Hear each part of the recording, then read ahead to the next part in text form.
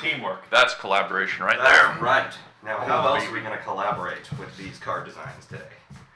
We're going to figure out how to break them in ways that everyone is going to despise. Tell me. Get half of them banned. Tell me And why. of course, like, if the chat has... I played this silly Anarch ID. I can pay attention to the chat. Oh, I have the chat here. Okay, yeah. We'll both watch it. Nice.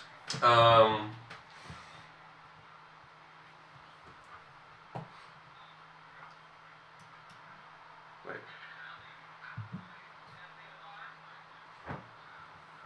Oh, it's coming from those. What is that? Can we unplug those?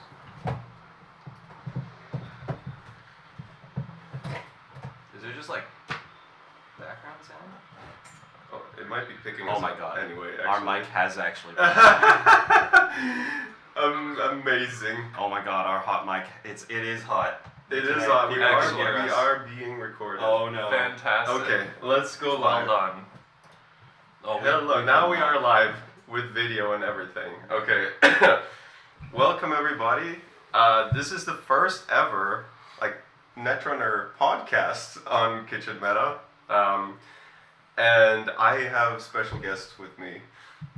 So basically today we're going to be talking about rotation, elevation, maybe even more philosophical things like how do we even want Netrunner to look in the first place? What do we like about the game?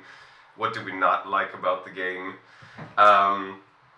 And to my right, we have our liege, the one and only, Brandon King, the King. Yeah! Please go ahead and introduce yourself. I mean, you did a really good job of introducing me so far. But yeah, happy to be here in the vegan capital of the world, aka Bridgman's house. Let's go. Yeah, let's go. All right, and we over here we have Peter H. Peter, our Netrunner theoretician, if that's the right word. Would you like to introduce yourself, please? Yeah, sure. Hey, my name is Peter H. Peter Hunt. I am not as good at Netrunner as all three of these folks, but I was the playtest coordinator for much of Elevation's development, and then a pretty involved playtester towards the end of it. And I have been a sometime oracle for Brandon in person. I was a member of Unbanned back during that testing team's heyday, and have done a lot of, as you say, Finn, sort of deck building and theoretical stuff. I'm very happy to be here. Sick. Okay, and then we have two-time back-to-back world champion William Sokka 234. Would you like to introduce yourself? I don't, man. I'm always bad at introducing myself. But hi, I happy to be here. Happy to be at Finn's place yet again. It's always a good time. There's a lot of Netrunner art around here, so it's always Yeah, you kind of can see Snare there in the background. Oh, it's yeah. not quite in view, but... If you want to zoom into the snare, I posted it on my YouTube channel. You can, oh check yeah, out the YouTube shout out channel. to William's YouTube. Another shameless plug. Another is it shameless Sokka plug. or Sokka234? It's Sokka234. Go to YouTube Sokka234. That's right. Check him out. That's right. I'm really bad at posting these days, but I'll hopefully play more when the set releases. But I've said that a couple times, and I'm Sick. This time. this Okay, time. okay. This time's gonna be different. That's right. Okay. Oh, I should... Wait, why am I getting no sound? I hope the audience is getting sound. Please let me know in the comments, because that would be fun.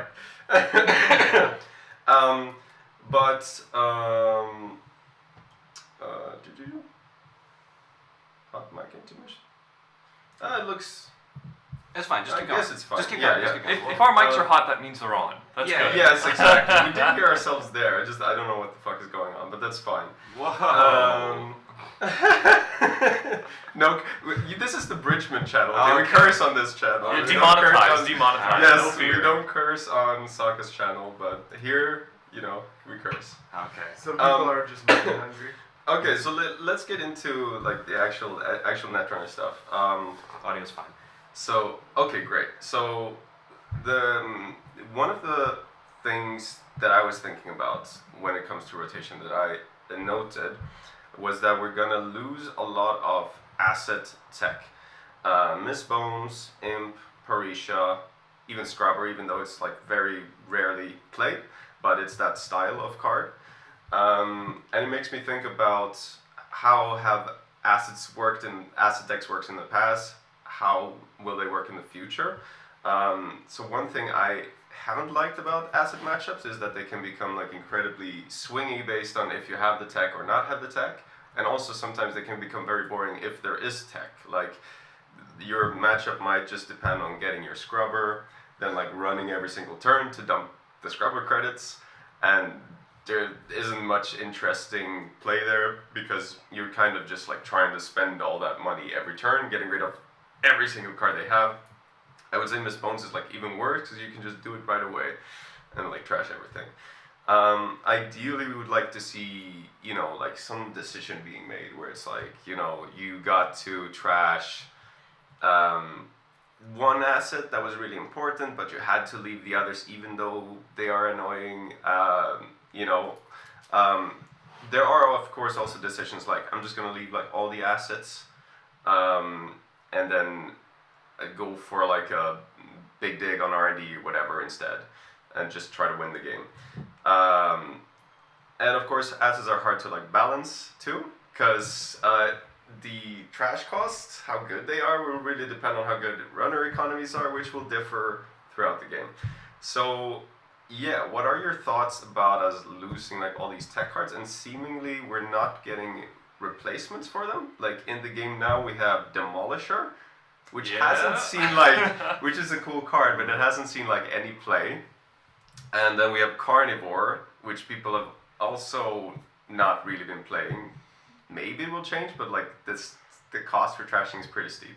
So yeah, how do you feel about that? I like what's happening.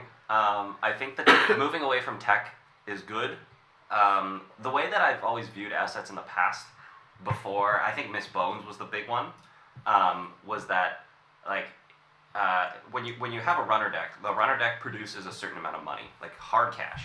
And then you can spend that cash to do various things depending on what the corp is asking you to do. So if they want you to go trash assets, you're going to spend your money to go trash assets. And if they want you to break ice and boost the strength of your icebreakers, you're going to spend your money to do that. Yeah. If they're trying to rush, then like you might have to forego some of your credit gaining capabilities instead of in favor of like speed. So you might like draw past some of your econ cards and like discard those econ cards because you need to go fast in the rush matchups.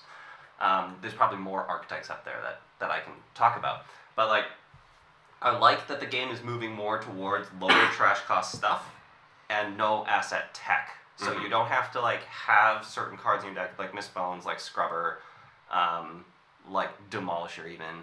But like, you don't have to have cards in your deck that specifically deal with assets. And it seems to me, or at least I hope, that we're moving towards a world where you have lower trash cost stuff, and the way that the runners have to deal with that is just through the econ that they generate in the deck, rather than having to put specific cards in their deck that deal with the assets and the trash costs. Yeah.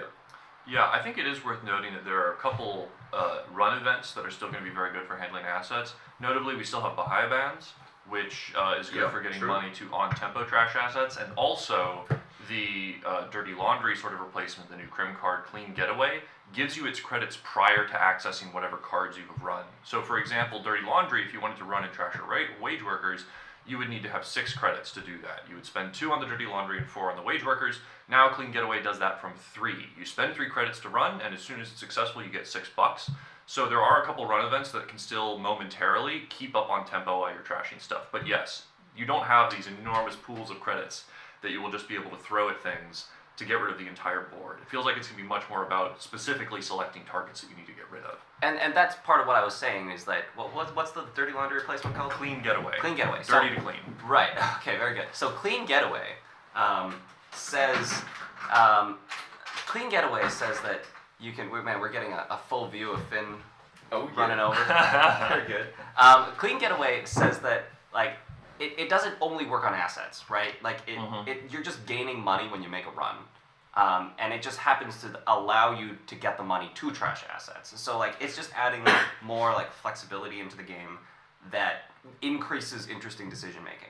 So, like, the problem with, like, Miss Bones and Scrubber, specifically, is that, like, when you have Miss Bones on the board, you're just like, oh, you're going to install a thing? Well, I'm going to go and trash it. Miss Bones doesn't do anything else, right? It just enables you to trash stuff. Scrubber, same thing, right? Scrubber, I'm going to use it once a turn, and we're going to net $2, really, and it doesn't do anything else. But, like, Clean Getaway really makes that, you have to make a decision there. Like, am I going to spend this money to go trash your thing, or am I going to keep it to do other things?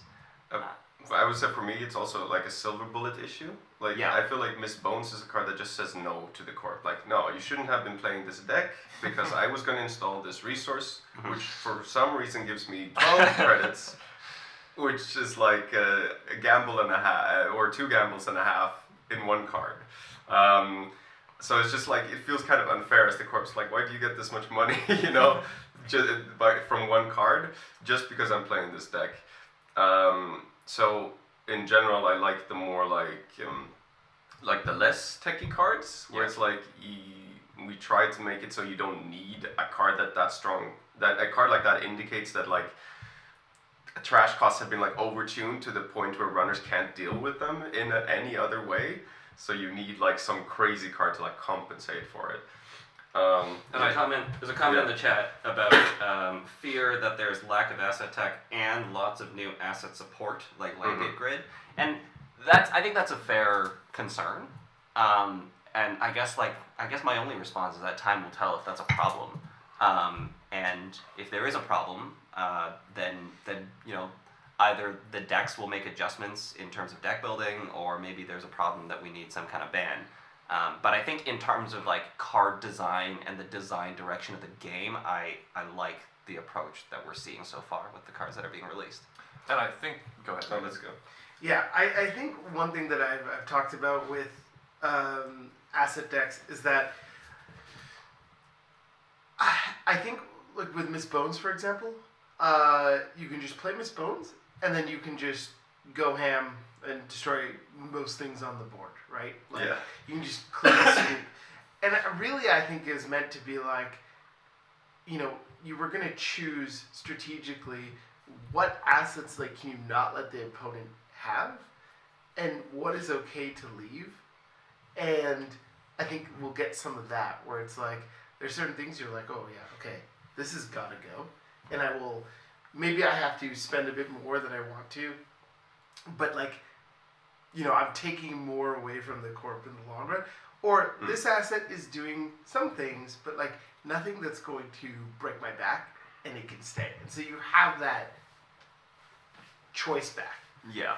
And that's like, to me, that's more interesting gameplay, because Correct. that is also requires a constant reading of where the game is at. Like, okay, this is the early game. If I go trash this now, it will not pay off for the rest of the game that's good.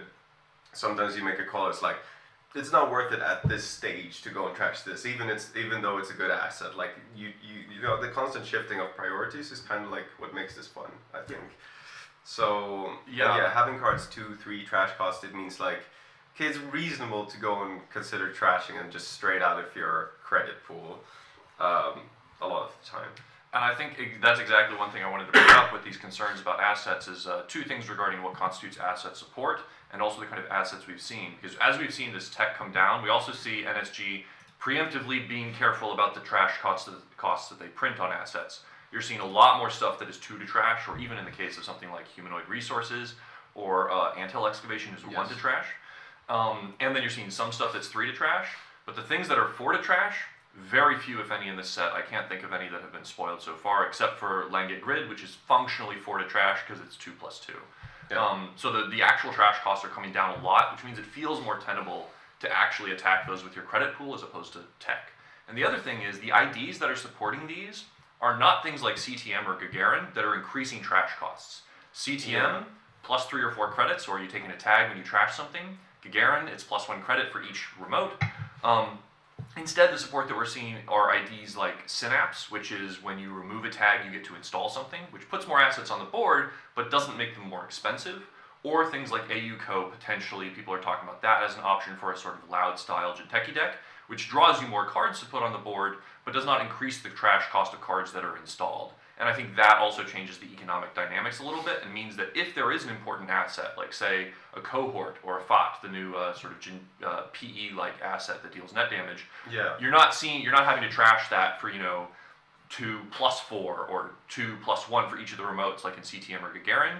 you instead just can say, okay, there's a 2 in the corner, I'm going to pay $2. That's what I have to face up. And if they put ice in front of it, you say, okay, I'll break the ice, but that's a different calculation. So I think those two things mean that, yes, there's a fair amount of support for these asset decks, and it seems like there's a lot of strong stuff. There's probably going to be some good stuff that comes out of Elevation, like strong asset decks there. I've got my views on that. But it's much easier to say, okay, the support that they're getting is not directly just making all these assets cost $1 million to trash, which then justifies Miss Bones or other horrifying tech like that. So I think that's a good way in which the support is kind of being preemptively balanced around the kind of lack of tech that we also want to see. Cogglescob in the chat mentions a fear of the vomit-style asset decks of like uniced assets, and Peter was kind of talking about that when he's talking about like Synapse and ID abilities that let you install more assets. Is that we have the ID abilities that let you install more, but they don't necessarily have a high trash cost. And the theory of like an asset deck is that they are trying to overwhelm you with trash costs, right? Like the assets protect each other because you have a critical mass of trash costs in the deck that you can't deal with all of them. And you have to keep in mind that like back in the past when like assets cost a bunch to trash, like when they cost $4 or more, or like they have like the defensive ability on them, like that's like it does create that problem of the trash costs are really high, we can't deal with all of them. But when the trash costs are lower and the ability is that we can put more assets on the board, you have to keep in mind that agenda density goes up really high in centrals. Yes. And like that is a really good like internal balancing that happens as a result of this. And ice density. And ice density goes up too, but like it goes down in the decks that play a lot of assets. Oh, in deck building. Yeah. So sure, you might be scared that they're gonna vomit a bunch of stuff on the board, but in exchange you get pretty weak centrals typically. And as you say, like agendas building up. Usually in the past, like when you play like an NEH asset spam deck and you're just spamming a bunch of stuff, you get flooded as an NEH asset spam. And DBS is leading the game. Yes. Yeah. Which is a point. Yes. DBS and Federal doesn't quite prevent flood in the same way as DBS. It just sort of holds it off a little bit. You know, if you have a Federal going, you're like, I can just sort of keep the tide back, but you're not really moved to redirecting it anymore. And I think this is a big point that, to talk about a specific card, people have talked about AUCO, the Genteki identity, that lets you, see the top 3 of R&D and draw 2 of them. And to your point, Finn, that is a lot of draw. You can you can draw a whole bunch of assets out. It's a whole lot of draw, yeah. But you are going through a ton of agenda points functionally. If you're seeing a mandatory plus 3 cards off the top, you're getting like 1.5 points every single turn up into your hand, and you got to have a plan for how to deal with those. Yeah. And you also can only install 3 cards a turn unless you have some extra support, which means your vomit is sort of constrained by some fundamental elements of the game, and it's going to be up to things like Synapse or Poetry or other assets you install to let you do anything more than that. And if you're just installing 3 cards that cost 2 to trash, that's a lot to handle, but that's like a manageable amount. That's like a reasonable amount of stuff to sort of keep up with, and you have to deal with agendas in the meantime. Yeah. It also remains to be seen whether AUCO can deal enough consistent net damage pings to even keep itself going. Well, I think the deck's just going to be like reliant on drawing Bladderwort and having that trigger. You can also trash your own cards, I believe, like Hansei Review and stuff like that. So you can trigger it yourself in other ways. Cohort. Like Anemone, Hansei, Cohort, Cohort, I guess. Yeah. Cohort's very good, yeah. So you could do that too. But I would say like in my experience like playing, because I've tried playing a lot of asset decks. I feel like over time they've gotten like slightly worse or at least different. Yeah, definitely.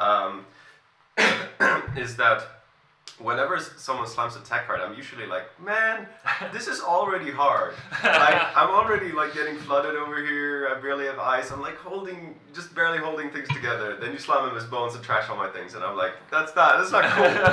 Like, you didn't need that. That was just like you winning the game automatically, So like, I feel like this is a good change, and I like that. I feel like NSG is like on purpose moving in this direction. Like they want this to be the gameplay around assets. So I think that's really cool. Yeah. Did you have any other thoughts, Brandon, about this?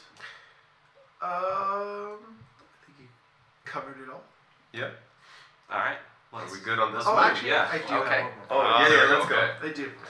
I also feel like if the asset tech is like needed. Like if the assets that you're playing, like in decks, are out of control and you need this asset tech, then there is a super advantage to the deck that has the tech already in faction. Yep. Right? So now I think one of the things is like deck building is like awesome. You know, you get to express yourself in deck building, you get to, you know, overall just choose your own cards and things like that. But like, you know, if assets are out of control and you need this tech, then like part of your deck is just built for you because you have to have it. So Yes. I think here it's more of an even playing field where every factor is going to have to figure out what they're going to do about this. And that might just be, as Sokka said, spending money out of their credit pool. Imagine that. Or Demolisher meta. Terrible. Demolisher meta, Like- I'm telling you. Yeah.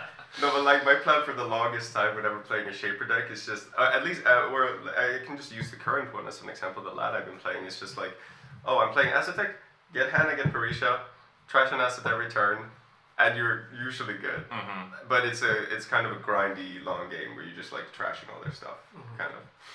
Mm-hmm. We need to go back to prepaid Kate. You know, prepaid Kate didn't have asset tech. Yeah. It just made money. And then you just spend your money on different things based off of what the matchup is. That was good stuff. Okay, sick. Are y'all good on that one? I have another one for us. Oh, it's up. Okay. Next point I want to bring up is about recursion. Runner recursion, more specifically, because we've concluded that corp recursion is toxic and should never be. You know, we can't let you recur those terrible Dragos or whatever.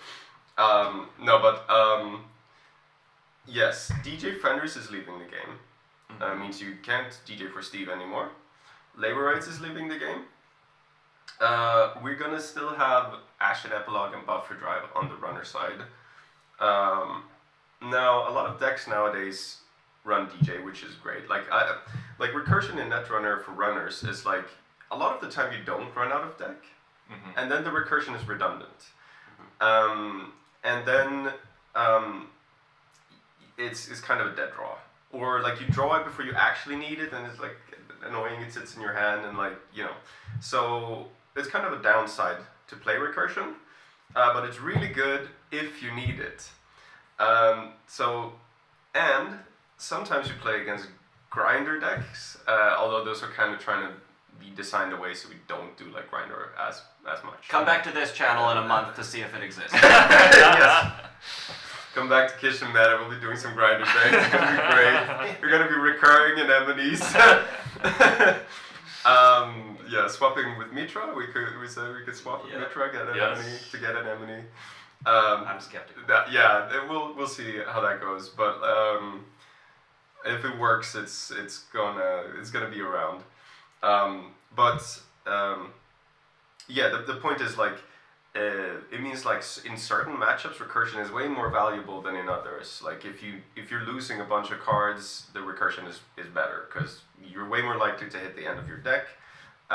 Those matchups tend to be slower, which means you also have time to use the recursion.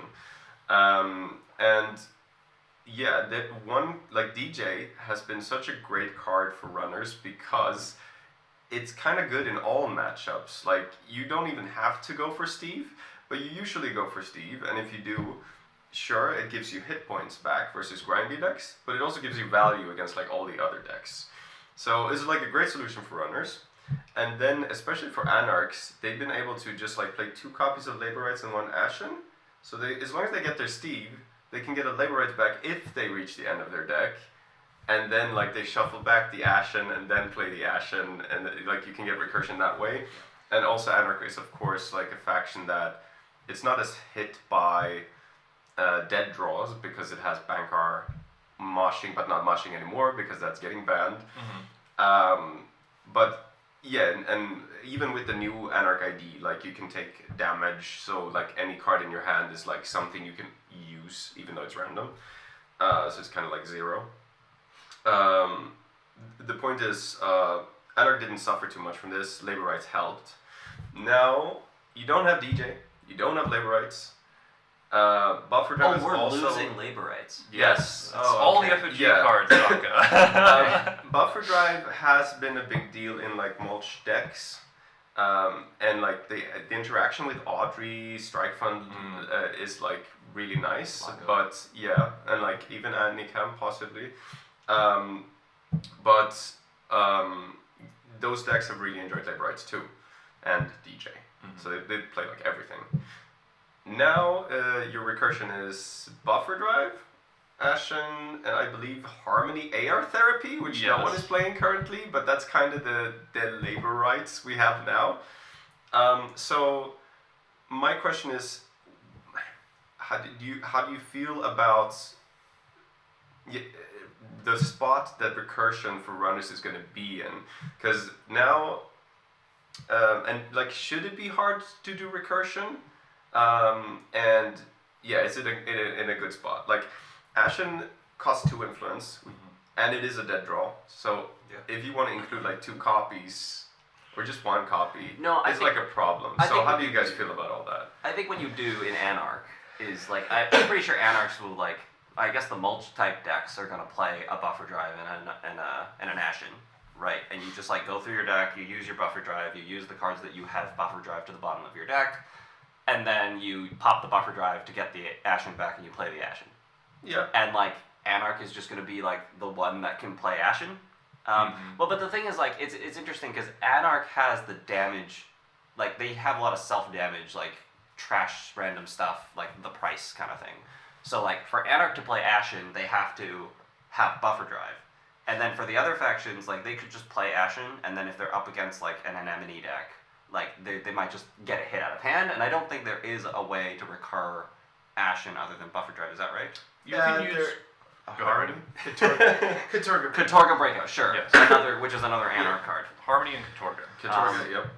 I don't know. That's great. I mean, here's my. I don't know if this is a hot take, but the people who talk to me probably know this about me, is that I think like 1000 Cuts PE was a fun deck to play against. And it's fun because when you're playing a runner deck and you're up against 1000 Cuts PE, like their plan, like 1000 Cuts PE is just like, we're just trying to pin you down until you run out of HP, right? We're not trying to kill you, we're trying to mill you out through perpetual net damage. And in that matchup, it's really interesting as a runner because you have to be very strategic about what cards are absolutely necessary and what cards you can use as hit points. So, like, for example, we're going to install our Rozekis, and, like, our daily cast and our gambles are just going to be in hand for hit points. Or, like, you install your daily cast and you don't use your dirty laundries, like, stuff like that. Like, I think that's, like, a really interesting part about playing against, like, a damage grinder deck. So, like, I think, like, runners will be forced to do that if they're up against, like, a damage grinder deck, if that's what the concern is that we don't have recursion, so we're just gonna, like, take a bunch of damage and die. Like, you're gonna be forced to, unless you want to make huge deck building concessions, you're gonna be forced to play very differently against damage based decks, and I think that's a very interesting part about navigating your way as a runner. I just realized something really important. Why you actually like playing against 1000 Cuts PE. It's actually because all the things that are in a Sokka deck are just breakers and money. The cards don't actually matter. That's right.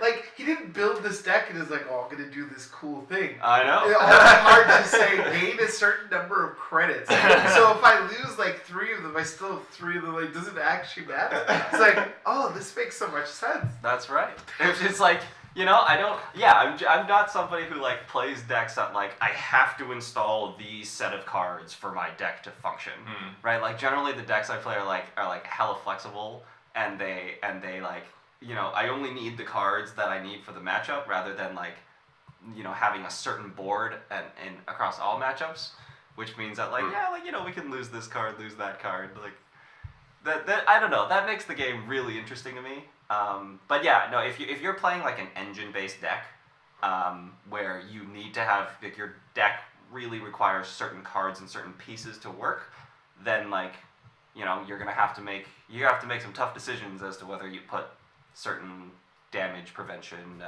recursion, or stuff like that into your deck. Yeah, I think a lot of recursion is going to be more. It feels like it's a very high cost to include something like Ashen in like a criminal deck. Like, are you going to spend 2 influence, put an Ashen in your deck, potentially have a dead draw in a faction that already suffers withdrawal a little bit? Yes. That feels rough. So it feels to me like recursion is going to be a little bit more dependent on what decks can already comfortably play it and how. Like in Shaper, there's probably better ways to be slow than to play Harmony AR Therapy. If you're going to go that slow, there's better ways to do that. So you probably just aren't going to include the recursion in the first place. You're going to say, oh, I'm going to set up like a knick-knack engine with Simulchip and Muse and Coalescence, and this was like fairly slow to like get going. It involves a lot of cards, but it's going to be more effective in the long run than trying to play Harmony, like spending influence on Harmony into Ashen or something like that. But in Anarch, like you say, Bridgman, I think you're already pretty happy to play Buffer Drive because of some of its interactions. Yeah. You're already very good at tearing through your deck, so the costs of putting in this sort of recursion are lower, and you already have something that makes Ashen way more consistent. And then when you do drop Ashen, you can once again go through it very quickly. Yeah. Whereas in Criminal, how often are you going to draw through your deck twice as Criminal in any reasonably timed game? You're probably decking the corp out first, to be honest. I think the key is that it's less of a tech card in Anarch. Yes. Because you rip through your deck and you can play the Buffer Drive, fits in your deck, and then you play your Ashen in like maybe most or at least 50% of the matchups, because you can get through your deck in most matchups. Mm-hmm. Whereas, like, as you said in Shaper, like, if you're playing 2 copies of Heart, Harmony Air Therapy, like, that is just a damage tech card. Yes. And you're not usually going to rip through your deck nearly as fast as Anarch is. But, I mean, that'll remain to be seen, because, like, stuff like Muse, Coalescence, and Knick-Knack, like, that, you'll go through your deck. Yes. And, like, if I'm playing against, like, a net damage grinder deck, and that's my econ engine, I would be concerned. Yes. So, are we excited to experience the runner side of this? I think it might be interesting. Mm-hmm. Yeah, it was nice before because you felt you had an answer that worked pretty well, like in all matchups, and didn't take up too many deck slots. I feel like recursion now will be more of a dedicated decision. Mm-hmm. Yeah. Maybe less so in Anarch, but still, it's like you're including a few cards that's like you probably wouldn't want them for the faster matchups, but you're making concessions. Well, you got to keep in mind that, like, I guess in my mind, the decks that go like Lago and Buffer Drive and Ashen are the Audrey decks. Yes. And, like, it's not clear to me if you're not, like, not every Anarch deck is going to be an Audrey deck. No. Maybe it will. So, like, if we don't play Audrey, are we still going to play that engine? Like, that engine probably fits in our deck very awkwardly. Exactly. Yeah, I think I am excited for a world with a little bit less recursion in it, because it makes sort of the bounds of what the corp needs to expect from the runner more predictable. When you have a lot of recursion on the runner side available to them, you might have runners that are extremely fast and will burn out quickly, and you might have runners who can play 3 times as much game as you can, and it's hard to say, oh, I'm going to play a corp that is going to go sort of long, when a runner might be on like 2 to 3 labor rights plus Buffer Drive plus Ashen and can just play their deck more, like we'll just play 3 times as many cards as you will. And so I think it's kind of nice on the corp side to say, well, runners can go about this long. This is about how much econ a runner is going to have. They can like tweak it a lot. Like maybe they are an Ashen Audrey deck, maybe they're not. But it gives you a sort of a better sense as a corp player of what a runner is going to be doing. Brandon? I don't think you need to be an Audrey deck to play it. No. I think you still may see the Lago Anacam engines, and those usually have Buffer Drive. And so then if you're doing that, you might as well have the Ashen as part of your package. That's right. Because, like, I think one thing that I see with Anarch is, like, where is the necessary draw that, like, you're going to need to, you know, keep up, you know, have that flow, you know. Mm-hmm. I mean, you know, moshing was, like, very good for that. Earthrise is gone. Yeah, that's true. Right, and like Steel Skin's interesting because, like, when you play it, you're getting like 1 extra card than when it's kind of like trashed, right? So it's like usually you just want to get that trash for like value. So like kind of where does your draw come from? And I think like you might see more of the Ashen type than you think, just because you gotta have some good draw options in place. Lago Anacam is pretty good at that.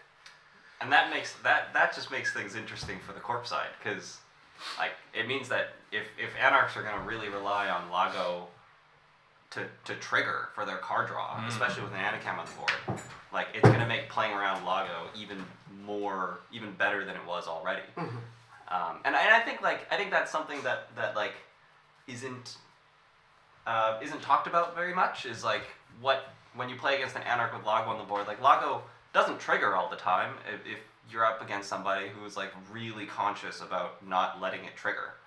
And you know, if you're playing against a corp that can kind of just like install things in groups or not install too many cards, then like maybe Anarch has a draw problem. Yeah, I mean, if you're playing some Genteki deck and your turn is install Acosta, install Void, install an agenda, you may not need to install another card in a server for 3 to 4 turns while you cook whatever is in there. Like, they may get one Lago draw every 3 or 4 turns as the runner in that case. And then they have all this recursion, but it's going to be hard to actually use it if they can't get through their deck fast enough. Yeah. So... And just Anacam Steelskin that's not going to get you through your deck. No. Like, price is going to... Yeah. And we've lost Diesel, so it's harder to import this sort of straight-up easy draw. You're going to have to rely a little bit more on whatever your factions have, which in Anarch is Steelskin, which is fine, or your identity. And I think that's another big thing to talk about with rotation, is what identities are we going to be playing. Hoshiko, still around, still with us. No DreamNet, of course, but Hoshiko is your one Anarch identity that's going to be drawing you cards really consistently, unless you're playing Essa, which is its own deck. Yeah. I think there's another one. But Yes. not as consistent, but I think that like, and we'll get into this more probably later, but like Lou, I think Lou is good at. Right, yeah. If you're playing Lou, and we had another card spoiled, right, which was Gourmand, which lets you draw cards. If you run with Lou, you trash something with Gourmand, you're gaining $1 and 2 cards. Yeah. That's pretty good. That is a pretty good draw engine. So yeah, I think it's Anarch is going to depend more on their identities for draw, given that you can't be importing Diesel, you don't have Earthrise, and you may be more dependent on a specific set of installed cards to develop a draw engine for you. You can't just sort of rip through it from turn 1 with moshing. Maybe we'll see more price as a way of soft drawing through cards in your deck. I know that you've had some success with the price, Bridgman. It's a pretty good card. Yeah, pretty good card. No daily cast though. No daily casts. Yes, that's a huge miss on stuff that you can install with it. So, yeah, we'll see. One thing is like, once again, a question that we always ask ourselves is Crim screwed? Like, if we end up needing recursion in the meta, is like Crim just like kind of fucked? Because that's how it has been for them a lot of times. If it's like, you know, grinder style stuff is good. How do you feel about that? Just gotta play a reg deck. So I think in those situations, like if you're talking about grinder specifically, is get what you need and just click for credits, right? Yeah. You have the basic action card. I think when it comes to Crim's usual problem is like what happens when we lose our breakers.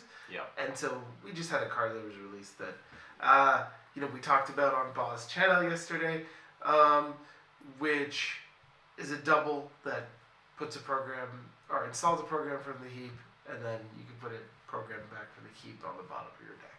So you have. That's an Anarch one. Yes. Yes, the Anarch one, Yeah. but it's one influence, and so it's easily importable, and like it's this one to play, so it's just ease of use is there, and it can be in one of your deck if you're worried, maybe two if you're really worried, you know what I mean? But like there are some options, but they do. What I like is that they do ask a lot of you. Like they cost a decent amount. Like the one we're talking about is like a double. Scrounge is a double. Buffer drive is like 3 to install, and then like, maybe in games, sometimes games you don't even get there, right? You don't even abuse it. And then Ashen is 2 influence. So like, there's a lot of ask of the recursion. I'm happy about that. It's not free. Yeah, I like that too. Yeah, that's a good point. Like Scrounge can get imported into Crim if you're worried about worried about programs, because the one influence part does make it easy. Like simulchip is 2 influence, and usually like it usually once you get above 1 influence, you're like asking quite a bit more. But a 1 influence event you can put in there. Yeah, that's a good point. And another thing about Scrounge and Criminal is usually it's difficult to import simulchip because you would only be able to use it like when you've lost a breaker from the table. If one of your breakers from hand just goes away, you then have to install a Chesva, lose the Chesva in order to then reinstall your breaker from the heap. Like, it's a very awkward card to play in Criminal. But Scrounge, if you're on Cupulation, if you're worried about like these persistent effects, if you know, let's say you're playing against Bang Gun and they've installed like Amaze plus an agenda, you can cupulate the Amaze and then steal the agenda and not take the Amaze tags. Like, Cupulation is going to be a pretty good card. Wait, hang on. Are you saying Cupulation is going to be a good crim card? I didn't go that far, but I knew it is a criminal card. That is a crazy take, Peter. How dare you? I mean, you don't have legwork. How are you accessing multiple cards from HQ? So, but the thing is, at the very least, if this is 1 influence, Criminal can like play Chesva, play Cupulation. You could play Laser Pointer potentially. I like that card. It's got its issues. But you can have a little bit more flexibility with running programs that you then have a cheaper, both on influence and sort of cards way to recur. And be kind of okay with it. This is a good segue into one other thing to mention about recursion, is that much more recursion is type restricted. I think when you brought up recursion, Bridgman, you're bringing up the big things that are really important to talk about. Labor rights, you get back anything. Steve, you get back anything. Ashen gets back everything. Yeah.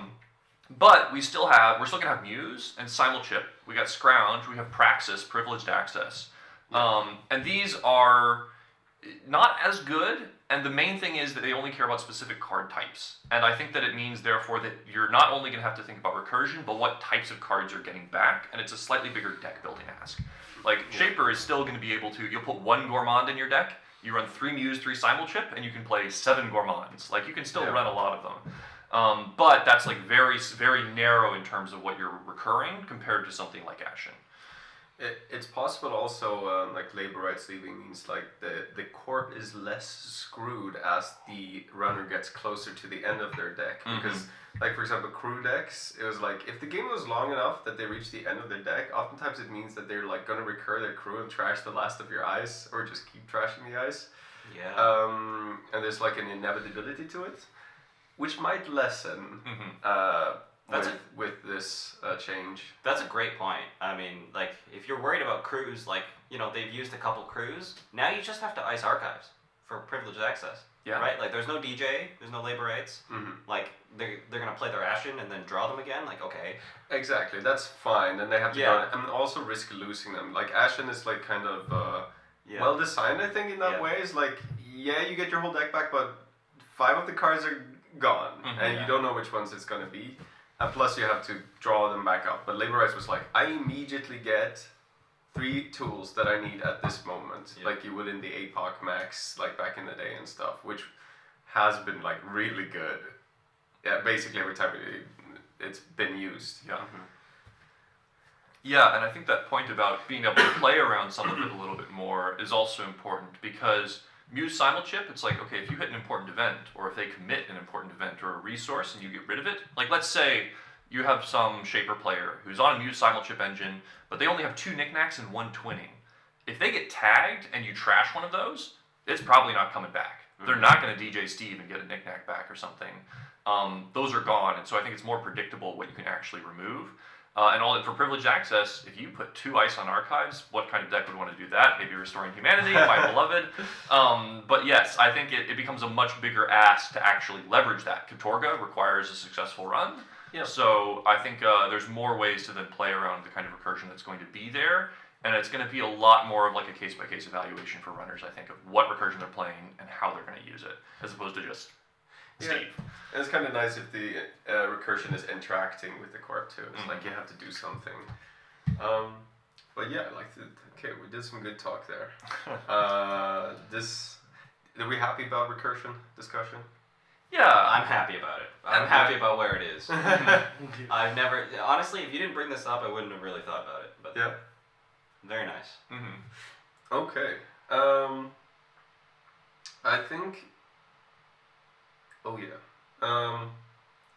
We can talk. This one is. I would say this is a smaller point, but I believe all fake runner points will be gone with rotation. Ah, yes, no more Mad Dash. And the Kasi string. Yes, Kasi string. And I don't think runners have any NSG way to get that No. 1 point. Oh, by the way, Brandon, there's coffee for you if you want. Oh, yes. this No, right I've been sipping. Okay. Yes. So, do we like fake points? Do we not like fake points? I personally kind of like that it's not going to be there. Mm-hmm. But it's a question of like, well, so corp side you can get fake points, but it's like the really easy ways are also rotating. Echo chamber, Mhm. gene splicer, Mm-hmm. well, public sympathy, but like who plays that? But the point is like those two. You could play this 6 agenda suite. Mm-hmm. If you want to play a 6 agenda suite now without scoring 3 agendas, then you would need to play like backroom machination somehow, Yes. which probably won't do. Although there are suites where you play 6 agendas just as kind of like a prison thing. Like Yeah. you just play as few agendas as possible, and then you just end the game in some other way. So do we not like these agenda suites and feel that fake points are kind of like needed to curb them, or is that fine? My take is that fewer fake points is good. The game, like, my sort of view on Netrunner is that Netrunner is fundamentally a good game when it's about agendas, making runs, busting through ice, and setting up particular kinds of defenses. Netrunner is fundamentally a good game, and if we're playing that game, we're having a good time. And so, I'm glad to see you nodding along with that, Sokka. It's a good game. Like, It is a good game. and the more that we get fake points, the more we're sort of dancing around the fundamental sets of interactions with agendas. So I think that it's good that we're seeing fewer defensive agendas that allow you to avoid that. Instead of Bologna, we have Next Big Thing. And Next Big Thing isn't defending itself with money. It just gets stolen. And then it says, okay, Corp, this has been stolen, do something with it in drawing a bunch of cards. And on the runner side, you still have Jachinho as a way to sort of cheat around agendas. But that's a whole set of commitments. You're not just throwing in one Mad Dash and then setting up for that. So I think this is sort of goes back to that conversation about assets a little bit. Mhm. We're getting rid of fake points on the runner side, and we're saying we're also going to remove some of the stuff on the corp side that makes runners feel like they need the fake points. We're going to have fewer defensive 5-3s. We're going to have fewer ways to let them cheat around their agenda suite. We're just going to make sure that the game is about the agendas in the deck for both sides in a more reasonable way. That's kind of my perspective on it, and I think that's a good thing. Like, you, as both sides, should care about seeing the agendas primarily. You should not treat the agendas as an afterthought and focus on whether or not you land the Mad Dash or whether or not you flip a Echo Chamber face up. So I think removing the fake points is good in my mind. I'm looking forward to that. And I think it's going to be relatively more difficult to build corp decks that say that runners would need those things. I think the 6 agenda suite is going to be harder to build in a compelling way, and is going to be less effective. So the first thing here, that backward machinations is mentioned in chat. Yes. So that is one that exists. But so the thought going through my mind is like, is every 6-5-3 agenda suite involve 3 send a message? Is there any faction that has 2 5-3s? Wayland has Basalt Spire and SDS. Oh. So Wayland is probably the best at that. And if you want to run 44 card BTL, you could try. I think. Yeah. Oh no. I think you would agree with me on this one, Sokka. The loss of BioVault is pretty bad for defensive Wayland decks. That deck doesn't exist right now until we see something else. Yeah. So I think it's going to be hard to do. Yeah, for sure. I mean, Right. there's. Yeah. The BTL without BioVault is not going to function nearly the same. I also just.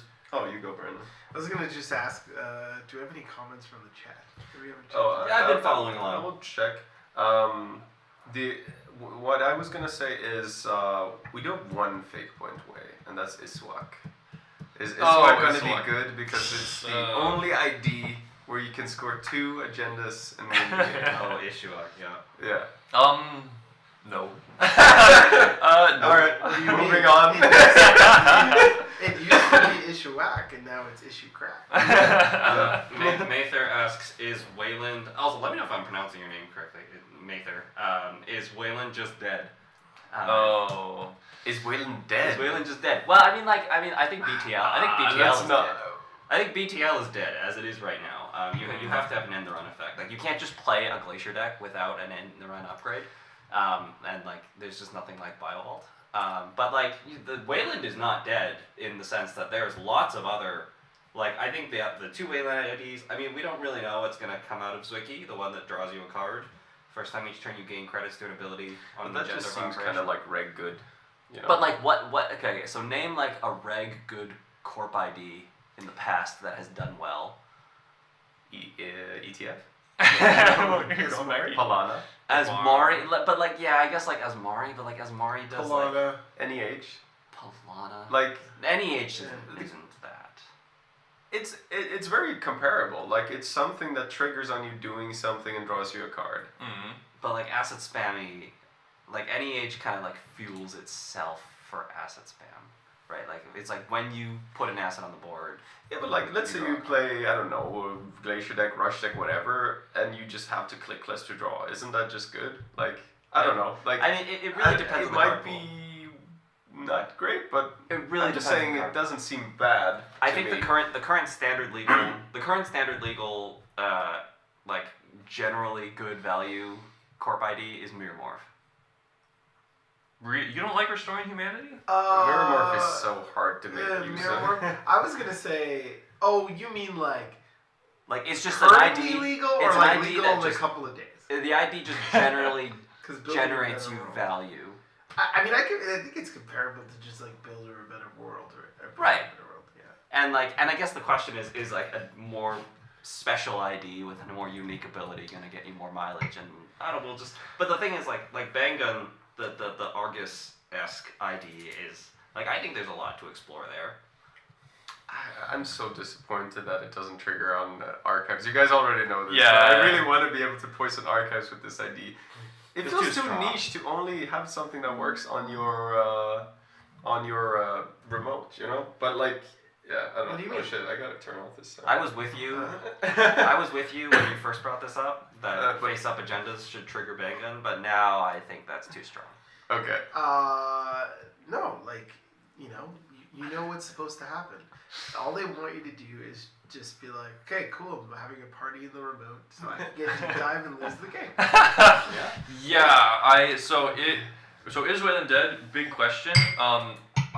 Let's put a pin in deep dive. We should probably come back to that specific card at some point here because a lot of ways to defend against it are rotating. So, but as far as Wayland goes, border control is gone, and as far as op, and I know Bridgman, you've played a lot of it. You've done a lot of very cool op decks. Does op survive without border control? Where is that ID? Good question. Like, I guess we haven't seen all the cards from Elevation yet. I feel like Ob is such a like flexible, cool ID with and it has a very powerful effect that we're probably gonna keep seeing some stuff out of it. But like, yeah, border control has kind of been keeping that ID together. Mm-hmm. So like, there's so many things changing though. Like, one problem for Wayland Ob in general is like ice has been quite bad. Ob ice has been good because you have border control and sandstone and you can do cool things. And even if your ice is bad, you can like trash it and get something else. And then like BTL has been good a little bit because you can like advance ice and get these crazy ice. And then like outfit ice has been good kind of because you can get bad pub as you res it, so you get some of the money back. But like if you just try to build like Reg, Glacier, Wayland, and some other ID, it's really hard when you look at the ice. You're like, oh, well, Winchester's kind of good, but like, you know, what else do I play that isn't just like blank versus the runner? Yeah, like, we'll see. Like, if with Turbine getting banned, Cleaver getting banned, maybe some of these things are changing. I don't know. So, like, if Ice is getting a buff, maybe Ob can survive without border control. Yeah, I guess that's the question. I would lean towards, Ob surviving. I think one thing that Ob has shown me over its existence is that it can survive in just many different ways, and it's always changing. Ob is like always changing in the styles. You might have multiple styles at one time, that sort of thing. It for me, Ob reminds me of like really Arizona in the sense that like it just takes someone to put the pieces together, and it'll be a deck. There's still a lot of powerful upgrades, there's a lot of powerful assets. Ice, as you said, may get a buff in certain ways, especially higher cost barriers, that sort of thing.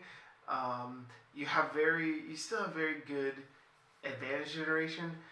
I think actually, if I was like, what holds back Ob more? For me, it's not border control. For me, it's Rashida.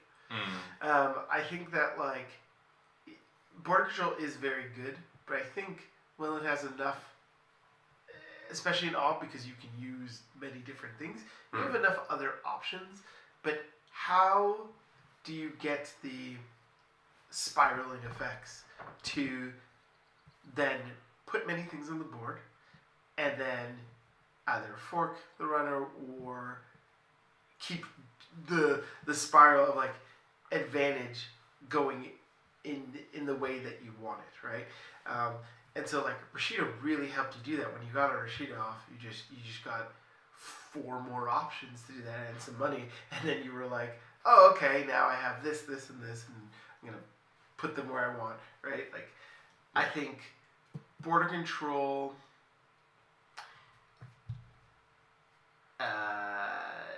There's definitely times where I was like, okay, I have border control, but like,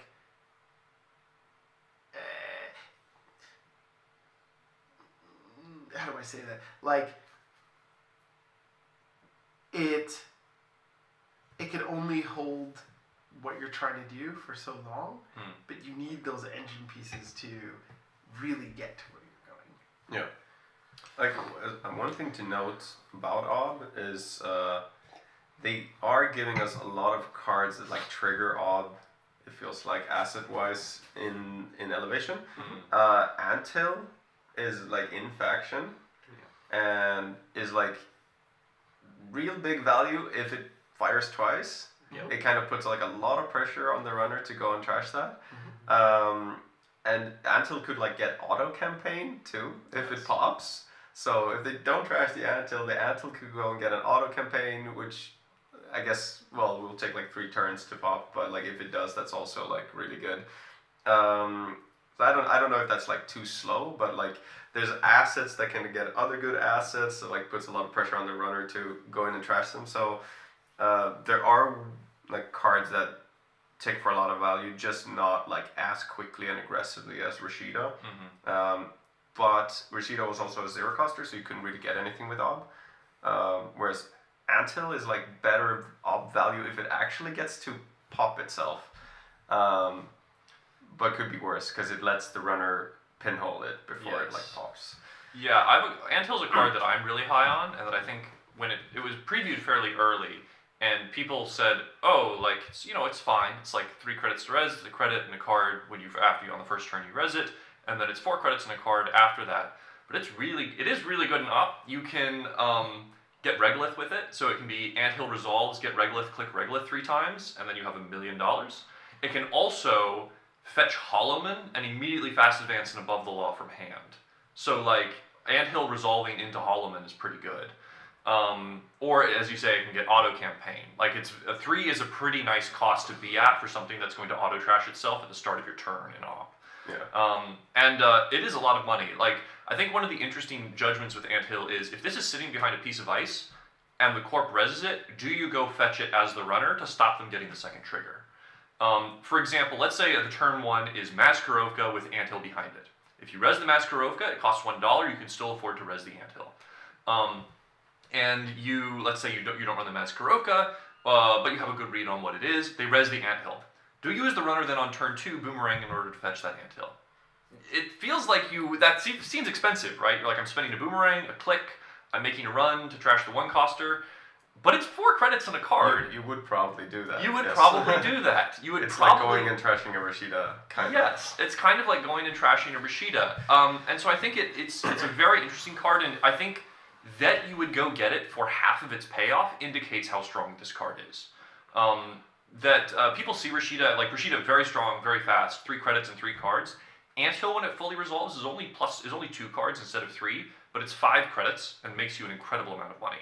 I think it's a very strong asset. I think it's worth exporting, even at 2 influence. And so yeah, maybe that card is going to do a lot for op if you can protect it.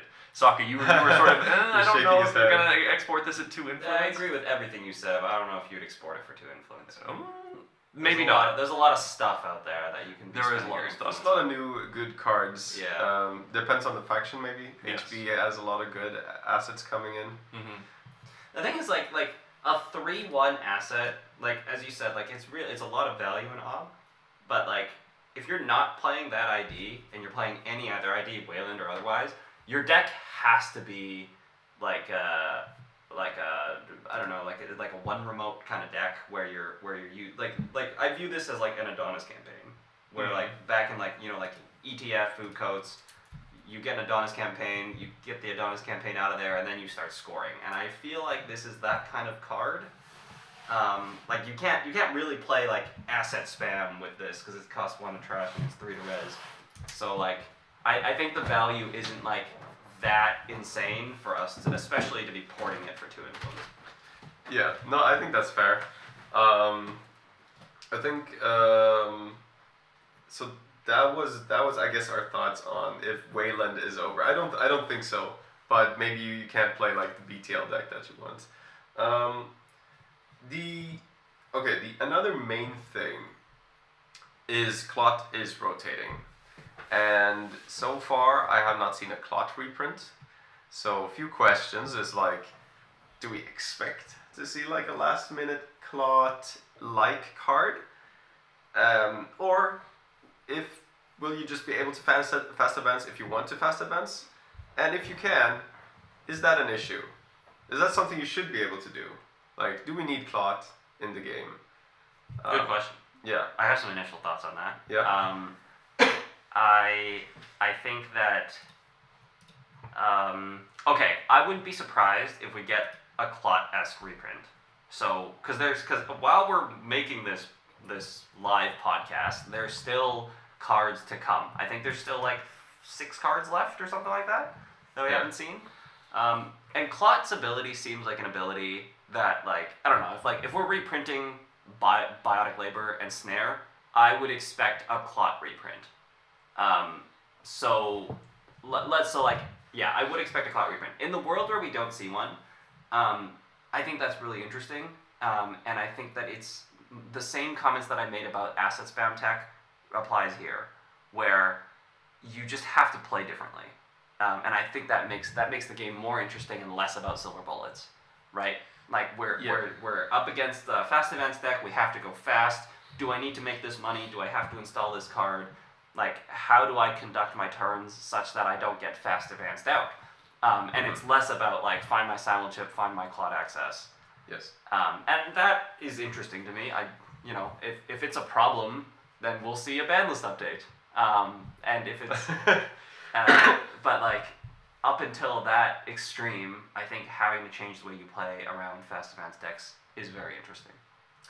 Yeah, I think I would say I'm on the side of I think it's less likely to see a Clot, like a reprint or a Clot-like card in like what we consider like a core set would be my take on that. So you think they might do it in an upcoming one if we're having issues? Like that I see more where it's like, I think that's kind of how Clot came out in the first place, right? Yeah. It was just like, oh, fast throw. Like, you know what I mean? And it was like, probably should have something to help with this and whatever. But I think, like Silver Bullet having to deal with like just I mean, soccer, we've been there where it's like going to this tournament. Do we play it or do we not? Do we need it or do we not? Like on both sides, how many people are going to play it or not play it? Just cut the Clot and win the games anyway. Yeah, cut the Clot and just win worlds, anyway. Like, it's I think, as you said, just being able to figure out what you need and what you need to do in games, and hopefully, it's balanced enough where like that's enough. Yeah. And I think that like, I kind of hope we're there. Yeah, it's interesting because I think like at the very start of the game, you need to be like, I'm against the fast advance deck, and maybe it's more interesting because you don't actually know that. But like if you do know that, right? If you're facing Nebula, you're like in 2022 Worlds, like I'm sitting there with my lat deck, and I know I don't have Clot. I'm up against a Sportsmetal, and like I know that I have to like make these pretty like aggressive lines because like if I'm not at 3 points when the corp gets to 5, like I'm gonna lose the game. Or that's hella conservative actually. Like I probably need to be at 5 when the corp gets to 5 or something like that, right? Yes. Ziad says in the chat, just reprint a better Clot, i.e. Chicana. That's hilarious. Oh no. Chicana's an interesting card. I like Chicana. what's Chicana? Chicana is a 2-cost shaper program that says whenever you make a successful run in R&D, you put a virus counter on it, and if it has 3 or more, it increases the advancement requirement by 1. I think we seem to agree that like we want less silver bullety stuff in the game, and if we could be in a world where Clot is not needed, that would be like beautiful. Then it's like, oh, you're up against asses. Well, you just play the game. You just play well, and then may the best player win. And same with like if you're up against fast advance, like no, you shouldn't be able to just win the game because you have Clot. You should play well against the fast advance deck, and then hopefully that's a good experience. But let's talk like practically now, because we know there's an ID coming out. What was it called again? Nebula. Nebula. It's the I forget what the other side is called. I kind of assume everyone watching knows what it is, but yeah, it's like first time NBN ID, first time you play an operation each turn, flip this identity and gain a credit. And on the other side, it's the first time each turn you play an operation, you gain a click, but it will flip back if the runner makes a successful run. On HQ or R&D. On HQ or R&D, not even archives. Not even That archives. is quite a lot better than I imagined. So, this ID, did we see 3-2 reprint for NBN yet? I don't believe we have at this time seen a 3-2 reprint for NBN. Oh, wow. Okay, so some of it could ride on this. I was expecting every faction to have a 3-2. Mm-hmm. Maybe their plan is for NBN not to have one. I don't know. That's crazy. Yeah, that would be crazy. Yeah. But they would only have a headline in that case. But this Nebula, it makes it kind of trivial to fast advance 3-2s. Like, you just if you're on the other side of the ID, you're just greasing the palm, fast advance at 3-2. Well, okay, hang on. Okay, so first of all, I'm going to correct what Finn said, which is the front side of Nebula says when your action phase ends, if you played an operation this turn, gain a credit and flip the ID. Yes. And then the other side of the ID says the first time each turn you play an operation, gain a click, and when the runner makes a successful run on HQ R&D, flip this identity. So one key thing about this is that you stay on the flip side until a successful run on HQ R&D happens. So it doesn't flip back and forth just on its own. No, it doesn't. Right. Yeah. So now to address what you said about trivial to fast advance at 3-2, you're still putting greasing the palm in your deck. You're still paying 2 influence to put an Or KPI. Or KPI, which red is level, also, or red level clearance. which is all 2 influence cards. Yes. Right. So you could play the one in faction is Touch-ups. Touch-ups fast advances. A 3-2.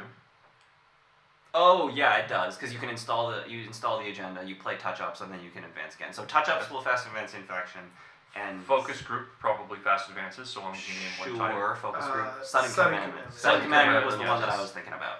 Or Nano Management will let you fast advance a 4-2. Yeah, which is a 4 influence card. So you're gonna be Mhm. there's some interesting influence decisions you have to make here. How much but influence again, is greasing the palm? 2. 2? Red level is also. It's also 2. KPI is Yeah. also 2. So it's all 2 influence cards. Nano management 4 influence. Green level, not green level. Greasing the palm is also interesting in NBN because if they are tagged, you can like Yep. fast advance an off-world office Yes. or something like that, Yeah. which is pretty nice. So it seems like there's a pretty good like rushy, taggy Nebula deck out there. Yeah, Yeah. yeah, I think the other thing to note about Nebula is, let's set aside the whole idea that you can fast advance 3/2s with your identity, which is pretty strong on its own, I think. The worst that this card is gain a credit the first time you play an operation each turn. And that's fine. That's like, great. It's yeah, exactly- that's great already actually. kind of okay. Like if you're flipped and you have a bunch of operations in hand and you're like, I'm gonna play planogram and then click for a credit, fine. Like you've gained extra money. Gain a credit every turn is what ETF did, and if you're doing that with a bunch of operations in a rush deck, all right. That's not the end of the world. That's pretty good. Oppo, flip, gain a credit.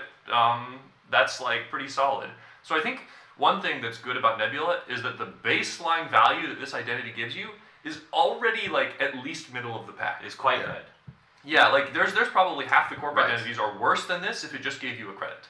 Yeah. Like you don't even necessarily need to be a fast advance only deck with this. Yeah. You could build it in a way where like I'm only icing my centrals That's right. and that's it. Like perhaps you can do that, but you don't even have to. just Right? play a People value. might still be good regardless. Yeah. You just play a value corp like Zwicky. Yeah. But like it's like Uh, an NBN. actually, I think you do make remotes. Yeah.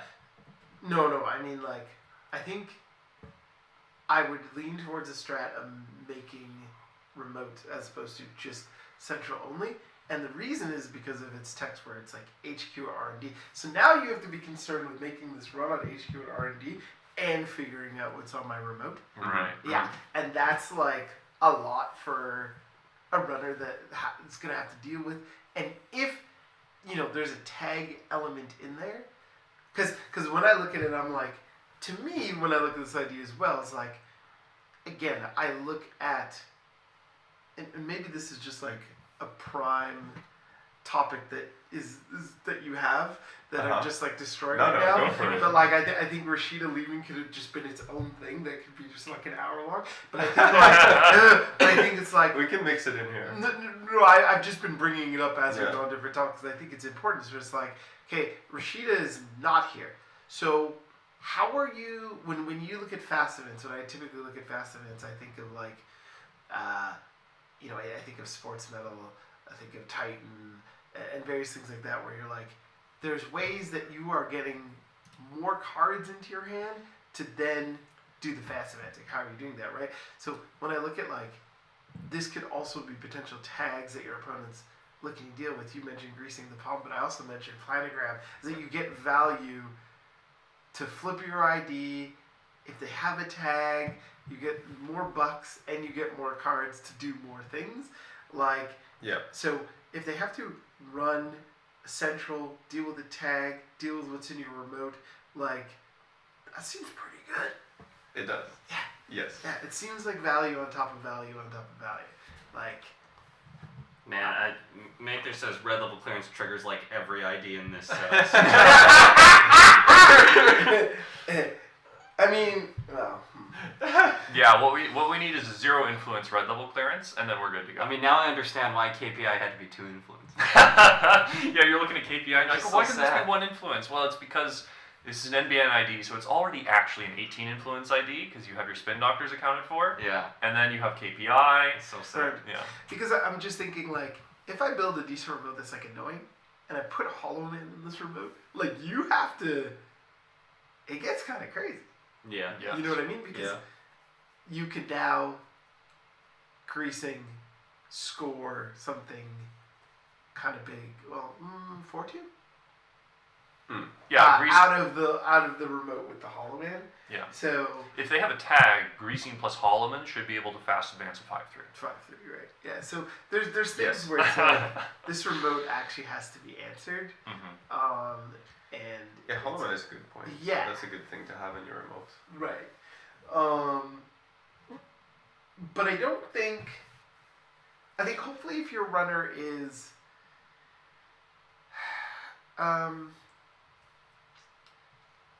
I think without there may be something you have to do if you find that like red level plus planogram plus sudden commandment, which we already know is like a thing that like NBN can draw a lot of cards, right? With spin and all these things.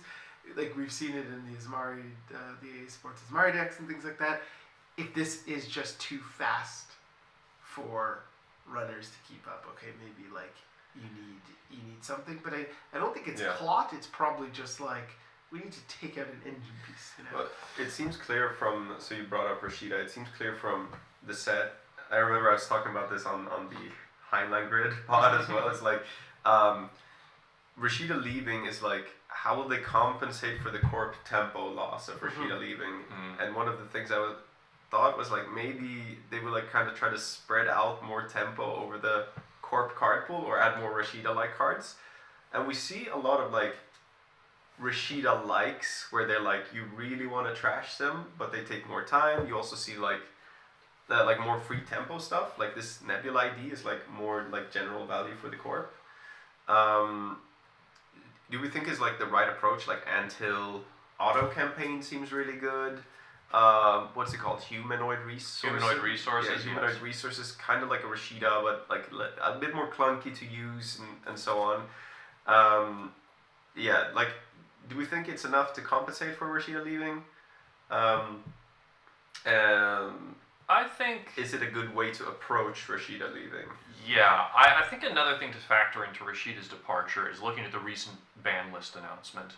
Yeah. That one of the ways you can say, well, corps are getting slower when Rashida's going is let's address what late game runners are like, so corps don't need to go as fast, and also how fast runners can go to keep up.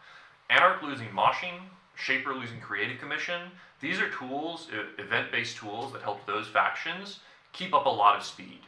You could go through your deck faster, you could get money faster, and if runners aren't going as fast, corps don't need to go quite as fast either. So I think that's another piece of the puzzle when talking about are corps getting enough speed to keep up? And I do think that they are getting like some pretty substantial tools to keep up the pace of the game. Anthill, a lot of value, pretty quick. Like this is, as far as campaigns go, this is about as fast as a campaign can go. Like this is only one turn slower than Rashida. It's extremely fast. Humanoid is very quick, and sometimes you can trigger it the turn you play it if you have red level clearance. Yeah. You could red level to install and gain a click, and then Humanoid immediately. So I do think that these tools are going to compensate for that in terms of speed. Corps can still go pretty darn fast, I believe, in elevation. And Rashida is like one power card, but as you say, Bridgman, now it's more distributed, and I think runners also being just a little bit slower means that you're going to feel like you're at about the same relative pace. Yeah. That would be my sort of perspective on things. Sokka, you seem thoughtful here. I'm just thinking about the idea of red leveling out Humanoid and what that actually means. Mm-hmm. Is like you're gaining a card and you're gaining $2, and then you're installing 2 cards and playing an operation. Yeah. Is it good? Humanoid is not Rashida, very much so. I think people look at it and they say, oh, it's basically Rashida. It's 3 clicks, it's 3 cards and 3 credits. But I think people, so folks that are talking about it sort of on their first pass, have not experienced what it's like to have those 3 clicks dictated to you, to not be able to play YDL first. That's right. To have to play it third. Yeah. To not be able to install and advance an agenda. That's the thing. Fast advance. Like you're cycling 2 cards. So you start your turn with 6 cards in hand, right? So now you're gonna go to 7 cards in hand. You're gonna gain $2, and then your 3 clicks. Basically, you're gaining a free card and $2, but your 3 clicks have to be install 2 cards and play an operation. Mm-hmm. I am very low on the card. On Humanoid Resources? Yes. That's what I like to hear. I'm like, when people were like, when it's like, oh, this is like Rashida, I'm like, absolutely not. like, I'm way more of a fan in Anthill Ob than I am in this. And like, as someone who's like, played the fantasy basketball ASO deck, like, and I'm already using cohort and stuff like that, I'm like, oh my god, like, this is not really what I want to be doing. Yeah. Like I don't, cause like there's just like this swing. It's like, so what if I just don't have an operation in my hand when I pop this card? Yep. Yeah, you know what I mean? And now I'm just like, ooh, like heart of the cards, like, you know, and it's like, it is like, unless going wide is so wonderful, you know what I mean? Like, unless it's the best thing since sliced bread, like, I don't like this card. I don't want to play this card. Which is good. I mean, I come at this with like skepticism, but like I don't know. Like I don't know if this card's gonna be good or not, but I don't want it to be good. So hearing that from Brandon makes me happy. Yeah, anything with spend 3 clicks is a big nerf. Like the value is good, but yeah, this is like there's a lot of things making it hard to use. Like, if this was like, if you had remotes where like, okay, now I just call it auto include, but auto campaign. Auto campaign. Auto include. Was popping off, and then you like had extra clicks, and you pop this to install the cards to like get the agenda you needed to put in those remote that have Hollow Man or something like that, or like Powers That Be or whatever, and you like popped off like that, like sure, but like as a advantage generation card, no, I'm not feeling it. All right, so I think we can leave it there.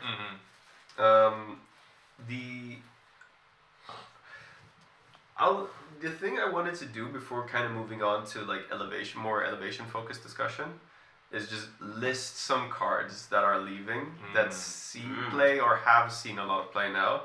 And we don't have to talk about them, but if they stoke any feelings in you, then we can talk about them. Okay. I like this. We can start with the runner cards. And of course, like, this is not all the cards, this is just a few. That are leaving. Okay. Earthrise, Diesel, Ika and Cuban. Okay, let's mention those really quickly, because Ika and Cuban are both useful for different kinds of Ari decks. And Ika in particular is very nice for Ari, for being able to just drop it and then you have it installed. Yeah. Living Mural is sort of like Ika, but from having spoken with some very good Arasana players, Yasengrin, Arazan among them, Living Mural doesn't cut it. It is not a good Ika replacement. It does not do what Ika does for you. It also very much commits you to the UAV engine, the Urban Art Vernissage, which is somewhat more restricted. It's good, but then that engine loses Cuban. And Cuban is really good for that engine. So I think those two cards leaving, big hit to Arasana, really restricts what Arasana is doing. As y'all have said, Arasana is flexible. People are going to figure something out. But I would flag those as two cards that have been very important to different kinds of Arasana, and their absence is a big deal. It's going to be a big hole that needs to be evaluated in that kind of runner deck. I think so. I think for Arasana, that's a hit. Next we have Aesop, Lamb, Clot, which we already talked about, Hippo, Liberated Account. Hang on, can we just get a moment of silence for Hippo? Yeah, because Hippo was such Sad. a key card and was such a strong card, and then it just kind of like it disappeared as like breakers got really efficient and like turbine showed up, and again like breakers are just way too efficient that like the need to trash ice with Hippo was just unnecessary.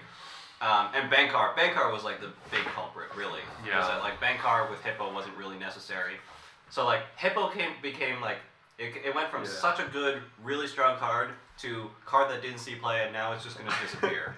Just faded into depression, health declining, and then just like it's rotating and no one cares, Very sad life, like a has-been rock star. Kind of. And I think what Sokka brings up about why Hippo declined is a good indicator of what sort of meta we have been looking at and what things we should be thinking about in the future. Because it's exactly those forces, the improvement of breakers, the presence of Banhar, that have made Hippo just not as important. If you can install Turbine for 4 credits and 1 MU, and then have 3 breakers installed, and you're deleting every piece of ice that the corp has installed, why do you need to destroy one of them? Now Turbine is gone. Maybe we'll see more ice destruction. But I think we really have seen a situation where you haven't really needed to blow up ice. Ice has generally started to tend pretty small, and maybe now that Hippo is gone and Turbine and Cleaver are gone, we're going to see ice get a little bit bigger. Maybe become more important. But yeah, I think Hippo... I hated this card. I hated having to play against it when I was first starting out. I was like, oh, they just get rid of all of my ice. This is so terrible. But it really has just sort of faded away at this point, and I think no runner deck is noticing its rotation. We as players are noticing it, but no runner deck is like, oh no, how am I going to fill in the 3 hippos that I had? You know? Now you're just a bank card destroying the outermost ice on all of your servers. Exactly, precisely. You're just like, well, I'm making money for running through these outermost ice, so I'll just leave them there. Exactly. So yeah, I think Hippo, goodbye Hippo. You had your day, but it's gone now. Yeah. Sad to see. Mm-hmm. We have Retrieval Run. Mm. Amakua. Retrieval Run made this list. Yeah, it's being played in ESA to this day. This is an abomination. but it is good. Tell us how you really feel, man. Corps are bad. S is not good. Okay. Amakua, Inside Job. Yeah. Kind of iconic. Diversion of funds. Yeah, how's Transfer of Wealth shake up against... So Amakua and Diversion of Funds are 2 big criminal cards that I feel like have been doing a lot of work for that. Like, Diversion isn't in every criminal deck, but both of those have been pretty iconic for several years at this point. What's Criminal doing for early pressure without Amakua? Are you just on boomerangs? Like, is that what you have at this point? Yeah. Yeah? we're 3 boomerang bads at this point? Maybe so, but I feel like Amakua's disappearance really changes the dynamic for how Criminal is going to attack centrals. I think You that's do pretty have significant. Entangler in faction.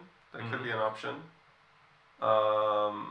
What else? We have the Mark bypass 1 backstitching. Backstitching, yeah. Always have a backup plan, but that card is kind of bad. Yeah. You have Laser Pointer. Laser Pointer. Yes. Malandrigan. Oh, yeah. Yeah, That okay. card is okay. That card is okay, yes. This is not how I would approach this discussion. I mean, like, in my view, Amakua is a card that lets you, like, you build counters off of uniced servers. Yes. So, like, it's not like how is Crim gonna get into servers? It's more to me like just like the pressure of Crim is just gonna be different. Also, not only uniced servers you know they can't rest. Yeah. Yeah, like where you can get in and get counters, you know, Turtle's huge, and it's not only like in Crim. I mean, there's been a lot of decks over the years like that. You know, out of faction have played Turtle. Turtle is a tool that you can play Turtle in like in certain times like. That holds you for half the game. Yeah. Like, Or the whole game sometimes. Or sometimes the whole game. Yeah. Like, this has been... Yeah. Turtle's been huge. Like, Turtle... Man, Turtle's skated that banhammer. Yeah. Like, it's so good. And, like, for me personally, Turtle... invokes the good riddance, get the hell That's out right. of here. That's like, exactly. I was waiting for an opportunity to say good riddance. Riddance? Because it's not like Diversion of Funds is getting replaced by Transfer of Wealth, and I like Transfer of Wealth. I think it's really interesting. But we can talk about that more. But like the idea that Crim can run HQ to steal some of your money is a key component of the Crim faction identity to me. Yes. The ability to run somewhere and put a power counter on an icebreaker that can break Subroutines 1-for-1 is like just a card that's really good. Yeah. And is not like a Crim identity card. Like that card is just like it just happened to be in Crim, and like it's not like an ability that needs replacing. Like it's not a Clot. It's not a diversion. Like just get rid of it. We've had enough. And it's low-key just super warping. Yeah. Mm. Yeah, exactly. Like when you were playing it, you're like, oh, but like Crim, so like, because usually now how it's going is cheap ice, just like to play, just has terrible strength, right? Yeah. Mhm. And so you're just like, Yeah. oh, if I want cheap, I'm just gonna get eaten. That's right. You know what I mean? So like, it really affects. I mean, among other things, right? Like, imagine in a meta, this one, where you're like, oh, I have to deal with turtle and turbo. It's like, can't go high, can't go low. What are we doing? You know? I'm glad that someone can't just like play one breaker, or well, I shouldn't say can, 'cause, like, that's stupid. Werewolves still exist, but that's a that you know, you can't like play one breaker, run around for a bit, and then you can break everything, and then I have to like, you know, do the worst thing in Netrunner, which is purge. Yeah. Just play members? No. No, Oh, it's pay good. free credit. Oh, I think that It's good that it's gone. this Yeah. probably wasn't banned just because Maverus exists. No, but it just warps the way you have to build a corp deck. Like, Yeah. there are so many times when you build a corp deck, it's like, oh, like we can't put this ice in the deck because it's bad against turtle, Mm. or like we can't, like I need an ice that's designated for centrals and it can't be this one because it's not good against turtle. Yeah. Like I mean, Gatekeeper's rotating, but like, oh, we can't put Gatekeeper on HQ because they're gonna walk through that with turtle. Like, there's those considerations where like sometimes they're interesting, but like it's just too warping of a single card. Yeah. Yeah, and then like that's it on its own. Combine it with Leech now, and now it just gets faster. Yeah, it's Micro like, Leech is Yep. pretty good. and then and then they crew you, and they're just like, oop, oop, oop, oop. It's like, yeah, get that out of here. It's nice to know that crew decks are going to be slightly worse, or maybe a lot worse. We'll see. Fingers crossed. Fingers crossed. Yeah. Lols. Next card I have here, it's not because it sees that much play, but Sneak Door Beta is like dear to my heart. Yeah. It's a very crim card. Yeah. Lately it's mostly been played just in Bankar Steve. Mm-hmm. I fucking love that card. Like it's such a nice. I like these effects where it's like, you know, run this server and sneak into this server. We haven't seen any reprints like this yet. We only have like Virtuoso, which is a similar kind of effect now, I think. There has been a fair amount of speculation that there's a name of a card, Maintenance Access, that has been revealed, and people are Yeah. speculating that this is an event-based Sneak Door beta. Ooh, that could be So interesting. that there could be some version of Sneak Door that comes in an event. I would be cautious about that supporting Sable pretty well, Deep Dive Sable. Because if that was like, you know, if it's, let's say it's like, you know, 3 credits, make a run on Archives, run HQ. If you got to run R&D once and then run Archives twice and deep dive someone with Sable and C2, that would be pretty strong. There is you could just make it breach HQ and not successful run And not HQ. successful run, yeah. That would be one way. But yeah, I just wanted to mention Sneak Door because I think that's a really fun card. Yeah, it is sort of an iconic criminal thing as well, right? Like Yeah. getting to reroute servers or do something kind of sneaky. And having ways to like get into HQ Mm-hmm. in like sneaky ways. Yes. So Yeah. rip Sneak Door. But I think that's a very small note on that. I think one reason Sneak Door has been hard to play is because it's 2 MU, and criminals have been so MU crunched. I think that's one Yeah. note about these programs that you might want to play in criminal. Like compilation, obviously it's hard to tutor, but also it's an MU, and you need to install breakers. You might need to Chesva for some sort of central pressure, and all of your consoles are 1 MU, and boy howdy, I don't think you're importing DZMZ or T400 Memory Diamond. Yeah. So criminal has been sort of under an MU crunch, and that means it's harder to justify playing Sneak Door Beta at 2 MU. Yeah, 100%. Oh, Jonald says that the card is a double run event for Sneak Door effect. It was scooped today. It was Oh, scooped today. it was Okay, scooped today. so At what credit cost? I think it's 0. Jonald? Jonald, you It's want to be? I don't know. A 0 double 1-off Sneak Door.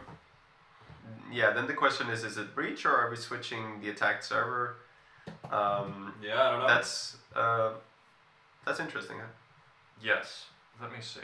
I think during all this discussion, I'm just getting more and more like, man, I hate that deep dive exists. Is it time to circle back to no? Finish talking about cards that are rotating. But the deep dive pin is getting stronger, and the text on that bigger. It's So- like the fact that I don't know, like you can like ignore a bunch of We'll stuff. get and there. just- We'll get yeah. there. We'll get there because Okay. yes. We'll talk about abominations later. Okay. We did mention Rashid already. Then we have NGO Front.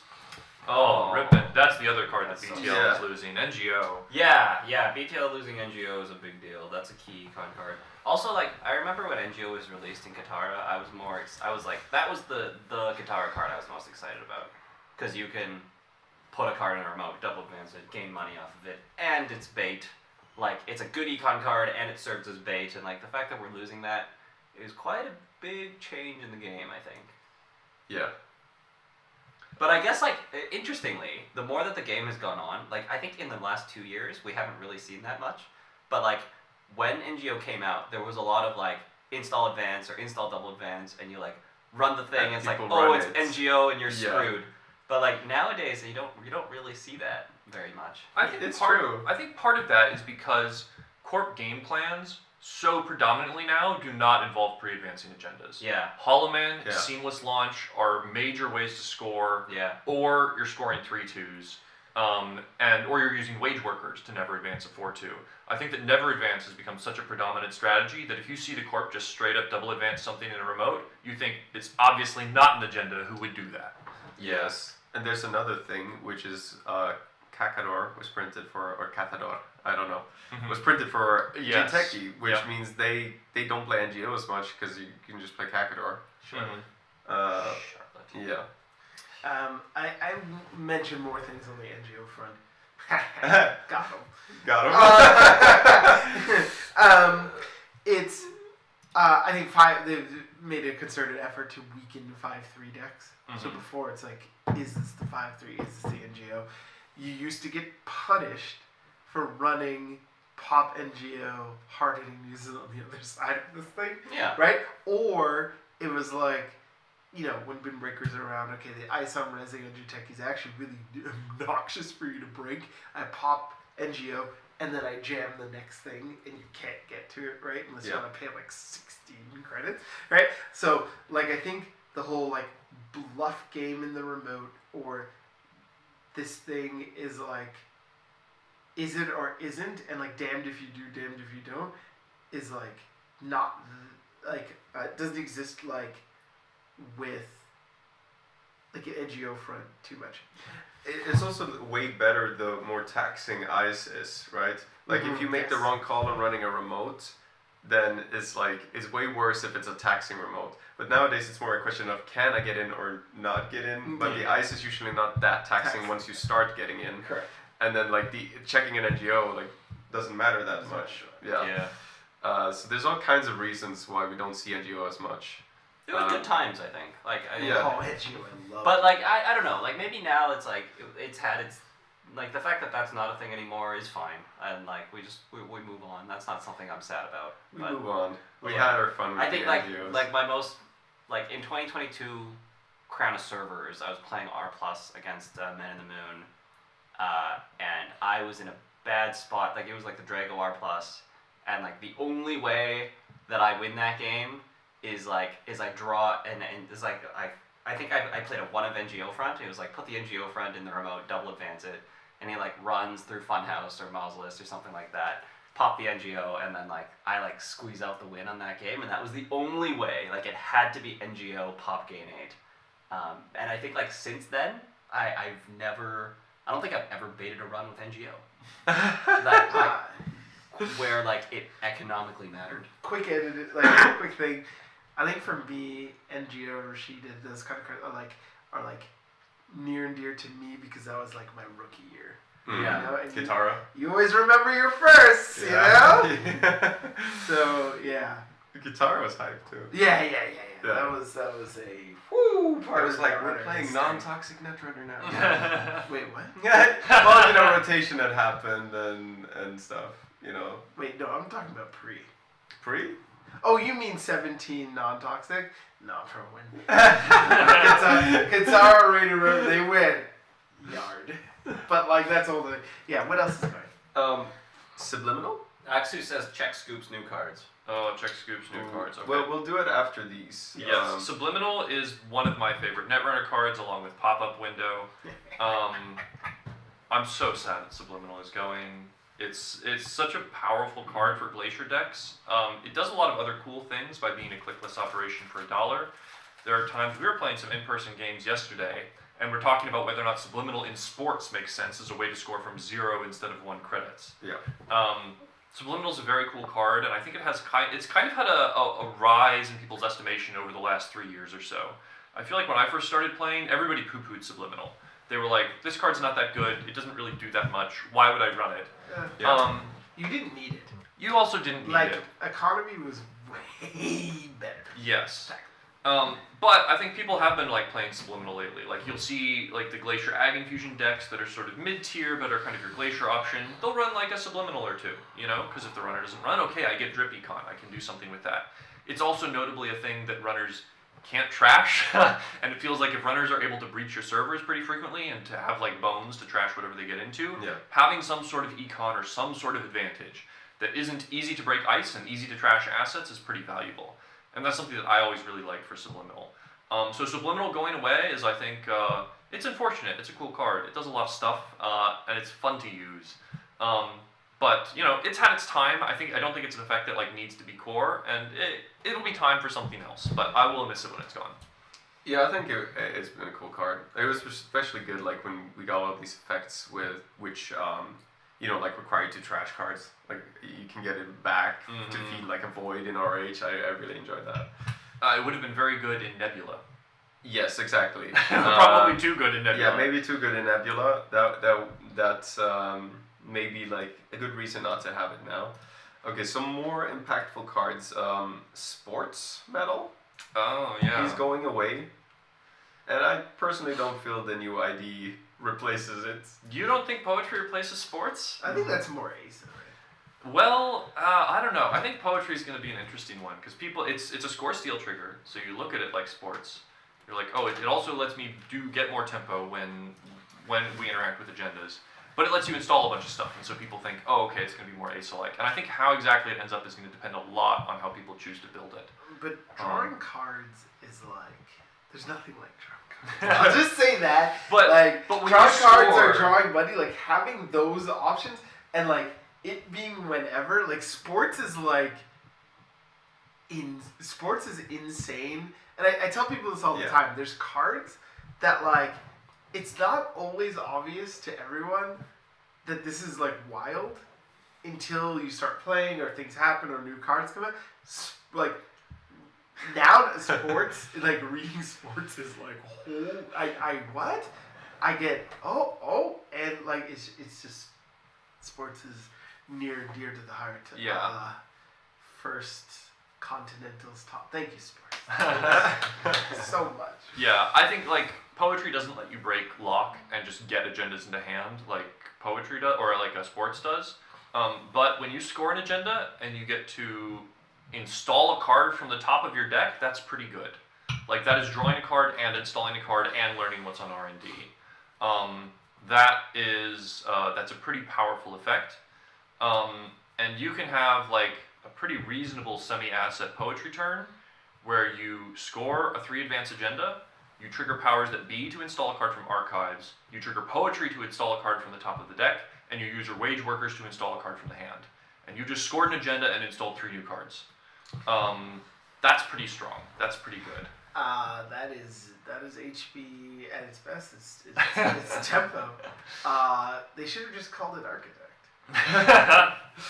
So I think poetry is pretty good. I would say from I'm allowed to speak, so I can only speak from my own experiences, having been a playtester. Yeah. And the caveat for playtest experience is, in the first week after release, there will be more games that played with these cards than all the playtesters combined have done over the entire playtesting time. Just because of how many games people are going to play. So like it's going to be quickly invalidated. But I think poetry is pretty good. I think this ID, people are sleeping on it a little bit in their early evaluations. Mm-hmm. You get to install a lot of stuff, and installing stuff is good. All right. So maybe that's going to be maybe like it'll a big make thing. up for sports. All right. So a few more HP cards. Asa is leaving. Mm-hmm. Project Vitruvius is leaving. We have, these are not used as much, but they're important because there's a new ID that interacts with bywords. Eli and Ravana 1.0 are leaving. Mm-hmm. Hyperloop Extension is leaving the game. So yeah, those are a few cards. C player, of course, Vitruvius has been played a lot. On the Genteki side, we thought that maybe Snare was going, but it got reprinted Welcome back. with a new name that I don't remember. Bite. Bite. With a Y. Yes. Correct. Yes. What Like- is New Snare's actual name? Like Bite. BYTE. No, you- no, Snare? no. Nano something? Nano mangling. Nano What did I mangling. say? Nano Manglement. Nano manglement. Sokka pranked. So when we woke up this morning, Finn wasn't in the room, so we were talking about it, and then Finn came back, and I was like, oh yeah, Snare got reprinted, and Finn was like, yeah, oh really? It's the same? Everything's the same? And then Peter's like, yeah, with a new name, and I was like, yeah, it's called Nano Manglement. Very good. Very good. Oh man. This is the opportunity for me to complain about that it isn't called Snare, so that I can use my nice alt arts in competitive games. Yeah. Okay. Personal evolution. Rip Bozo. Thank God. Trick of Light. Good riddance indeed. Anansi. I'm not Oh, seeing. Bay. Yeah. Trick of Light is like a little sad. Like Trick of Light was like It's a a card that cool existed card. throughout Netrunner's life. It's kind of wholesome. Yeah. But the spider. It's Yeah, the it's spider a card. Vinci spider. Oh, this card. Like the effect of Anansi is like you always have to be aware of it. It just did so much. It was had good solid numbers. I think it was fair but powerful card, and it's a pillar of It was Genti taxing in a lot of Glacier metas. or Genti, for a good amount of time. I'll listen. Yeah, Rip Anansi. You're Anansi. House of Knives. Bacterial programming. Mm. Rip. Yeah, Rip Bacterial, especially for you, Bridgman. I feel like I Yes. associate the RH Oh, man. Bacterial lines and everything.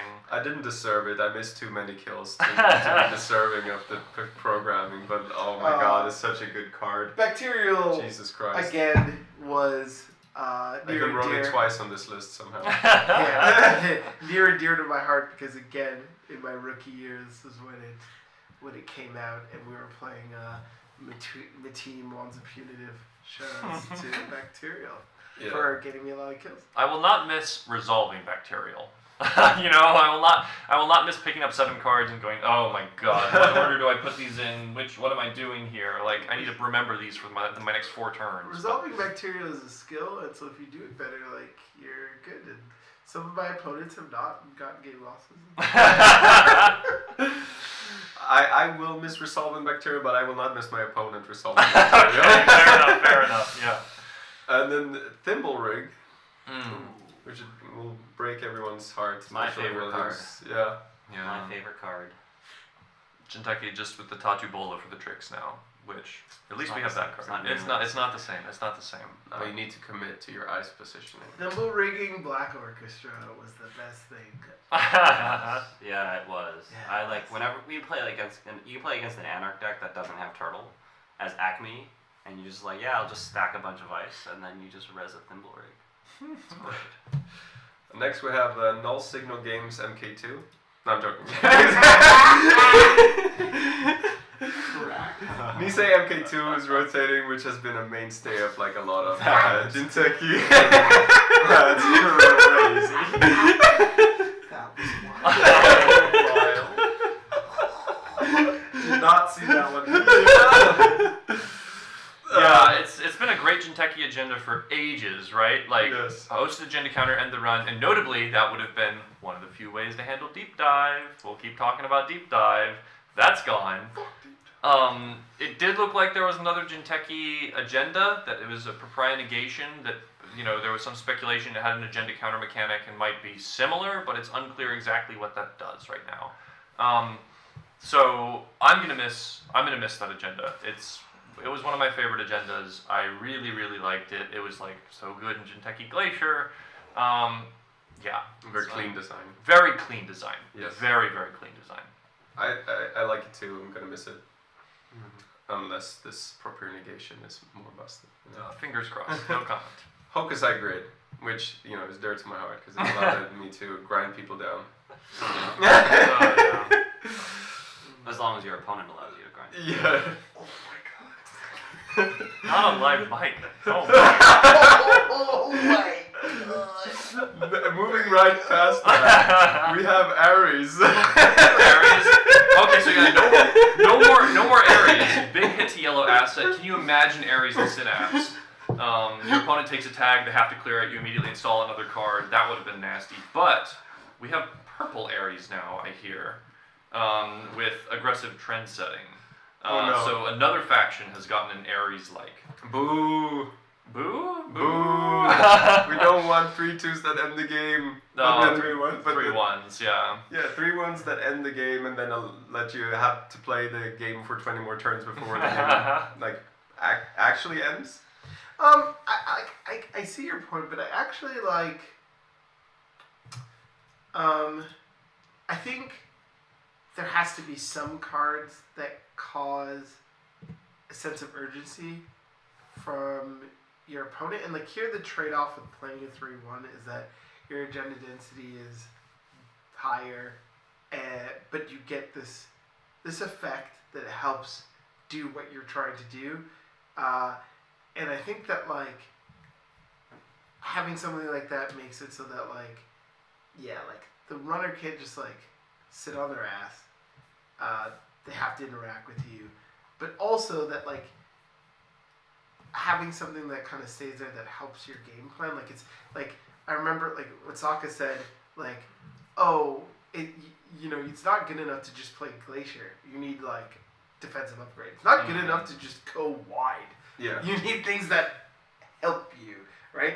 And here, this card would like help, but it's not, built into the idea like Gagarin. Well, to tie it back to our previous, the asset discussion we had, it is a card that helps the asset decks, but often it's in the way where now runners don't want to trash assets at all a lot of the time. So I feel like it just kind of swings it too wide, too much in the other direction. No. Okay, hang on. This card, the card we're talking about, by the way, is aggressive trend setting. Yes. Oh no, I'm talking about Ares, but okay, sorry. Right, but what we're going to be dealing with is aggressive trend setting, and that's nowhere near Ares. Because Ares... Sorry, what does it actually do? It I think I missed that. You lose a click. The first time each turn you trash an installed corp card. Mm-hmm. So... Yeah, Wait, that's not what it says at all. It says you may spend a click, and then if you don't, the corp gets +1 allotted click for their next turn. Yeah, so you Okay. lose a click There's or the corp gains a click. so many guardrails there that it's nowhere near Ares. Because let's say that it just says lose a click. You have to have a click to lose, okay? Which is not what it says. But let's say that's what it says. In Ares, you go, I'm going to trash a thing, and then I have to spend a click and $2. But here, I have to spend a click, and I don't have to spend $2. Okay? Second point, it doesn't trigger out essentials. It has to be an installed corp card, which is a big deal. Wait, I spent a... And let me then just read that shit. and then the third point is that if the corp isn't in a position to benefit off the click they're gaining, Oh, I see. then whatever. Right? You don't have to spend a click, you can just give the corp a click. Oftentimes that won't be the case. No, this is... I was like, why will I not be? That's right. I'm way more okay with this than Ares. Right. Yeah. Yeah, Yes. no. I think one little note about this, though, is against Ares, sometimes you could go tag me. You wouldn't go... usually the deck is constructed such that you don't want to just go tag me against Ares, but there's no bailout plan here. That's right. The bailout plan is giving the corp more clicks. If they have 2 of these scored, you're basically saying, here's 4 2s, you get to score those. Okay, but most of the time when you play against Ares, you're not, Yeah, no, it's exactly. Most of the time you're not going tag me anyway. That's right. But... I disagree. I think Okay. most of the time, if it goes well for the corp, the going and you're playing when I look at Ares, I'm looking Ares heyday, so CTM and Bologna R plus. It's not a question to me. It's not a question of if you're going tag me. It's actually when you decide to go tag me that's actually important because it's happening. And so I think that here again, it's if you have multiple of these scored, are you going to keep losing clicks to trash key assets, or are you going to give me these clicks to do the thing? It's going to be interesting to see how that kind of bears itself out. But it's not as obnoxious as Ares. Exactly. We did mention DBS. Yeah. For DBS. Attitude adjustment. That has seen some play. Oh, Yeah. yeah. Two Ooh, very attitude adjustment. yeah. Mhm. Two cards that are very have been played a lot this meta is Re-Education and Asmari. Good riddance. Good. Oh yeah. I think it's been a strong deck because you can combo kill people in like the first 5 turns of the game. I'm not gonna miss it. I'm gonna go with I think like cool effect, and I think it's gotten like a bad rap because of Neurospike. well, no, just like the meta and like how we have to pretty much play. Yeah.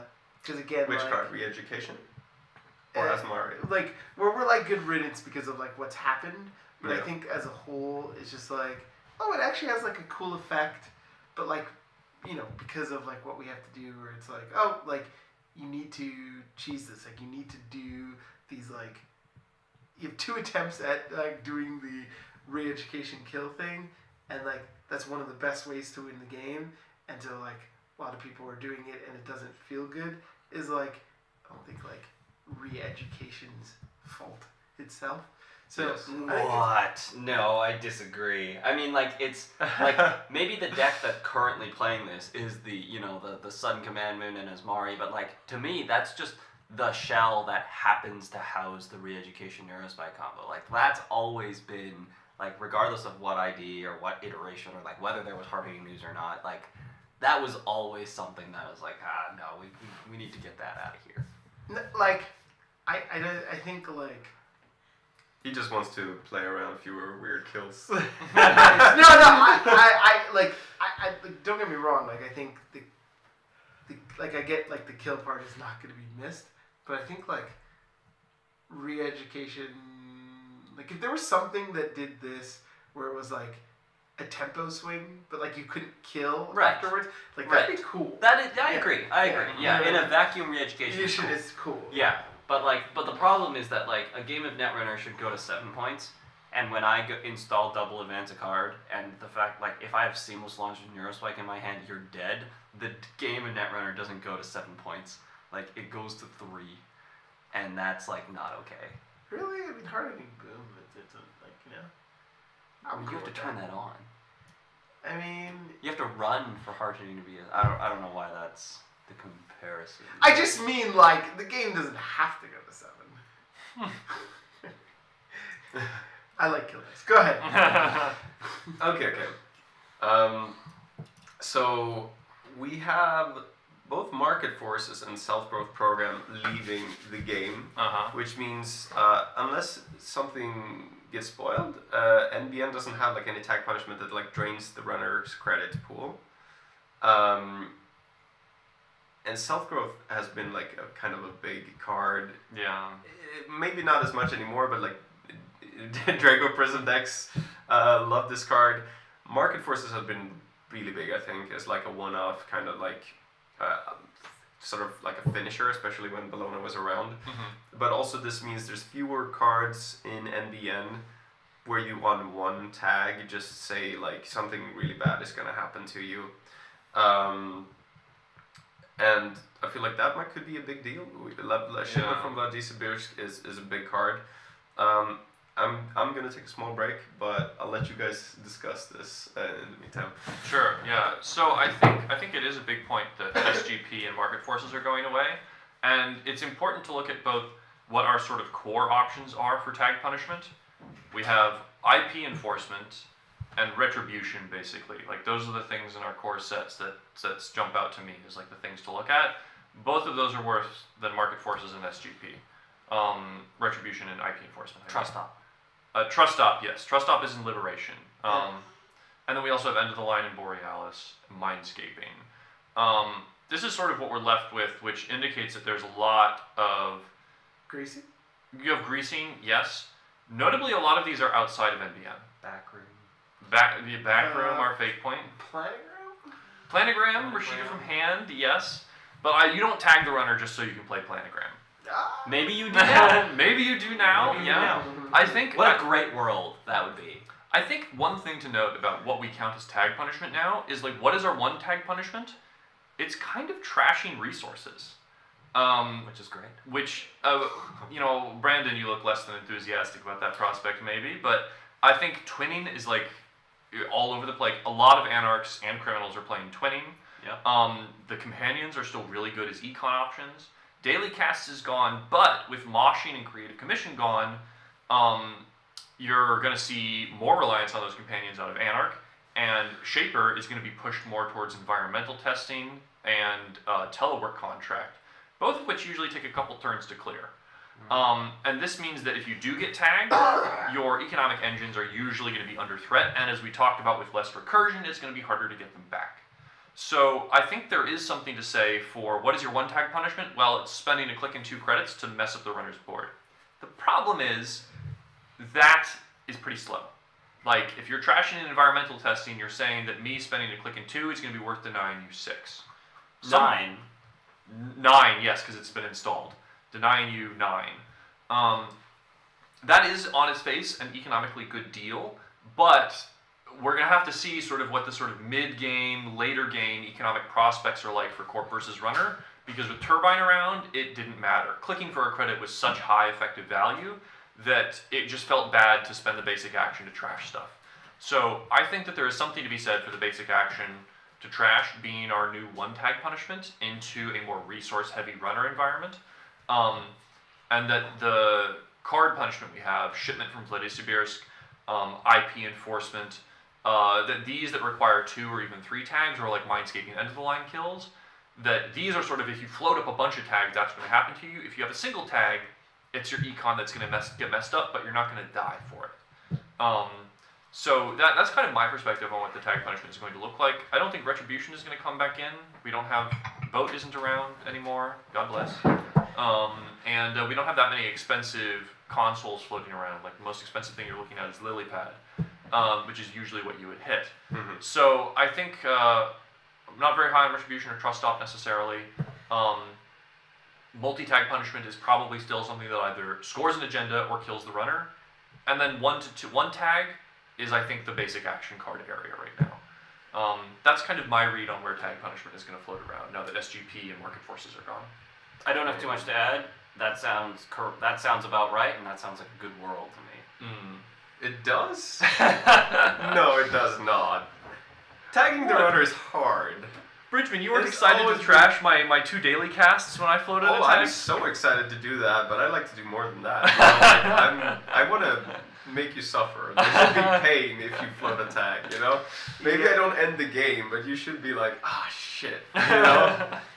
At least if I dedicated a card slot in my deck to it, I feel like.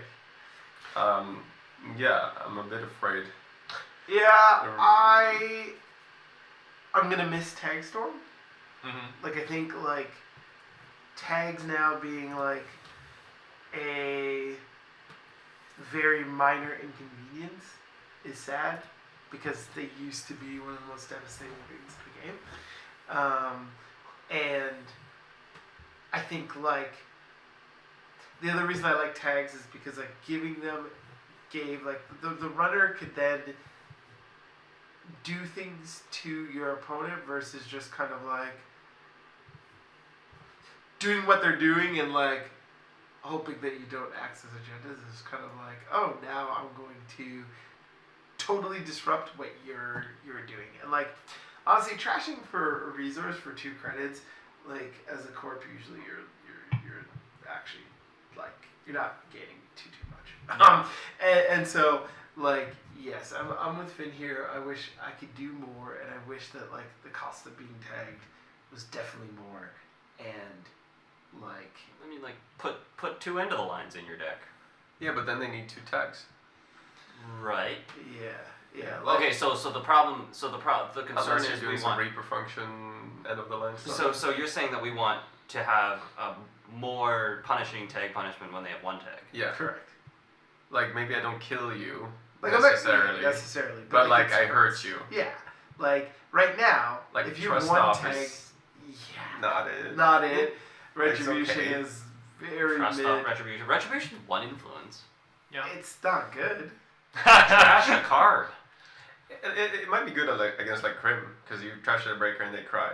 But like Anarch would be like, whatever. But it doesn't have to be like Simul chip. trash like, a breaker is game winning.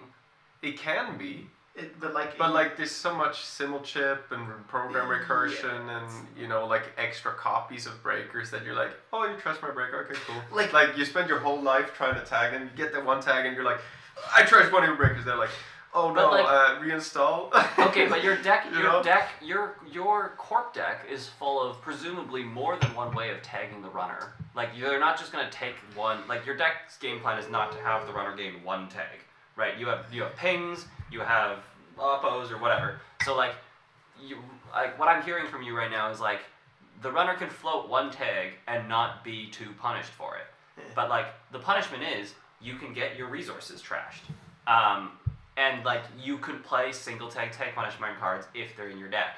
But like you still have to clear the tag because the next time you take a tag, now you have 2 tags. So basically like the floor of like when you don't have a tag, you're safe from tag punishment, and trashing a resource is included in tag punishment. When you don't have a tag, you're safe from tag punishment. When you have one tag, a certain amount of tag punishment can happen.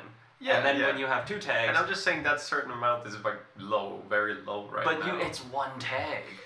Yeah, but like Yeah. 2 tags is like. Oppo Then gives you fucked 4 up tags. real good. You know, like. Not always. No. Actually, a lot of the time it doesn't. But I would say like with one tag and not being able to like, for me like corp deck slots are precious, right? So like you're like, oh, you could play Retribution. How many Retribution am I playing? That's right. Right? Like That's right. Exactly. So like, Like- it's not really a thing. It's like, okay, if you're in God tier mode and you always draw this Retribution, what you do, but like you shouldn't play more than one of those cards. Like, it's not good. Like if someone's tagged, Okay, but- you can risk it. Versus back in the day, you can't risk That's it. right. You can't risk it, and it's but like I don't understand why that's a problem. Like how many copies? Like we've already said this. Like there's a lot of runner decks that are going to be playing twinning, right? So like if you have a tag, you can lose your twinning. And great. if you don't, like if you have one tag and you don't have key resources that the corp can trash, then like it's not going to be that punishing. But you still have a tag, like It caught like again. It's like in a key scenario where they do get tagged, right? Like I may get to trash this card that they may have installed already. yeah, that's right. Like it's just not. Again, it's just not good enough. Like it's when you have cards that actually say, "I'm going to do this to hurt you when you are tagged." Like that's what you want. Like that do more than what trash said resource potentially that may be there for 2 credits does. Like, and a lot of the time, if it's just that, and they don't have very much like to trash, like it doesn't matter. Like their daily cast is like on 2. I know daily cast is going, but just an example, it's like it doesn't do anything, and they may like in their hand be like, oh, I can actually just go another turn with this tag because what I'm doing doesn't like tags. Absolutely should matter, and like even in the lore, it's like, oh, when you're tagged, you're like found. You know what I mean? In this hacker game, like they should matter way more. So I think it sounds like I'm definitely in the minority when I say that I think self-growth program was too good. It's 100%. It's not too good. Okay. I'm with you, William. I think that the NSG methodology, they want to make tags a little bit less of a binary resource. It sounds like there's some disagreement at this table over whether or not that's the preference. But that's, I think the NSG stance would be that self-growth was too good for one tag. Yeah, That's what I like, would say. I I would say my impression of the NSG stance. I don't represent NSG, to be clear. it's like quote unquote too good if you get it off in the right scenario, I guess. Yeah. But like, it's very hard to get off in the first place, Mm-hmm. and then there are situations where it doesn't do anything. Yeah. So like that to me makes it kind of like a fine card. So, Yeah, But And I- you're saying like it's a fine card because it was very swingy. Like sometimes it's really busted and sometimes it's not that good. Whereas like I feel like I would like tags to be more of like There's a, inherent swinginess to tag punishment cards. I think like you have to have them in the right situation. They already need to be tagged. Yeah. You know, there's a lot of situational stuff, but then this also says the runner needs to be in the state where they have like a bunch of important cards on the board already, which like, you know, so it doesn't like activate until later, and later the runner has a greater capacity to not get tagged. So yeah, and I also think of like in the game where it's like, okay, there's like damage, there's like tags, there's like fast advance, and I guess like I'll stick with those. It's like I think over time, like fast advance is always just able to kind of have new tool or like do what it needs to do, and like I feel like net damage and tags have fallen like way behind that in terms of like actually how much they actually do, right? They don't really do too much, and like I think I would love like tags to tag punted to be way more of a scary thing than that. So when you say net damage, are you saying is net damage like combo kill included in that? I my interpretation is no. Like we're talking more about like the 1000 cuts PE type of deck. I mean, like I think that like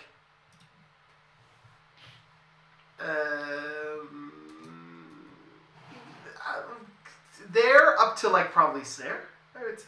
Up to snare? Yeah. I'm not sure what you mean. Like I mean, like not your like you're dead, but like probably up to like hitting snare is like not right, good. but we're not talking about a deck that's like their game plan is to install the Costa grid and then go install double advanced Fuji and play Neurospike. No, I'm not talking about that. Okay. So then my response to that is like when you play fast advance, okay, I'll go through each of them. When you play against fast advance, you're like, okay, this is a fast advance deck. They're gonna try to rush. Okay, maybe they have some kind of run deterrent, but maybe they don't. And they go, I'm gonna try to rush out, and then we're gonna fast advance away a victory to 7 points. And like, you start the game, and there's a bit of a gradual climb toward the climax of now I'm on game point, I'm about to win. Like, you know, but we like there was like I don't know how to explain this, but there was like a gradual slope to getting there. When you talk about the net damage, it's like, okay, at the start of the game, we have this many cards in our deck. Like, I kind of have an idea of what's going on. And, like, the problem is that when I start taking more and more net damage, like, I need to be careful throughout the game to, like, sometimes take net damage, sometimes, like, avoid making aggressive runs to not take net damage. And by the time we get to the end of the game, I can't be in a position where I don't have enough HP to steal your Obokata protocol, right? But, like... Which doesn't exist. Right, but tags is, like, it can't be a situation where it's like, okay, I'm against the tag deck. I just can't float a tag ever. Right? Like there's no type of like the same it's not gradual ever. When you play climb. When Stealth Growth and Market Force, it's not like ever. It's just you got well, depends on the deck. It's also but like if it is the case, let's look at these two cards. If it is the case that you can't float a tag ever, like how many copies of each of those cards do they need to have in their deck and potentially sit in dead draw while you are not tagged? Like, well, but the fact that the card give exists, and take to this. Like the fact corp that the is card, sacrificing some in order to have this opportunity. But the fact that the card exists and it could be in your deck and it could be in your hand is already enough for me to be like, okay, Self-Growth is a card that exists. I can't play this card, or sorry, I can't be tagged at the end of my turn. You know, but there are already cases where you feel like you can't be tagged at the end of but the I guess turn. Like even with the remaining cards, it's just like harder to do. I want to interject briefly with a very small meta observation. Okay. Finn, at the outset of this, you're like, maybe we'll talk for an hour, maybe we'll go for 2. We haven't even started talking about the elevation cards officially yet, and it's over 2 hours. We are not going to run out of stuff to say. All right, go ahead, Brandon. No, I just wanted to quickly, so then answer me this, right, is like, okay, like to me, when I look at fast events, for example, because that's like at the top for me, where it's like, you get to do your stuff, and there's a whole bunch of support, and it's like, okay, people like it, whatever, right? You do it. Sure. Right? So, like, if having a tag or whatever, or those kind of things, is just kind of going to be, like, in my opinion, just kind of ass. Like, why is R plus banned? Like, explain to me then why I can't play the tag ID. As well as making like one tag fucking shit. Like I don't understand. There's actually a good explanation for that, which is that it is precisely because one tag is bad and you're supposed to float through more of them that R plus then becomes really good. Because R plus's value exchange makes sense if one tag is very high value and it's hard to land, or it's harder to land. But if there's an expectation that runners might be taking a tag every turn, or like a tag on both players' turns, like if they take a tag on their turn and clear it, and then you like public trail them, then the value from R plus becomes really, really high. That's sort of some of the rationale there behind why, if you're tagging more, R plus becomes better, and if tags are lower value, you expect to tag more. Okay, but that's like good value. Like we just discussed Nebula and how many amazing things you like. Explain to me why it's okay for the fast events to have all the things, and for like I just think there's just like a tag bias. I think the balance is just off for R plus. Like if you consider the situation of like how many tags you're supposed to be taking, I guess that's not the right way to phrase this. But like if you consider the balance of like the frequency of taking tags and then gaining $2 the first time each turn or drawing 2 cards, like try to put that into the net damage in the fast advanced terms. Like how many times does like there's the public access portal, the new Public Access Plaza, the 1-2 pad campaign that gives you a tag if it's threat 2. There's that. There's like Oppo. Yeah, that's good value. But it seems like the frequency of taking tags is just a little too high for you to gain $2 or draw 2 cards first time each turn. Should it be 1 and 1? Right. Like is that your right? Like maybe it should be 1 and 1. Okay, then quickly reprint it. I don't understand. I'm taking a break. Yeah. Yeah, just one more, like, we've been going on this for a while, but one more thing I wanted to mention is, like, because you said, like, the runner should never be on a tag, which is kind of correct. Like, if you're up against a deck like that, you don't really ever want to be tagged, but it also, like, the severity of the punishment, I would argue, isn't that high for these cards. It really depends. Like, especially, like, because it, like, self-grows is like, okay, you can reinstall your stuff. Market forces, you get like a mini doof on you. If it's just a one tag. Market forces on one tag is fine. Yeah. Mm-hmm. Like, I think if market forces didn't scale, and it was just like, play only if the runner is tagged, you gain 3, the runner loses 3, great card. Mm-hmm. I think self-growth, like, bounce 2 cards is too good. I think bounce 1 card is not good enough. But then the question is, like, how do you balance that, right? Like, how do you find a middle ground? Is kind of where my head is at in terms of single tag punishment. Yeah, fair enough. Because it's like, if I have stuff installed and it costs money to install it, like, not only am I losing the clicks to have to reinstall it, or losing the click that I spent installing it, I'm also losing the money that I spent installing it. And that's like such a big economic hit in certain board you also states. got to keep in mind the runners are sitting on like 3 billion companions and getting drift that they then use to like reinstall their stuff for free while the corp is spending clicks. We can't. And, like, No. Like, we can't balance a problem with another problem, though. No, but that's how the game is designed. It's like the runners have permanent drip that the corp can't do much about. Like, okay, maybe you can trash it, but that's hella awkward. And the corp can like play these punishment cards. Corp drip econ is trashable, always. Right. So they can always trash your economy. Wait, so spend your click and $2 to trash it. What you're saying here is every runner econ card should be pad tap. Okay, now I'm getting it. Hold on. Taplat was the most healthy deck because you could interact with most of their econ. At least in like the world in which these have existed, I felt that there's enough conditions there, whereas like it can be hard to sometimes even justify the include. But okay. I think before we move on to elevation, I want to give you an opportunity in case there are any cards that you feel I missed or like a favorite card that's rotating that you want to talk about. Biovault. We've already talked about it a little bit, but and we've talked about it before this podcast, like the 4 of us. I know Sokka likes Biovault and has used it. It's an anchor of the BTL deck, but also I think Biovault is just an important card to talk about for what is going to happen with Glacier decks or slower decks. Obviously, with Turbine going, people are very scared of Glacier. I think somewhat unreasonably so. That's a longer conversation to have. But Biovault going away means that if you are playing Glacier, you are relying on Void, basically, as your strong end the run, or something like Adrian Seiss to get the runner out. Now that border control is gone, and you don't have Biovault. The other thing that's really important about Biovault, it's a way to turn a strong remote into central defense. Deep Dive is importantly held off by Biovault in some way. Your Glacier decks would sometimes play Chrysium Grid or put border control in important places to stop a key Deep Dive turn, but also they could turn their Biovault into defense on their most important central server.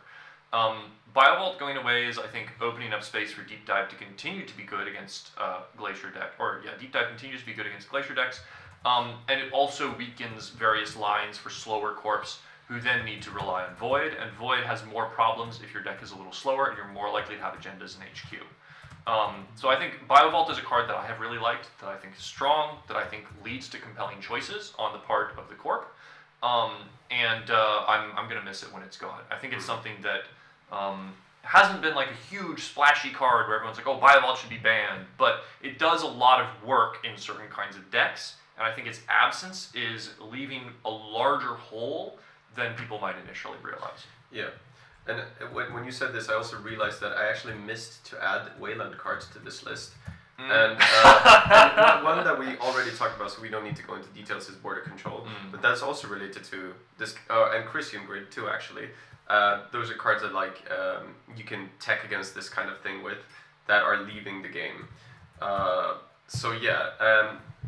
It also ties into Glacier, fears about Glacier. If Ice is really taxing and strong, but you don't have ways to make them go through the remote multiple times, it's probably not going to be enough anyway. So what's that going to look like? I mean, there is Void, but yeah. So just, I guess let's look at, I'll just mention some Wayland cards here that I thought of. Urban Renewal, because it has my face on it.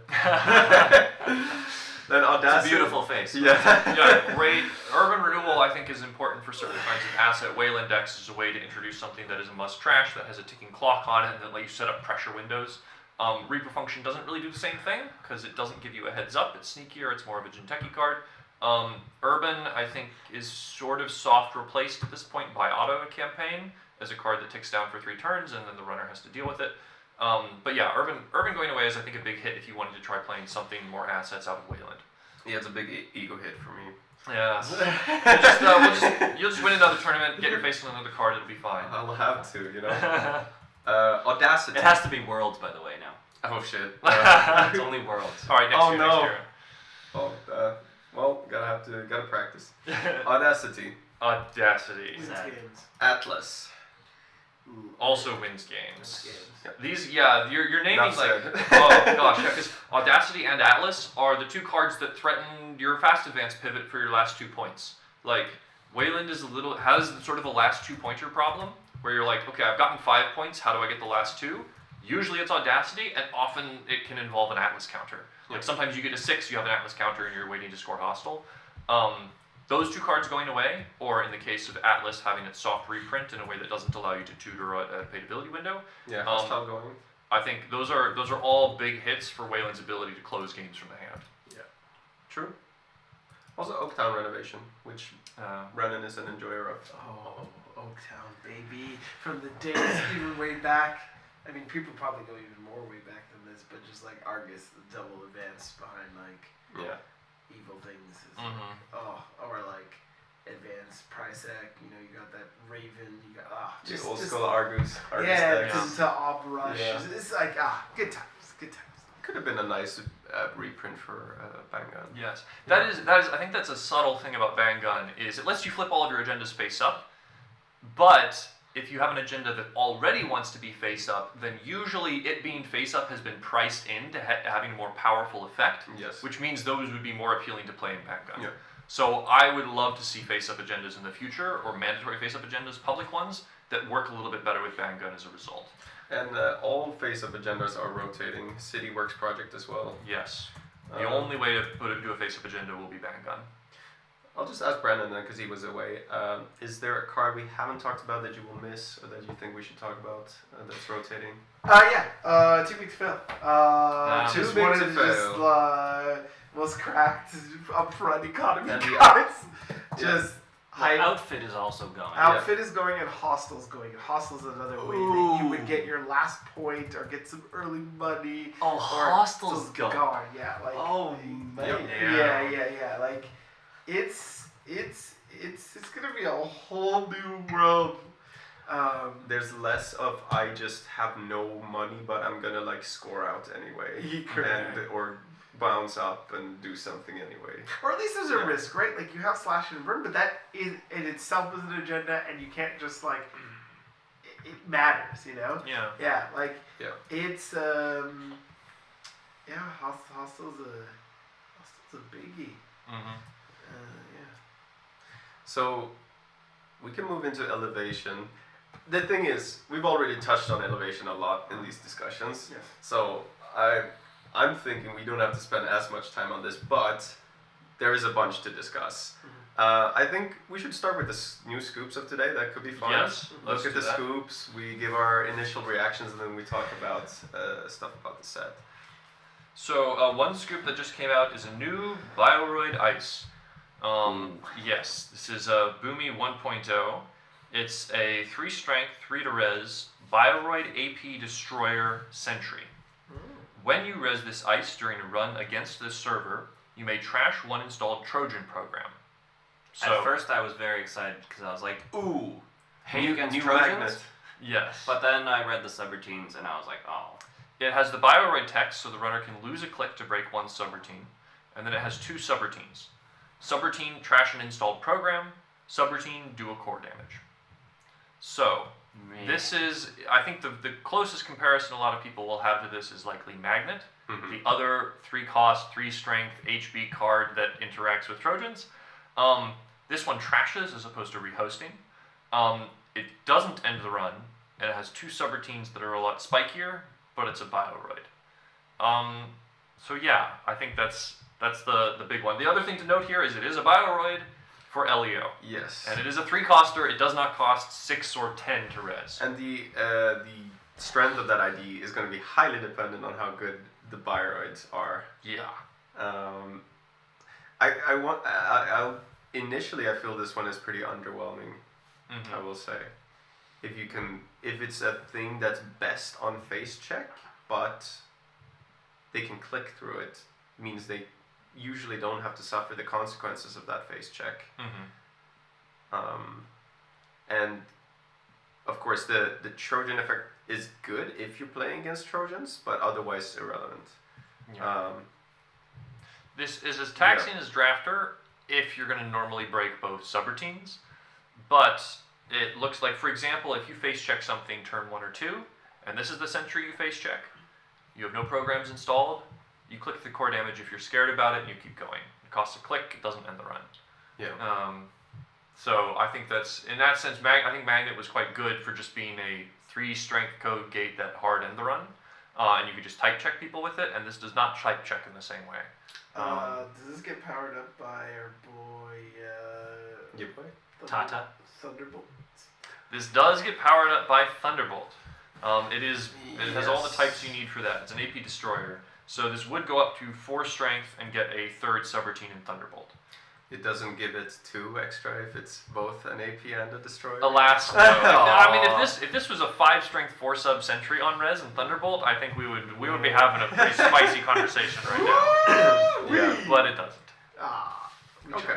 Yeah. Yeah. So, well, I guess one other thing about this one is it has core damage on it, which there's been. I mean, Sokka, you were messing around with some core damage HB stuff recently.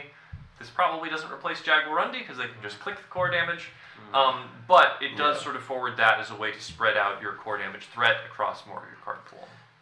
Yeah. Another thing to be said is this is not good early either, Right. because the trash program is irrelevant. A lot of Netrunner, at least recently, has revolved around protecting your remote early, and it's very important to have an ice that does that. And it doesn't look like that's going away with auto campaign, with Antil excavation, you know.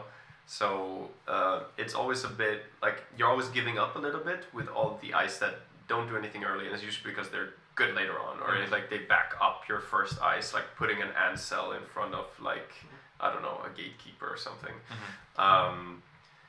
So yeah, that's a big downside. I would say in the Byron ID, I'll take a 3-cost border control. It's fine. Yeah, 3-cost border control is probably pretty good, huh? Yeah, I guess you still played there. Yeah.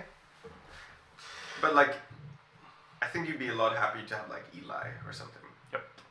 Is Eli rotating? Eli is rotating. Eli's rotating. As is Ravana. Ravana is also rotating.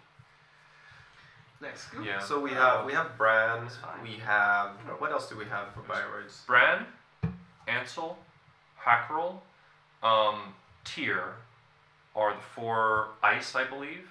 That's And it? those are all very expensive. They're all very expensive. Yeah. Then you have Boomy, this new one, Boomy 1.0, and then 2 upgrades. I believe an upgrade was spoiled recently.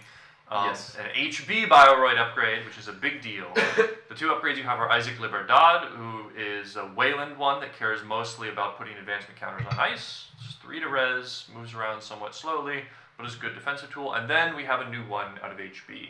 I don't know where exactly we can find this one. I believe it was spoiled. I hope someone in the chat can inform us.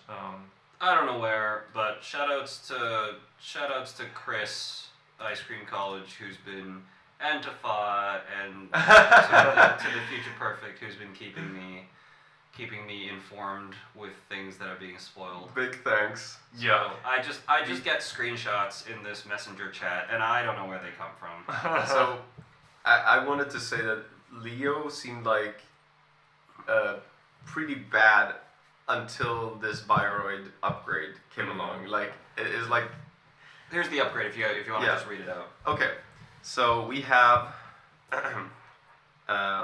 it's a unique 2 to res upgrade Bioroid academic called Mercia, I guess Ballard. When your action phase ends, you may install 1 piece of ice from HQ, paying 1 credit less. If you do move this upgrade to the root of the server that piece of ice is protecting. So this is like does 2 good things for Leo. We were talking about how Jinja would be good in Leo. It's like a mini Jinja. Like you save the click just like you do with Jinja, and I guess you don't have to have drawn it at that time, which is a little bit of a bonus. Don't have to reveal it either. And you don't have to reveal it, and you can trash this upgrade to end the run, Yes. which is like really good. Of course, you can't have 2 rest at a time, and that doesn't matter, I guess, because Leo is once per turn.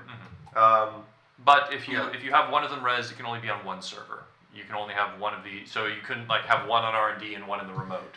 Yeah, and you might think like if you pick Leo, like I need to fill my deck with Bioroids, but it's probably more like I play this one and some other thing that's a Bioroid that I can see myself trashing. And the rest of the ice could be whatever you want, right? Yeah. So you don't have to play Bran. Bran is probably still good. Yes, right? you could still play Bran, and sometimes you play in the border good controls. Bioroids because you would play them anyway, and then you like in a niche situation you might be like, hey, I could see myself popping Bran now, but you wouldn't plan on popping the Bran. I guess is what I'm saying. But yeah, this card seems really good in that ID. What about outside the ID? How do you feel about that? Before we go there, I feel like just looking at Leo, I feel like I don't like the design of this ID because it's just very like it's such a strong ability that relies on having Bioroids. So in my mind, it's either really busted or it's not playable, or it's really inconsistent and depends on if you draw the right Bioroid cards. In which case, the gameplay itself is going to be, it's either going to be really bad or it's going to be really busted, depending on the consistency of your draw. So what you meant to say is that Glacier's still alive, and we are hyped, and this is going to be good. I don't know. I think one way to think about Leo is how many times do you trigger PD during the game? PD's strong abilities are you get a 6-card hand, and you get to play Seamless an extra 2 times, maybe 3 times. That's pretty good. What if you end the run 3 times during the game with Elio? What if you end the run once on the remote, once on Essential, and you stop a clean getaway on HQ? That's like, if you turn 3 ice into border control, that might be good enough to just play it in rush and have like 6 Bioroids in your deck, you know? Exactly as you were saying, Bridgman. So maybe it's good enough to just do that, and like you don't have to play a full Bioroid deck. I don't know how good that is, but it might be very, very good. I think also there's certain things that like help that along. So like architect deployment just fish out your next border control kind of thing. Yeah. And I think like even having like this upgrade and maybe you import like Isaac means you just have like also upgrades that like it doesn't have to be your ice that do the border controlling for you. So it'd be interesting because I think my one worry is that like the Bioroid ice, a lot of them are pretty expensive. So like where's the money coming from that? Yeah. Coca writes to Kana Leo. Yeah. There you go. Yeah, about Mercia. There's like I don't know how relevant this is, but there is like a little Atea synergy where you install her on like a new remote, get the Atea trigger, then res, get the install and move it to the remote. Yep. That might be just like unnecessary in Atea because you already get so many free installs. But the whole moving to another server is like it's an Atea synergy thing. Yes. Yeah, I have heard some people talk about Atea as like the go-to Jinteki identity for like Reg or Glacier Jinteki after rotation, as opposed to restoring humanity. So maybe this would support that if they choose to spend influence on it. Yeah. Having more things that productively move around between servers is pretty nice for that. For sure. Okay. Yeah, we have more cards, right? More spoiled cards? What do you mean? Like today? Today. Yeah. Today? Oh, let's see. Or did we? We did. If not, that's We did, but like fine. I don't know if you want to. I don't know if you want to talk about all of them. There's quite a bit. Oh, there's a billion? Yeah, let's go through a few. Or all. I don't know. Okay. Oh, maybe. Okay, well, there's Snare. I guess there's 3 There's 3 more. There's just 3 more cards? Okay, yeah, so we've talked about Gormand. We've mentioned that. Wait, which one was that? It's the soft imp replacement. I wouldn't even say reprint. Oh, I have not talked about Okay. it. Let's do this Go part. ahead. Yeah. So this card, I'll read it out while Finn is reading it. Gormand, it's a 0-cost 1 MU Anarch program that has access. Trash. Trash the card you are accessing. If you do, draw a card. Okay. So that's big. Yeah, this is big. This Yes. helps fuel Lou. This helps fuel Audrey. Yes, Audrey. Audrey's Audrey's back on the menu, boys. Audrey's back on the menu, and everything is back on the menu for Audrey. So yeah, this is you don't get 2 uses out of it like Imp, but it can't be purged out, and you install it for nothing. And that's pretty good. Notably, this is also pretty comfortable to find out of Shaper if you have Muse Simulchip. You could, for example, Simulchip for a Muse, get a Gourmand onto the Muse, use the Muse, and then sell the Muse on your next run to Knick-Knack. Yes. And that's like a fair amount of cycled value from getting a Simulchip going. So. And it's 0 to install, so that's extra nice. You just get it for the 1 off the trigger. It doesn't cost you anything extra. It doesn't fuel Paladin, unfortunately. It does trigger the new console. It does trigger the new console. Yeah, Speaking it triggers of, the new Bling. Console. You know, Gachapon, pop Gachapon, get Gorman. You 2 cards, you play them. What new console? The new Anarch console, Yeah. called Bling. I do not believe it's on there. The one that but like it's- hosts the cards until end of turn when you install without paying. Yeah. Brandon, I think you talked about it with Ba yesterday, right? Yes. Yeah. The one that doesn't seem that. Shout out to Bob. Yeah. Shout out to Bob. Shout Yeah, out to check Bob, out exactly. the I Boss think YouTube. I think one thing thing is like, man, if someone has an asset that's just there, or does a nice central, and you open this card and solidarity badge, valued. Yeah. And Lou, I mean, it's just oh my god, it's so good. excited, and you can see like where the another card we talked about with Ball was what was it called again? The 1/1. The other card you talked about with Bob. Scrounge. Scrounge. Yeah. Right. Oh, This Scrounge. is a Scrounge target. Right. This goes to the bin. Even though Gorman, you mean? Gorman, yeah. Yeah, You it's a good put this Scrounge on, target. and then you put the other one back in the deck, and you're gonna draw it. Like you can cycle through it without even symbol tripping. And push for more trashes. Because this was a bit of a concern before. It's like, are you going to be able to play an Audrey deck without going to Carnivore? Because you kind of don't want to go to Carnivore. Yeah. So now you could go Gorman, maybe only Gorman, or maybe you have like Carnivore as a backup in case you don't like you really need Hey, it. Carnivore still gives you $1 for the trash with Gorman. That's Lou. That's No. Demolisher. Yeah. Oh, that's Demolisher. That's Yeah, Demolisher. yes, Yes. Unfortunately. The 4-cost console you should be playing. I still feel like Carnivore Audrey is like very hard to pull off. It's a bit of a non-bow because you're spending cards for Carnivore and then you're also spending cards for Audrey and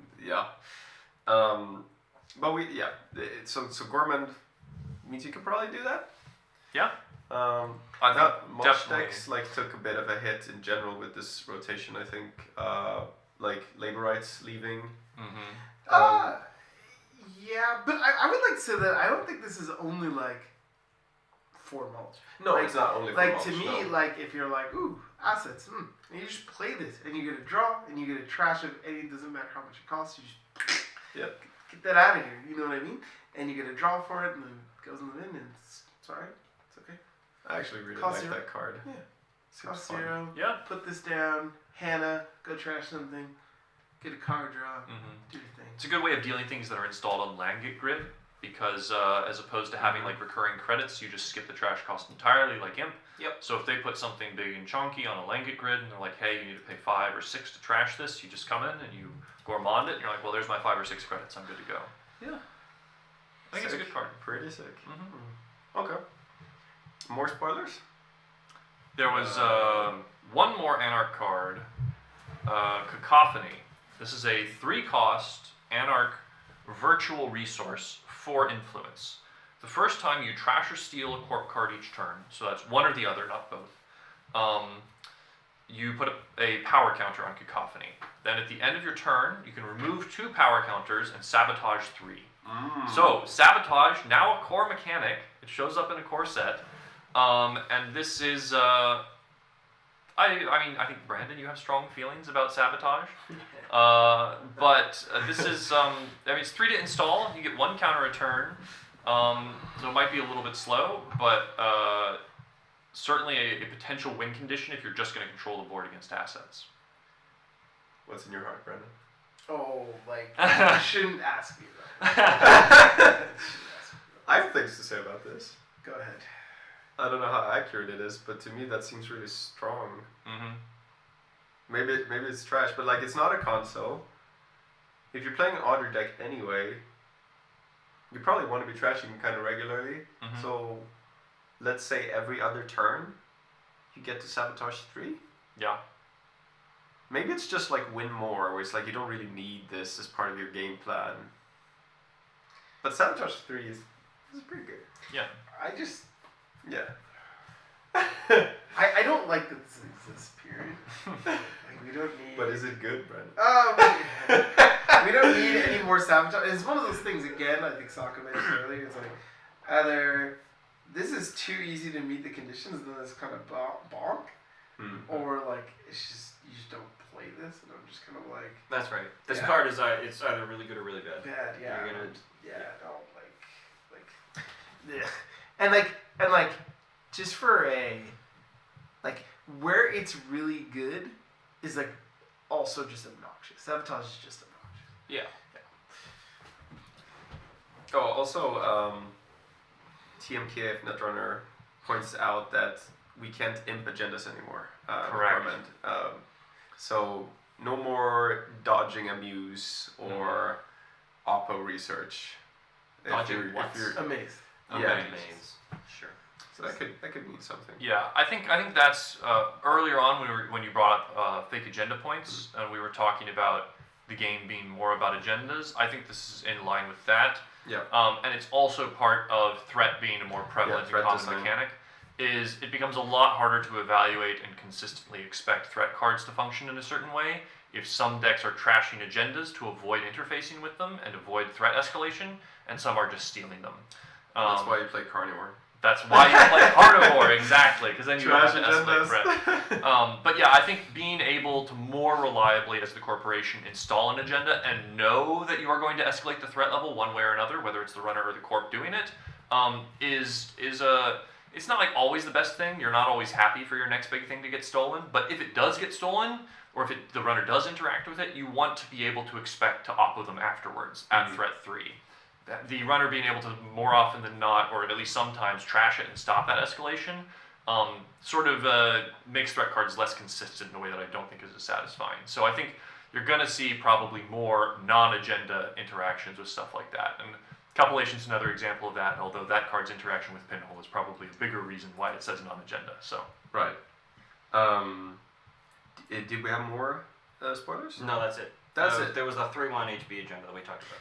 Then I would like to talk about 3 2s and 5 3s. okay, Because to me, at least the way Netrunner functions now, 3 2s and 5 3s need to exist. I believe we've seen a couple factions that would have been left. I guess it was just HB and NBN. Wait, did HB get a 5-3? HB, I don't think Not yet.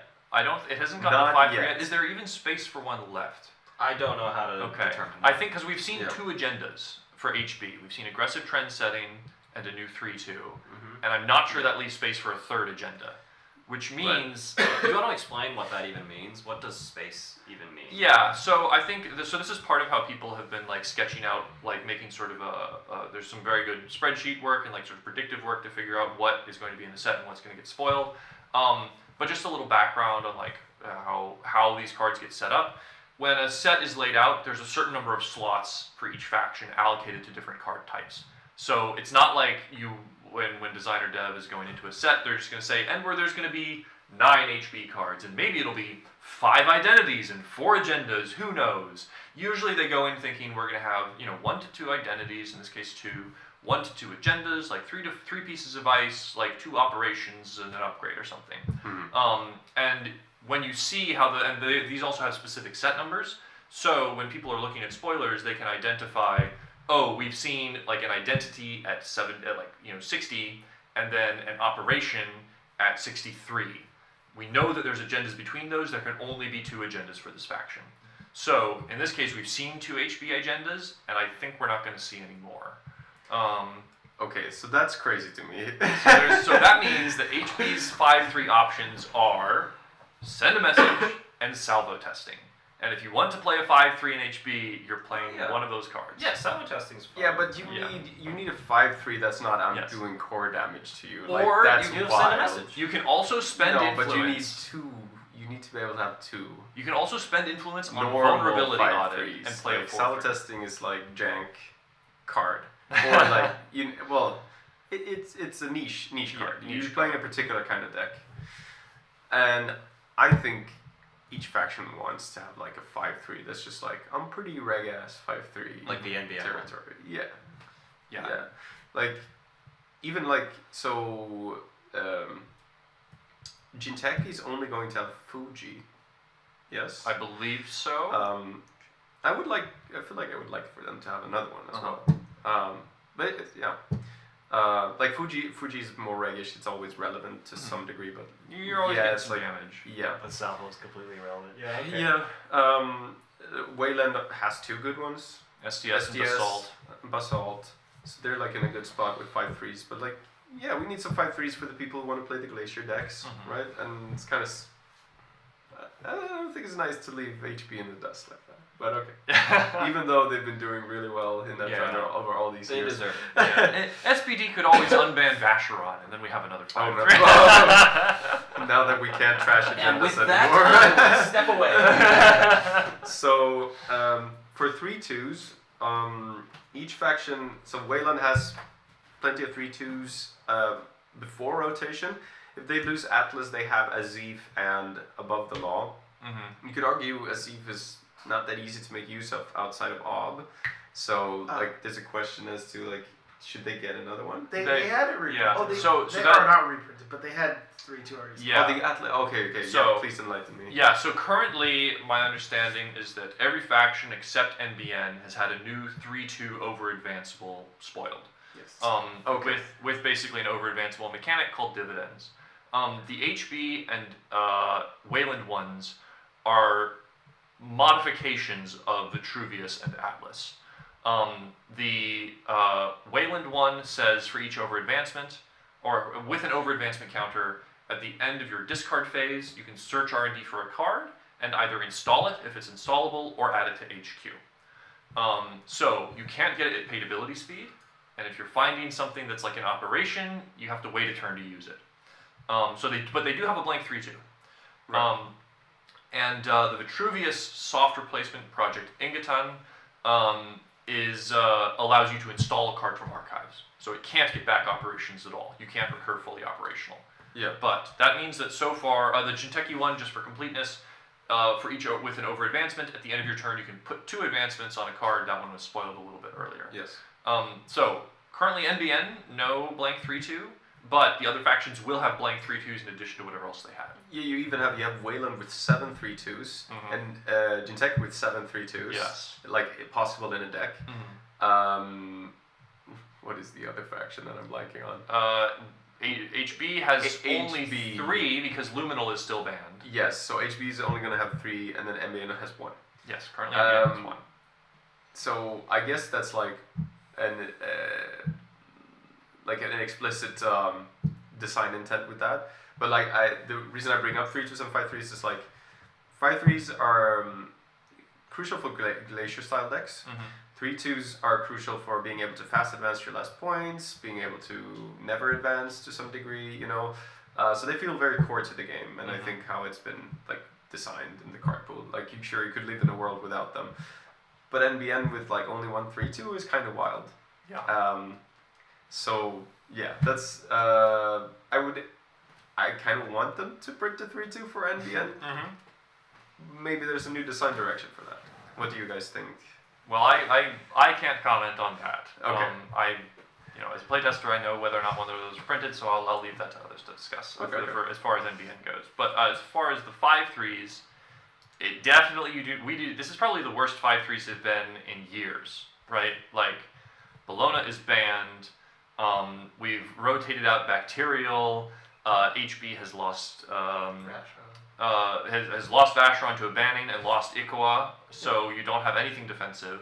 Basically, if you want to play more than 3 5-3s or 3 3-pointers, you need to run Send a Message, you need to be Wayland, or you need to spend influence and play Vulnerability Audit. Those are, I think, as Brandon is reacting, those are somewhat unappealing options. I do think I would put a note that, given the conversation we had earlier about how much Never Advance has become a preferable way to score agendas, if you have influence left over, maybe you don't in this environment, Vulnerability Audit has something to recommend it. Because there is a lot of tools to Never Advance 4-2s, and you can never advance a Vulnerability Audit as a 4-3. Of course, it costs influence, that's a problem. But anyway, I think that the 5-3s, 3-pointers, pretty rough spot for a lot of corps right now. Apparently, the rules article makes it obvious that NBN is going to get a 3-2. Okay. Oh, Excellent. They probably said something like there are 4 cards using the new mechanic, and we've seen 3 dividends or something like that. No idea. Or okay. No idea. Anyway, it sounds like people think that there's going to be a 3-2 for NBN. I would like to see that personally. So, okay, I want. I don't think we're not gonna go over every single elevation card. No. That's for sure. I've been in those calls. That takes 4 hours. But are there? Do you guys have any particular cards that are like, I'm excited for this card. I want to talk about this card. Yes, I have at least one. Yeah. That I want to bring up because there's been some discussion about it, which is Mitra. Yes. This Mitra. is the Genteki upgrade that is just as a reminder of what it does for anyone who's less familiar with it. It's a 0 to res, 3 to trash, unique Genteki upgrade, clone, 2 influence. and it has the following text. Whenever the runner approaches a piece of ice protecting this server, you may trash this upgrade. If you do, gain 3 credits and you may swap the ice being approached with a piece of ice from archives or HQ. Notably, this was spoiled in a rules article that basically clarified that now this can just be used on any of the ice in the server, where previously there would be some complicated res timings with being able to res this when the runner commits to a run on the server to use it on the outermost. The way this will function is, if the runner is approaching a piece of ice from which they will not be able to jack out, you will be able to res Mitra and swap that ice with something else. Okay. That's the gist of it. Some people have been very high on this card and think it's extremely scary. I don't really think so. I think this is a good card. I think this card is actually powerful as far as ice swapping goes, unlike various things that Genti has had in the past. But there are a couple of downsides or ways that it gets telegraphed, or just costs that are implicit in this that I think are a little less obvious on a first pass look at it. The first of these is, well, the thing to say is Mitra is most scary, I think, to people when they imagine approaching a rezzed piece of ice and having that turn into a Seisentan. You run a face-up Tatu Bola, and then you face-check a Seisentan, and you think, oh my god, I'm going to die. That's a very scary prospect. And that is one of the 2 things that's most powerful about Mitra, is turning face-up ice into other ice. Because for the most part, if you're approaching a face-down ice, it could already be anything, and mostly you're going to play around that. And there's a little bit of arbitrage the corp can get where they swap in something else that they know is better, but you already need to be prepared for a pretty bad face check if you're approaching something face down. So if you're approaching face up ice, that's where Mitra seems scariest, right? Yeah. Notably, it does cost you money to swap out a face up piece of ice. You have already spent money to res something, and you're getting rid of that. You're basically de-resing and uninstalling one of your pieces of ice to swap in something else. And so I think it costs more than it looks like to use for that kind of exchange. But that is, of course, because you want to deal damage with the anemone again. Yes, but maybe you're playing 6 anemone and it'll work out. Also, Mitra is not actually recursion. You can swap something from archives, but then the installed ice is going to archives. It's being swapped into that location, so this is not going to give you more ice than you had previously. Yeah. It's still good against crew, I would think, because you are getting back better ice. They can crew your best ice, but then you get to turn your second best ice back into your best ice. So it maintains ice quality against crew, but not necessarily quantity. Right. Does it always swap from archives, or can you get one from HQ? I don't remember this part. Either. So you can either swap from the board into HQ to put something from HQ on the board, or from archives to put something into archives. There needs to be equivalent exchange between whichever zone you're dealing with. Brandon. So, sorry, did you have more on? I have so much more on Mitra, but you should speak now. Yeah, go for it. So I think one of the things with this card is like if you want to do if there's cards that have effects when they you are. should jump in a little bit. Oh, sorry. Better. Okay. Cards that have abilities when they're res. That's it. So pings or enemies or whatever, you can now swap them and then get them replayed. And then also I think this is actually stealthily good in Atea because you can't run a server with this last click, or they just get to install it in the other server. Yeah, if it's on a remote. Yeah, if it's on a remote, yes. Which is a good point of one thing that I think makes this card a little less scary than some people have thought, because you read the card and you think, oh no, now every piece of ice, including face-up ones, could be Seisentan, and I could die. Yeah. It's pretty telegraphed on centrals. I think if you're running on a central with a face-down upgrade, Genti has a couple upgrades they want to put on essentials. You could put Adrian Seiss, you could put a Maverus, but you see the install. The corp spends a click to commit to put that there, and then you get to play around it. So I think on centrals it's easier to read than I think it initially looks. And you can argue that people probably against Genti want to be installing a killer, and maybe also a decoder before making runs, or they want to be like Arisana before they YOLO a server. Yes. There's also the new Crim ID that could instant speed install Boomerang. Yeah, and you're okay. Or flip switch and get out of there. Yeah. Sokka? I mean, I guess jack out effects, sure, but if I have a Tithe installed somewhere and I have a card behind it, upgrade on centrals or not, I now have to be able to deal with a Cloud Eater as long as the corp is $7. That to me is toxic. That is the scary part of Mitra. Sorry? If I have a tithe installed on any server and I put any card behind it, Yeah. and I have 7 credits in my credit pool, you can't run that server unless you're ready to deal with the Cloud Eater. It's 3 less. Yeah, you get You $3 gain for using 3. Mitra. But even if it wasn't, like Right. if, let's say the corp needs to have 10 credits, like Sure. 10 credits is not that much. Like if I have I have like you 3 can small run ice, it. if I have a small ice on HQ R&D and a remote, and I have an upgrade on HQ R&D and the remote, you now have to deal with the possibility of running a Cloud Eater. And I've installed 6 cards and paid 3 credits resing ties. Yeah, sure. No. What do you mean no? What? Okay, yeah. Like here's how I kind of look at this. Is like I am a big component of I think we've talked a lot about the game slowing down a bit, right? I think just being able to run everywhere with no real consequence is really bad. It's just really bad for the game. And I think what you're describing here is there may be a threat here. Maybe I don't run here until I'm able to deal with that threat. And honestly, It's also You a say- conditional threat. exactly. I think that's perfectly fine. I think this is kind of what we need. Is $10. thinking shouldn't be viewed as bad. You should have to think. You should think about your runs. You should think about the dangers because there should be some dangers, and that's good. It shouldn't just be yeah, I have breaker and money. I'm good to go on anything that ever existed in this world. It's terrible. That's what's been kind of wrong with this meta for a while. That is good. There is a potential that bad things can happen. If S of the Abomination can exist where you can just mill your denizens a bit and that's going possible, a corp should be able to be present a threat that may or may not happen that you have to think about. Okay, but again, that's kind of what Finn said, which is you don't deal with a problem by presenting it. You don't deal with a problem by presenting another problem. But is this a problem? Let's say, take your example, Cloud Eater.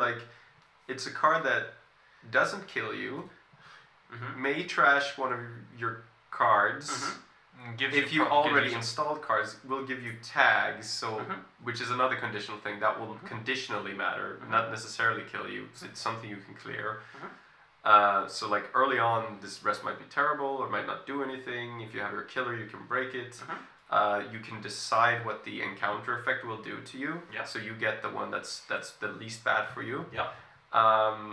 So I don't understand why this one is the particular where it also costs the corpse 10 credits to even do it in the first place. Well, now it's a res dice on the board.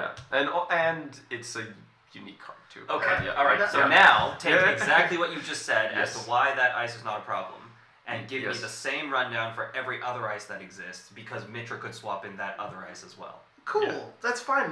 There's nothing What? yeah, it's not fine. No, that is fine. There's again, it's my thing with these cards is it's only as bad as what can hurt. What ice is hurting you? What's gonna hurt you? Okay, Size and so time. MIC. Okay, but you're against a techie. You're just gonna install your Sokka. You make it sound like you're not gonna install your revolver. He and would go. totally install his revolver. no, and hey, his Unity, what are you and then worried he would about? run. I just think the threats are too fluid and too easy to present. If I just build a deck with 3 Mitras, a bunch of cheap ice, and I take the most threatening face checks in the Sentry Koge barrier types Cool. and put them in the deck. Okay, I can't And wait now- to see this deck.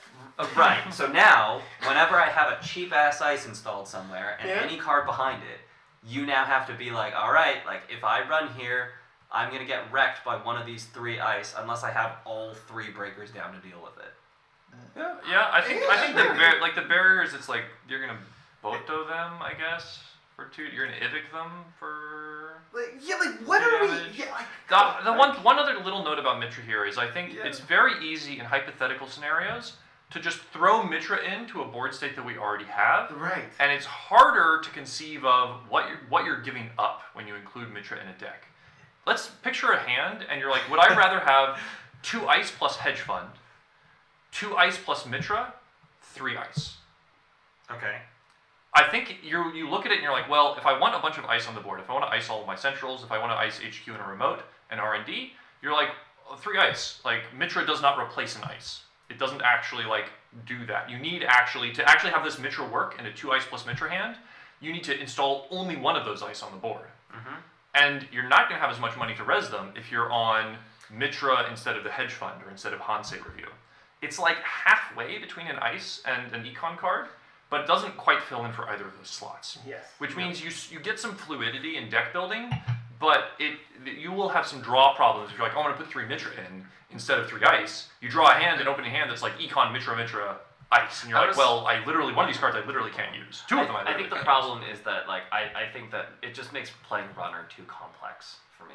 Like, because you take in this, like, you know, you're analyzing Mitra the card, but I'm being like, the existence of Mitra the card makes situations makes threatening situations too easy to set up or make it seem like they are set up.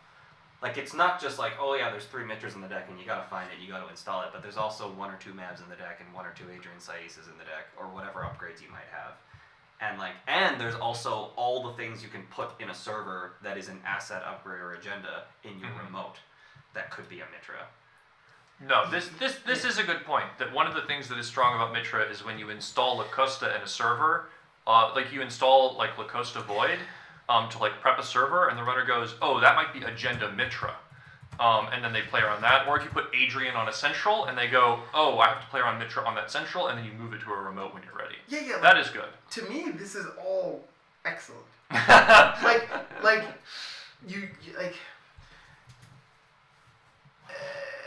Like one of the also problems with decks is just like super cookie cutter. Like Sokka, you'll be able to sit there, analyze, and be like, I know exactly what's in your deck. Like, I know what you're playing. Now, you can't do that. You have to be like, it may or may not. And now you have to actually take a risk. Running shouldn't always be like auto 99% of the time. Difference. Yeah, no, that's the difference in our approach right now, is that, like, I view Netrunner as like a corp is setting up a puzzle and the runner's job is to figure out that puzzle, and the existence of Mitra makes that puzzle impossible to figure out, and for you that's good and for me that's bad. Right. Yeah. Yes. Because the corp should be able to do things, like, there should be an advantage there, right? Like, if you, the game is not that big enough where if the puzzle isn't that, like, you won't be able to figure it out. And once you figure it out, you have lots of advantage, right?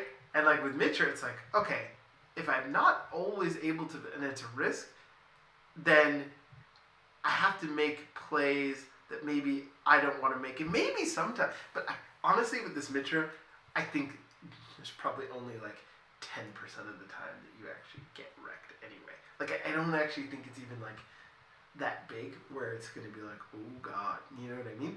Like, William's face. But he's just mad because it's like, oh, this is going to be like, you know, the last round, need to get into the cut, and this is Mitra deck, and like, this is the 10% I got wrong. Oh no!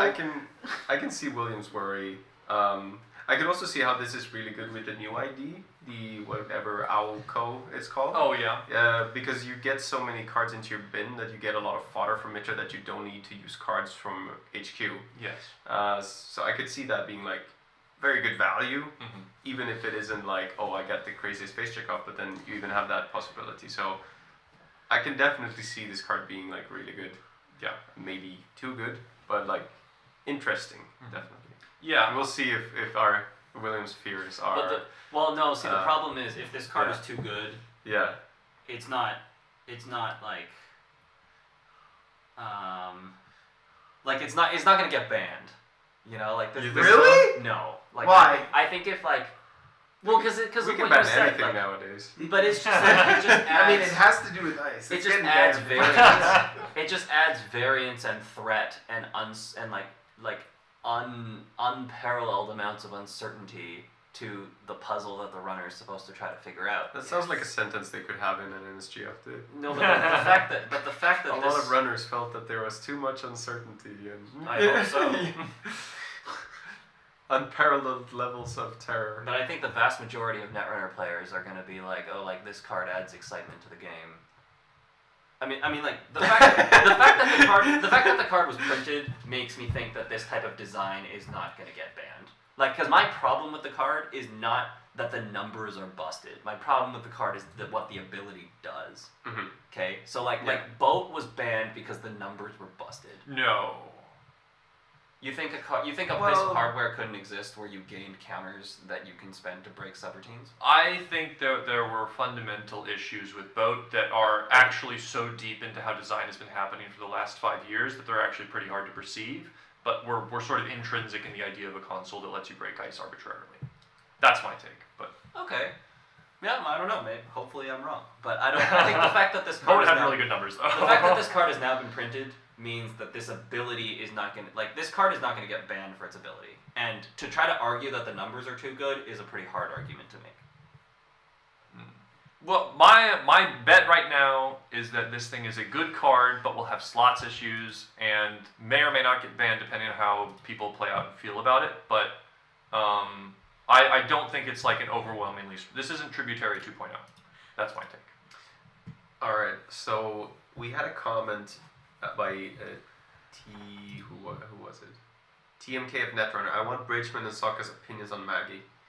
And Maggie is Magdalene Kano Chemutai, crypto architect.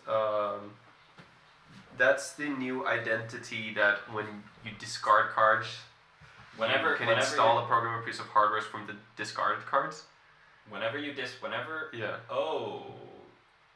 Whenever you discard cards to reach your maximum hand size, you may install one program or piece of hardware from among those cards. Yes. Somebody in Can you GLC do this?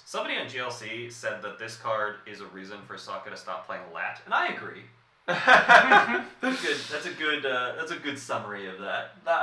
It's great. I mean, Is it like, better than Lat? It enables VR-cation heavily, which I think is very strong because we're losing Diesel. VR-cation's a great draw card, but having to discard cards and waste cards is like a problem. So like now you can like have 3 cards in your hand, play VR-cation, go to 6, and then like discard one and install one. That's like really efficient. Yeah, I like it. You can install a program or piece of hardware from among those cards. You got to figure out a deck where you're installing enough programs or hardware. Exactly. That's what I was thinking. It's like it seems more specialized than that because actually figuring out installing programs and hardware like basically every turn. Yeah. That's really not a given. That's hard, yeah. Yeah. Really? Kit existed. Kit? Or Kit, sorry. Installing a program or piece of hardware? Yeah, but Kit existed. Like, I think you can do it. Yeah, but you played, And like, how many turns are these games gonna last? you played like 3 prepaid voice pads and 1 or 2 R&D interfaces. Yeah, you're gonna play like musical essence, and then And DZMZs. like the dude that trashes your programs. Knick-knack? and all your programs and like whatever. Like, there's a like if you but- want it, you can have it. Like, how long are these games? gonna Yeah, go? I'm just saying it like with this card pool, it seems like you're building kind of the Aesop's lat, but in this ID. Well, Brandon, they're going to go pretty long because you can't run when there's a tithe in front of an unknown. There we No, go. hold on. You can run. Oh no! No one said you're not. This. No one said you're not capable You'll of just running. get wrecked 10% of the time. Sure. Oh man. You can't take a 90%. Come No, on, you're. I don't want to sit down at a game and lose 10% of the time because you might have Too bad, Sokka. Oh my god. I think the one thing to note about the difference here between this ID and Kate is that Kate was giving you a discount on the installs.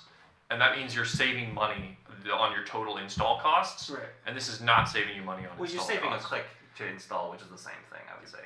Sort of, yes. What? I mean, if you're just gonna like draw up and then save a click, it's okay. Yeah. But I mean, Kate would also like if you were SMCing something out as your install for the turn, Yep. or if you were like clone shipping at the time, Yep. or you were getting off-turn value, Fair enough. you were getting discount there. Whereas this is only saving you the install, which is like a higher click value, but not actual credits. Sure. Koga said there was a live scoop on NSG site. Hang on, we have another comment from Declan Jones that says Maggie is just lat, but instead of the matching minigame, it's a get to 6 minigame, which is much more boring in my opinion. I agree with that. I don't think So it'll Sokka's definitely gonna play this. I don't think it'll be hard to It's a find. get to 6 minigame with a particular card type too. To 6 It like it seems good because you can like install Nuka and like click it a lot and trigger this pretty easily. Yeah, but I don't want to have to deal like with lab. I have to deal with PD. I don't have to deal with PD. So this is kind of cool. I don't know if I like the design though. It doesn't seem that fun. I mean, But- yeah, It's just like it's reg. just draw some I cards. think I'm not that excited about it. It's But I kinda- think like the one thing that does excite me about it is the fact that it enables Viercation. Yeah. And Viercation is a good card in a vacuum, but it's difficult for it to see play ahead of Diesel, and it's also just like awkward when your hand is awkward. Yeah. And this card enables an in-faction draw event that will probably be key in your deck. so Yeah. that we then are okay with not having Diesel anymore. Yeah. Sure. I do think that it's a good point that Shaper has a lot of good draw in faction, and having an ID that converts that into value is appealing.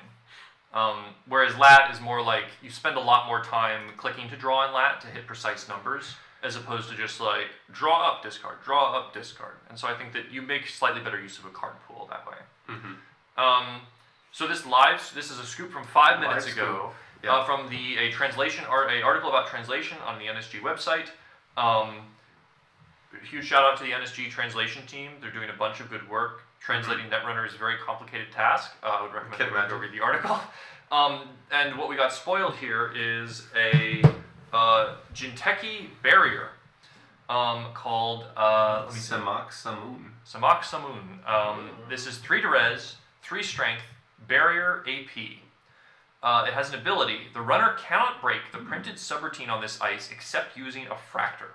The subroutine is end the run unless the runner suffers 3 net damage. Okay, Interesting. so this was like the same thing as what we saw on that 3/3 Sentry out of HB. Well, I mean, it's not the exact same thing, but I have the same reaction, which is the first ability says the runner cannot break the printed subroutine on this ice except using fractor. Great, I love that. Make people install their fractors instead of installing botulises. This is very annoying for Ari, But- who might rely on Slap Vandal and Fizerum to Yeah. get through ice, and Slap none Vandal, of that works here. Slap Vandal, Fizerum, Botulus, Boomerang. get all of that out of here. True. But then it says end the run unless the runner suffers 3 net damage. It's like, okay. I mean, like 3 3 damage is a lot. 3 is a lot. If they're gonna take it, once they get their fractor's not that taxing, but at least it stops them then. It's just that they forgot to ban Bankar. Yes, Banhar gets through this for 1 net Slipped damage. their mind. I And, forgot to ban Bank. yeah, and that's the one issue. But if they ban Banhar through this, you res the Mitra behind it and swap this with Seisenton, and then you win the game. So it's Oh, okay. true, There you true. go. There you yeah, go. yep. All right. It's only 1 influence. I don't know if anybody's going to be exporting this, but 1 influence is kind of nice for something that might force out a breaker. Yeah, I mean, like, for an ice that is just, like, pretty vanilla, I like that it's 1 influence. Yeah.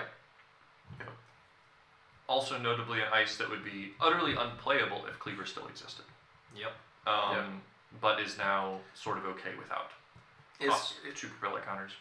like notably even with Bankar, this is guaranteed to be relevant on the runner's first turn if you install it on your first turn. Mm-hmm. So if you have like, I install something I need to protect, I put this ice in front. If they are running that, like 100% they need a fractor or they're taking the damage. Yeah. Yeah, if you're Unless they're hushing, which they probably won't. yeah. I guess, so here's a question. If you, let's say your turn 1 is put Regolith behind this, and then like, I don't know, click for $1 or something, or Ice Essential, and the runner runs this. If you're the corp, you probably res. And then you would think, okay, I hope they don't trash my Regolith. If you're the runner, do you take 3 damage to get into that server? Never. Never? What matchup is this? You don't know. They're playing Atea, or Restoring And it's a Humanity. Regolith? And Yeah, it's, or- wait, do I know it's a regolith? No, No, you it's just don't an know. unknown card, yeah. Let's say you know it's a Regolith. So let's say you have a very strong read. You've done this matchup 100 times. You're like, it's probably a Regolith. That's what they would do. Yeah, it's still not certain.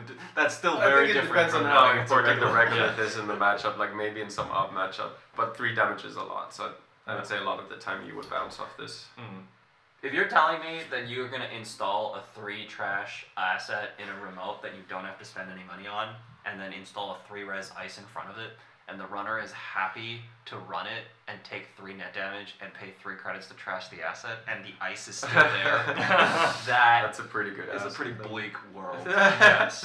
See, that's kind of where I would be at. Is like this spends the run a lot of the time, probably.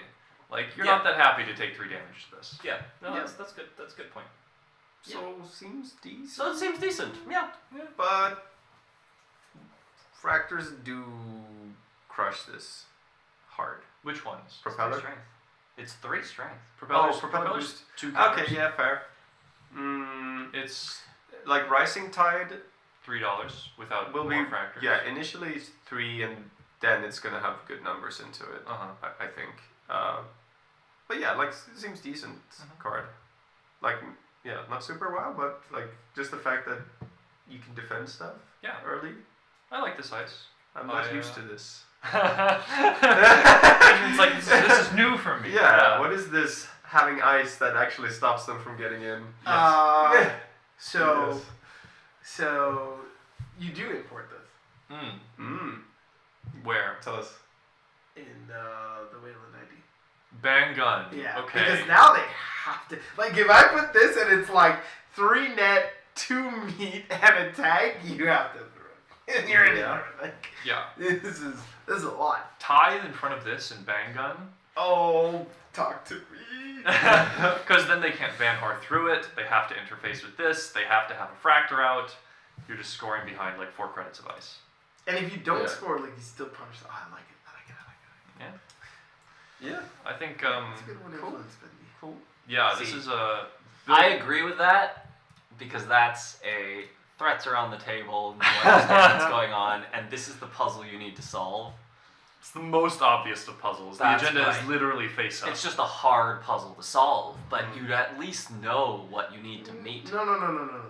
No. I will not let this bias stand. Okay? Okay? This is even, right? You just printed an ID that says when I run res your you can just do whatever. I don't know what you're going to be able to do, right? Wait, There's- I didn't follow that. Huh? So, what's it called? Bass? No, Bags. not Bass. What's the crim card ID? Baz. Baz. B-A-Z. Yeah.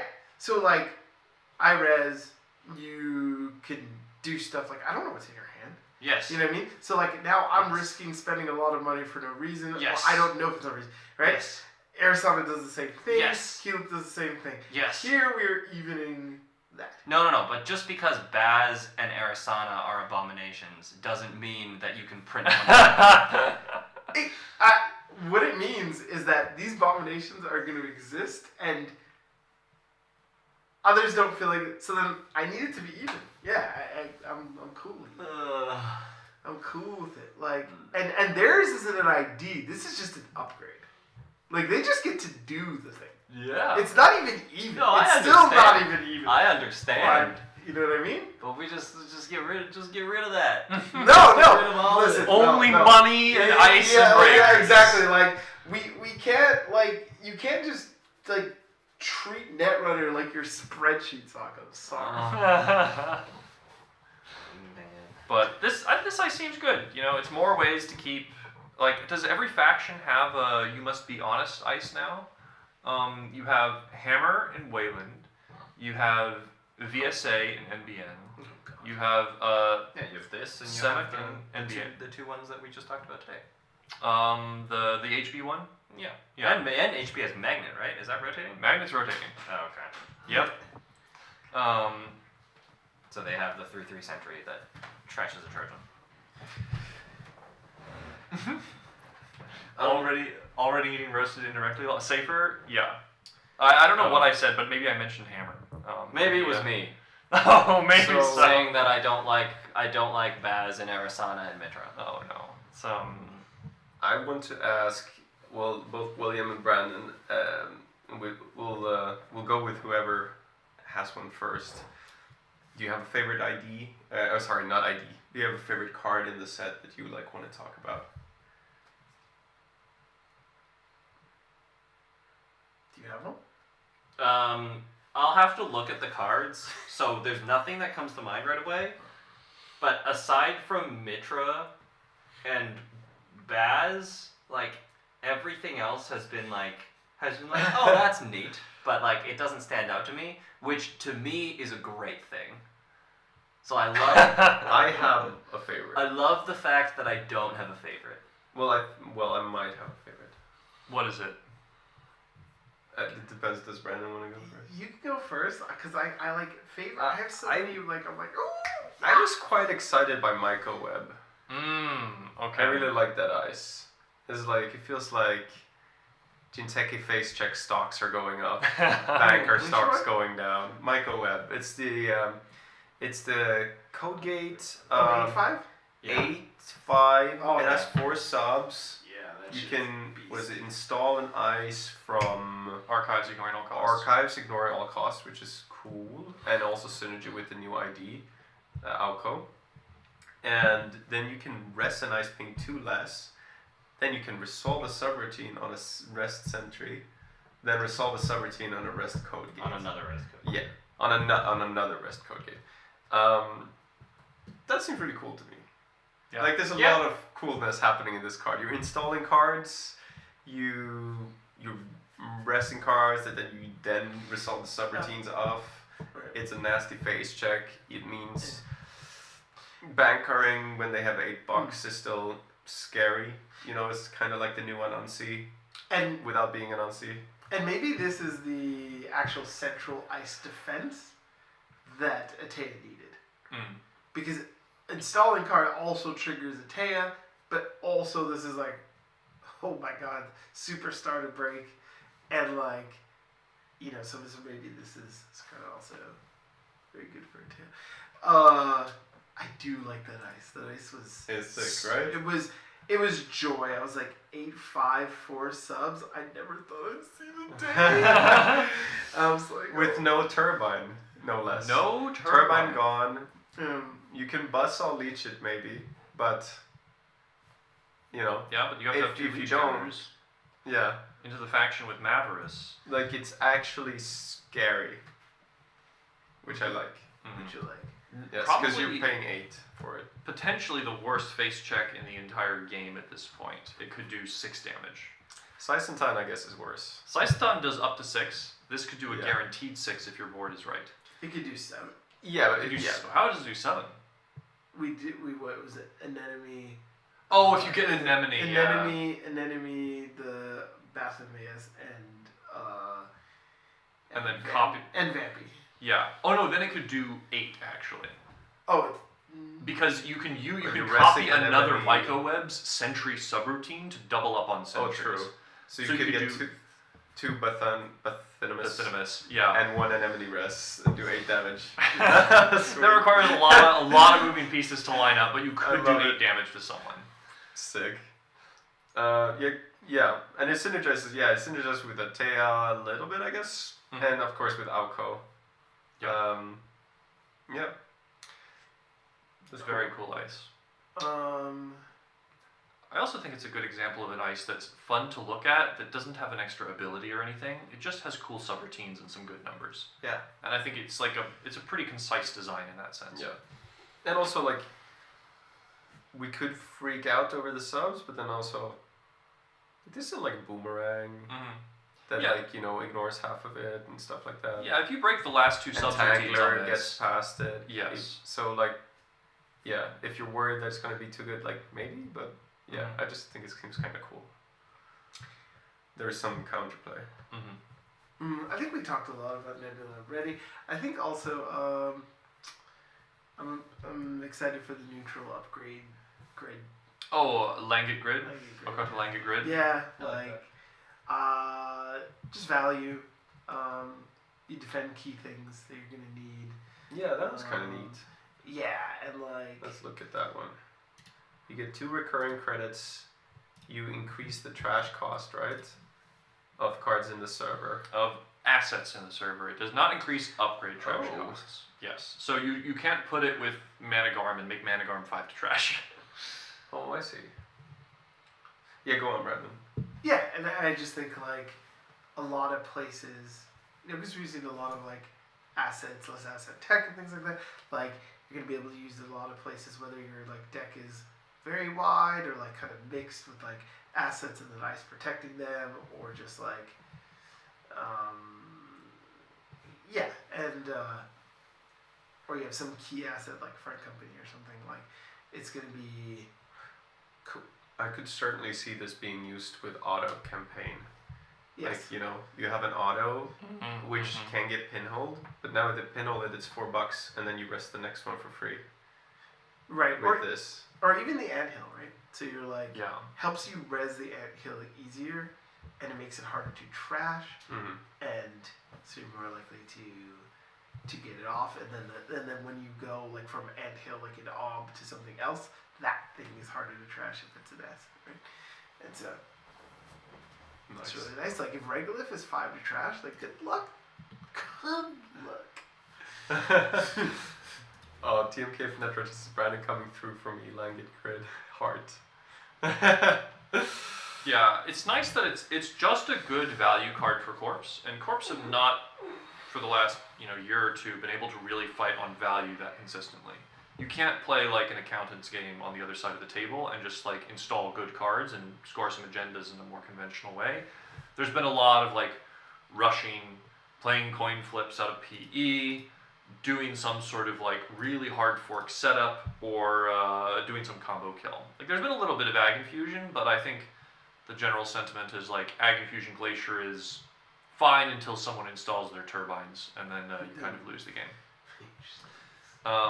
So yeah, it's just a good corp card with good numbers on it that you can use for a lot of things, which I think is kind of appealing. Yeah, agreed. I like it. I really like it. William, did you have one? Not really. No. No. Like anyone that I really want to talk about. Like I think auto campaign is busted. Auto campaign I think will get banned. You think auto's getting banned? Get banned? Wow. Yeah, I think auto campaign. Wow, I think hot auto take. campaign is gonna get banned. Banned? Why is that? Is gaining 2 clicks just, is it so versatile? It's too or good. is Yeah. it's too good? Wait. It's too good. Banned? Yes. But like it takes so like It takes 2 turns after Like, the turn you there's- reveal that that's what it is. to me, there's no way auto campaign. If auto campaign is like the thing that wins a whole bunch of games, like it gets banned. Maybe I guess it gets banned because like you needed to play 3 pinhole. Like I just Yeah. I don't. Yeah. Maybe. Auto campaign gets banned. You just think you're not going to be able to get to it. It's just too good. I mean, the fact that you have to get to it is too good. No. This is like this is the accountant take again. It's like you need things that you should have to go after. Like what? This is like 3 turns. Yeah, you install it in a remote, and then you res it, you gain $2, so you net even. Yeah. And then the runner has 2 turns to come and trash it. Yeah. Otherwise, each turn that they leave it there, you get $2, up to a max of $4. Yeah. And then you gain 2 clicks and you score an off-world.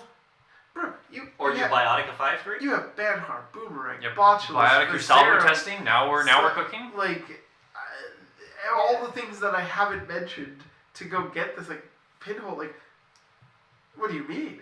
Like that's fine. Just go get it. Just do it. Yeah, the runner will be setting up during that time. Just do it. Go get it. Pinhole stocks going up. Yes. I feel like there's a lot of There's assets here that are Anthill, cheap and auto, good to trash. Yes. Yeah, just go get it. Like, and if you don't, like, something happens. But like, things should be happening. I know which card is William's favorite. Yes. Key performance indicators. Yeah. I can't not The mention one he that. decided key performance indicators. I am very happy that the card went through different iterations of playtest, and the released version is pretty much exactly what I submitted. Mm-hmm. It's a very Wait, William what does it do card. again? Okay. It's one cost resolve 2 influence, gain 2 credits. Next ability, draw a card, shuffle a card from HQ to R&D. That last part was added in a little bit later.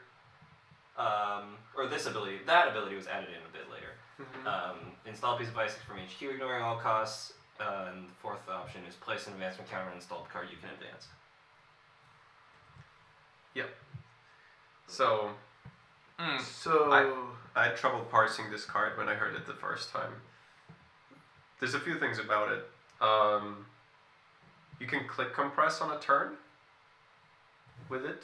You can install a piece of ice and ignore the cost and advance on the same turn. So you can install like an agenda, You can go advance it, That's right. play this, install an ice, Yeah. get another You can install advancement. double advance and put an ice up. Yeah, or install upgrade, use this to advance plus put an ice. Yeah. So it's a click compression card. It lets you score. It lets you triple advance from 1 credit. Lets you put agendas back into R&D.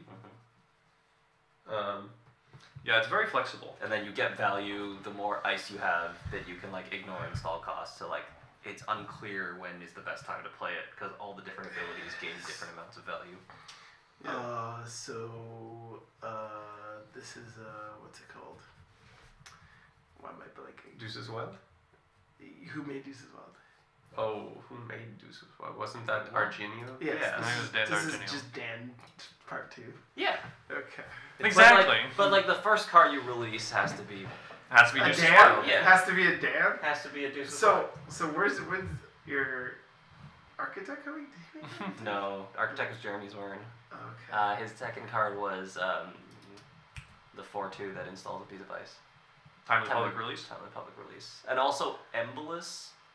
Oh, But Embolus was not his world champ card. Embolus was like a Continentals card or something like that. Got it. So. so when are you designing Embolus? We'll talk about it. Okay, so, yeah, I guess just one more thing is like, how do we feel about Elevation as a whole so far? Do we have any wild predictions about it, or are we done saying things about it before it releases? Oh, let me see. Wild predictions. Yeah, do you have any cracked predictions? I think there's Auto- only okay. gonna be Acid Corpse. Okay, You know? so I think Otto's getting banned. Yes. And Hot I take. think You heard it here first. either Mitra's getting banned? No, you No, said Mitra's I not don't getting. He's think- gonna be ban worthy, but not getting banned. I don't think Mitra's getting banned, but I'm gonna hate it. And I think I will probably, because I have such strong feelings about it, I'll probably build a deck with it and make other people hate it, and then they're gonna hate me for it. But it's still not gonna get banned. Nice, love that. Yeah, Yeah. that's some good takes. I think Mitra is going to be a good card that people play in Shinteki, and people are going to get annoyed at it, but it is not busted. I think Measured Response is going to kill more people than competitive players expect, but still not be a great card. That's my call for Measured Response. I think Nebula is super busted. It does seem busted. Absolutely turbo busted. And probably we'll see what happens with that one. There's going to be Omega. some good Nebula. I think Genteki Glacier is back, baby. Where it's Ag Infusion is out, but I think Restoring Humanity and Atea are both pretty legit. What about the Alco? Alco. I didn't mention this point in Alco. I've said this to y'all before, but I think people are not ready for how many agendas they're going to draw in Alco. Mm-hmm. They're gonna C4 and they're gonna be like, oh, I get rid of this, or they're gonna C3 and they'll take their Mando and they'll be like, oh, I'll get rid of this, I'll draw an agenda and I'll draw another card. And then we'll do that 3 turns in a row and they'll be like, why do I have 8 points in hand? And what am I doing with them? What do you mean? That's what simulation resets for. I'm Yeah, gonna Moon Pool. since we're doing the hot And takes, Moon Pool- Yes. I'm doing like I'm gonna triggers do a your way idea too and strong s- one, Okay, yeah, which yeah. is like Alco's gonna be busted. You think You're Alco's too gonna be close. busted? Yes. Okay. All right. Nebula I and don't Alco. think Nebula being busted is a wild take. It's like I feel like it's just the busted. coldest take in the world. Yeah. Yeah. It just looks correct. That's funny. Yeah, because I feel like with Alco, well, maybe I haven't thought this through. Maybe it's too hard to trigger. Okay, that's too hard of a take. If we can, because Can you Moon haunts you, but you need more triggers on that. No, Moonpool is good. Moonpool triggers your idea and helps you clear the agendas you've drawn. Moonpool triggers it? Yes. Yeah. Yes. You trash Your cards. trash from cards HQ. for your yeah. And so now you're gonna score, trigger your idea, filter, like high five. Yeah, Yeah. Maybe it is Moonpool's busted. good. Yeah, we'll see. Here's one. Oh my god, it just slipped away from me. I think the next card that people are going to talk about for a ban isn't anything in elevation. I think it's deep dive. Hopefully. I think deep dive is going to be a huge point of conversation for the next couple months. Mm-hmm. You have like one way to fight it, and that is to play Elio. Aside from that, Anemone. oh, and Anemone, and you go, at least that we have seen so far. I think deep dive is going to be a big call. As far as like, how is it too good? Can you just all in deep dive? Can you deep dive Sable? You can deep dive- already all in deep dive. Yeah, you can already all in deep dive, but can you like 110% deep dive? Can you build a runner deck that just ignores the remote completely? Is that not what the Sable deck was? No, but I'm saying also out of shaper. Like obviously Sable's doing that. Right, but like what I'm saying is like you just listed like a bunch of things that are rotating, like Border Control and Christian Grid and Biovault, and you could already play a deck that was Yeah. just like, I'm just gonna play deep dive. You could, but it wasn't the most dominant runners that we've seen. It's not like everybody is playing that list. Maybe they should be, but they haven't been yet. Sure. Are we going to get to a point where people are just like, everybody can and should be playing deep dive? Because like we kept coming back to deep dive and being like, we'll talk about this more, we'll talk about this more. Deep dive is really good. That's one of my calls. Again, super cold take. I'm bringing you the chilled stuff, and you can bring the heat. Okay. Brandon, do you have any crazy takes or predictions? Waylon isn't dead. Waylon is Oh, dead. that's okay. Waylon isn't dead.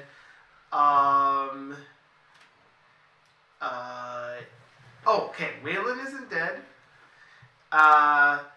The Byroid HB ID will be the most hated on JNet. That's a- Really? That's a good. Yeah. Oh, that's the thing they'll complain. 100%. You don't think people aren't going to build some HB deck that runs 3 big deal and builds no remotes with like only expensive Bioroids on centrals? It's not good, but is annoying. That Like- you can trash tan the run? Yes. I said, That I doesn't didn't. suck. No. Hold on. He's It saying has he's not nothing to do with being good. It's what people are going to He's just saying complain people are going to about. find it toxic. Yeah, they're just like Okay. they're just what people are going to complain about. Yeah.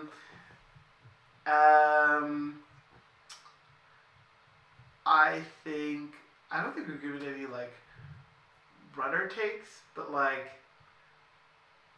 Well, you said deep dive's an abomination. oh yeah, deep dive is an abomination.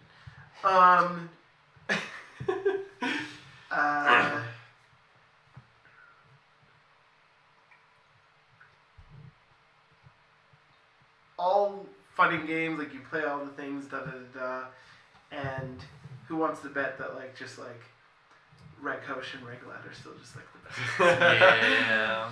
Well, Reg with some Grim, maybe? Arizona in the We now also have a Crim ID that draws cards, so you can just play Reg, I'm going to draw a card every turn in each of your factions.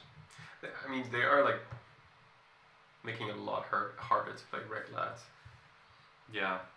I mean, I haven't thought about Reg Lad at all, because that's currently not a deck, but Reg Hosh is not going to exist as we know it. Why is that? You don't have, like, Moshing's gone, Daily Cast is gone, Dirty Laundry is gone. But you can just import dirty laundry. It's 2 influence of pop. though. Right, you can just spend 6 influence. Just cut Hermes. Okay, and now you've got 1 Dirty Laundry, you're cutting the DJ. 'cause Okay, that's wait, gone, wait, so hold now on, you hold have on. It's two. 1 influence. hold on. It's So not like it's 2. it's Team not like Getaway is 2. I think it's 2. It's 2? It's 2. I like Oh, But it's 2 influence. Oh, never mind. Okay, that's harder to import. Yeah, it's gonna exist in some form, right? I just think like Yeah, but nowhere near what it is now. I don't know, like I think you're going to But everything is changing You- also. yeah, but like you know like that's like you said like hot take. That's a hot take, right? Is that Well, no, but like, when the dust settles Ray gas is I still like the way to yeah. clean. That's a a hot good take. That's all. Yeah. It's a hot take. I don't necessarily know if it's true, but it's a hot take. Yep. You know? We're going out on limbs right now. Yeah, exactly. Best ID in every faction. Is it still going to be like Hosh, Schlatt, and so forth? Or you think it's Arisana is the shaper now? It's a hard call to make. Yeah. Dewey? Do Best shaper? Yes, best shaper. Draw 2 no. cards, gain 2 credits every single turn. Easy. I want to say that. I don't know if I believe it.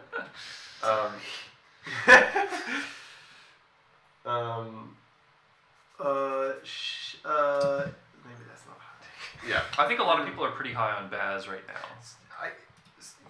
Oh yeah, Best is cool. Okay. I feel like maybe this will be our final discussion point. Okay. Is this set plus Netrunner, are we moving in the right direction? Are we happy with the set? Brandon, you go first. The moment he was saying that, I'm like, this is a setup! This is a setup! I can start. I can start if you want. Please do. Okay. I'm overall happy. I find a lot of cards to be like too vanilla. I'd like to see a Bankar ban. I like that we have Rashida-like effects that are less swingy than Rashida. I like the way we're moving towards like less asset swinginess. Like those matchups being more like you just have to play them. And yeah, what else? Yeah, I would just like some of the cards to be a little more spicy. I find a lot of IDs are just like, if you do this, get a card. If you do this, get a credit. I want, something a little more unique. I would like that. There is some spice in there. Mitra is spicy. Microweb. Not sure yet how I feel about Mitra. It's exciting, but maybe it's like William says, it's toxic. Yeah. Yeah. Overall, I think this is like an exciting new direction, but I'm a bit cautious, I guess. Yeah. Sokka? I definitely overall really like where things are going. I think the game is like, I mean, just like the loss of Rashida means that the game is gonna slow down a lot, and it's gonna be like maybe not slow down a lot, but it's gonna be a lot less swingy. So that like runners are kind of forced to keep up with worlds where the corp has drawn 3 Rashidas in the top 15 cards. So I just like that. Like I like that the econ cards that we've seen come out are hint at a more controlled game rather than a very swingy game. Yeah, I mean like most of what I think everything Finn said is I agree with. Like Mitra I think is not great, and that I don't like that ability exists. Like Nebula, you're saying like Nebula is gonna be really good. Like I think that's fine. Like Nebula can be, like the thing is like I guess what I'm saying is like there's a difference between a card being really good and the ability being game breaking. Like Mitra breaks what the basic, like in my mind, like a basic understanding of like how the game is supposed to work is that when you have a res piece of ice and you run that res piece of ice, that's the piece of ice you're supposed to be having to deal with.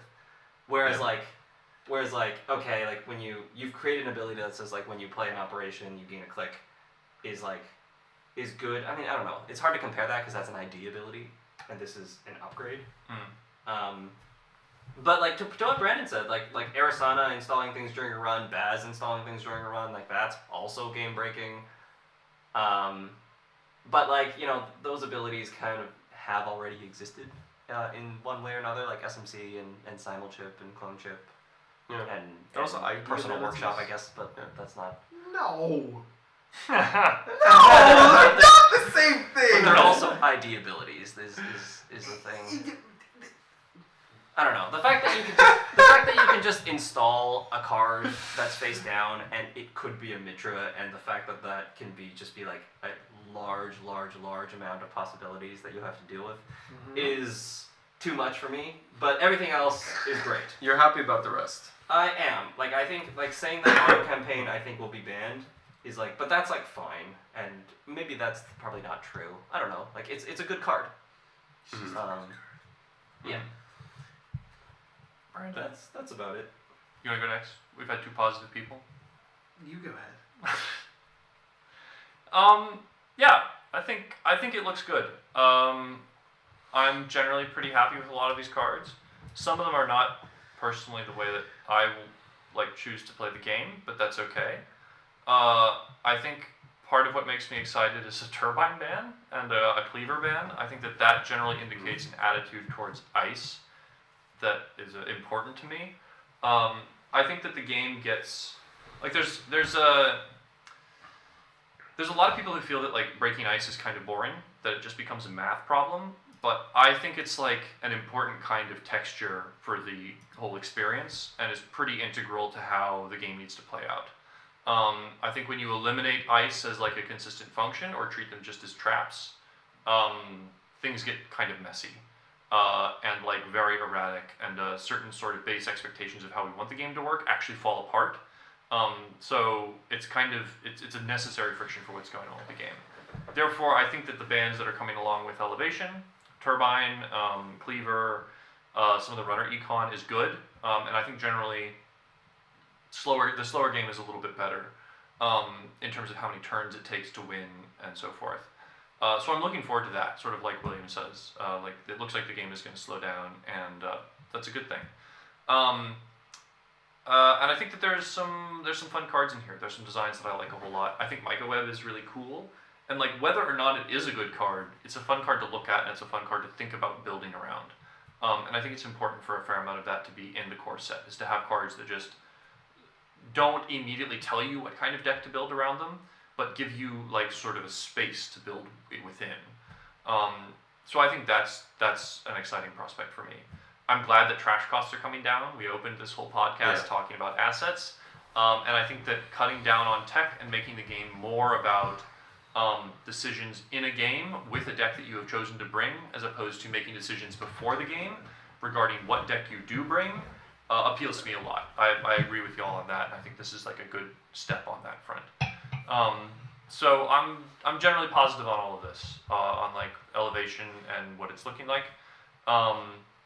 So yeah, I think it looks like the game is heading in a direction that I value, which is one that is basically about finding agendas, installing them, and scoring them, running through some ice, and supporting that with upgrades, assets, and operations. Netrunner is essentially a good game, and I think Elevation is going to help us play it. Yep. Yeah, agreed on all. I want to add, going back about my comments on Mitra, there was a comment about comparing it to what does Urtica Cipher mean and stuff like that, and it reminded me of a card called Daruma, and Daruma's rotating. And it's a random rarity card. And Daruma is an upgrade that says when the runner approaches this server, you may trash this upgrade. If you do, choose a card in the root of another server or one agenda asset upgrade or upgrade from HQ, and swap that card with one card in the root of this server. If you swap cards this way, the runner may jack out. So Daruma is a Mitra for the card in the server rather than for ice, right? But Daruma lets you with a jackout clause. Okay, so let's forget about the jackout clause for a second. Okay, so we are swapping the card in the server versus swapping the ice. But the reason why I'm kind of freaking out over Mitra is because the cards that you install in the server, it is capped quite a bit by there's snare, and there's what? Urtica. So we're taking 3 damage in a tag at worst. At the time, that you have to pay for. At the time this was released, there were other things as well, like Edge of World, things like that. When Random Reverie was released? No. That would have been legal in Standard at the time, right? No. Was Edge of World out at that time? It was rotated. Edge of World is a very early set card. Okay. But Psychic Field. Psychic Field, I think, was also rotated. No, Psychic Field. Psychic Field was not, sure, but Psychic Field is you're gonna play a side game. But like, I guess Psychic Field is scary. But yeah. Anyway, to Like, continue with your point. right, but then like when you swap in ice, like there's just so much that can be. And it's also not like a trap that's triggering once. Like you've now swapped an ice out there, and now you've paid for it, but now it's out there, and now like it's still a rezzed piece of ice rather than a snare or a psychic field that you've now dealt with once. Sure. I still don't get it. It's just too good. It's just too good. It breaks it. It breaks what you're supposed to do, like when you play corp. And when you have a rezzed piece of ice, like it breaks the meaning of having a rezzed piece of ice on the board. Listen, we played Netrunner yesterday, yeah? Uh-huh. How many times did you bank our boomerang me and break what it means to have a piece of fish? Yeah. No, Alright, and I didn't hear anything from you. No, but that's okay? But that is a problem. Like, I mean, I don't disagree that Bankar should get banned. Oh, Like, okay, yes, all right. I'm just saying, like Scoops. just because some problem cards exist doesn't give you justification to print problem cards on the other side. No. This is a case of like, okay, some kid like does something bad, and then or does something, and then the other person retaliates, and then you only get the person in trouble who retaliated. This is like, I only hear this stuff when it's like, oh my god, incoming corp card, we have a problem. Like, we have many of these runner cards that exist that are a problem. Many of them. I can't have one that makes you think about something. Like, is not just gonna be like, hey, you're this faction. I know what ice you could be playing, right? Like, it's probably this, and this, and I'll just crunch the numbers and break, and I'm fine. I can have one thing that like isn't certain. So, Brandon, what I'm hearing is you're extremely excited for Elevation because we're getting Mitra. I'm arguing pro Mitra, not even because I'm like excited to play Mitra, but just like this whole idea where it's like there's so, like we continue to evolve, and everyone who's like heard me complain is like, no, Brandon, like we need to evolve, we need to move the game along, things happen, whatever, and like there's been so many runner cards that like are kind of bonked or like break the way that things are that like they weren't before. Yep. But it's like Weasley Corp upgrade is just like it's a big deal. Like but like to me it's like even more. It's just because like, and I say this all the time. Like when evaluating cards or talking about cards, I'm like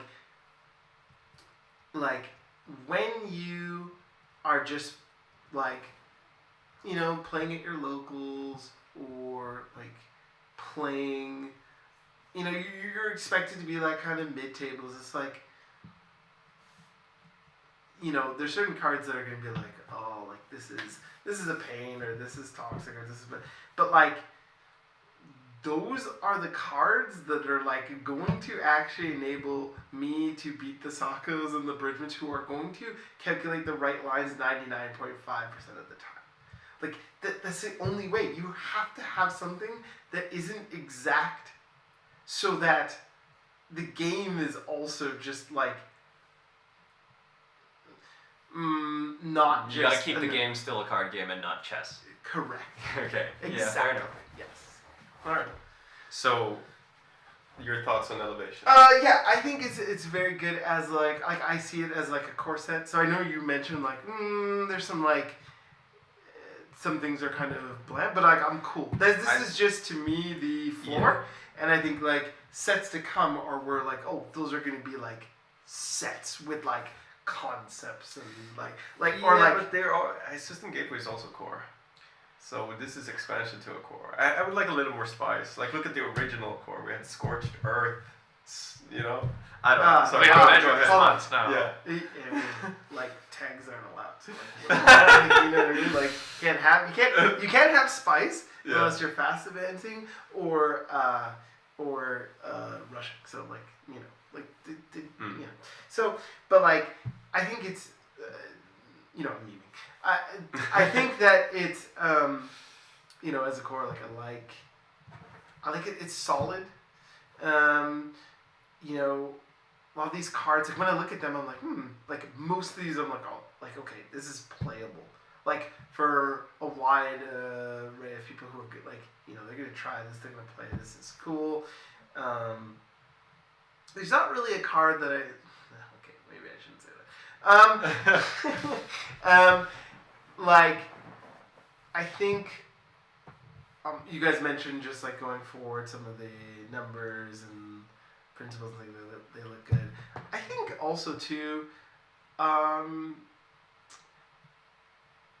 think it's exciting in a good way. Like when I look at these cards, I'm like, okay, I could see me using these in this way, but I also can see me like this has the potential of like unlocking something that I don't know yet, and that's also exciting.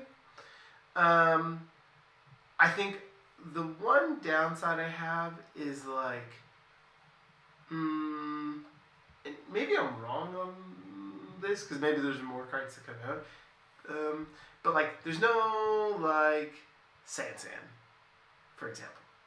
Like there isn't like a a lot of these cards I feel like assist you in getting money, assist you in rezzing, assist you in moving your game plan along, assisting you in whatsoever, but like nothing that's like or not too much that's like this is how I'm actually going to win the game. And maybe that's fine. Maybe like there's already cards in place, so it's like it's okay. But That's a good point. I like that too. yes. But otherwise, I was what they called me a doomer. You know what I mean?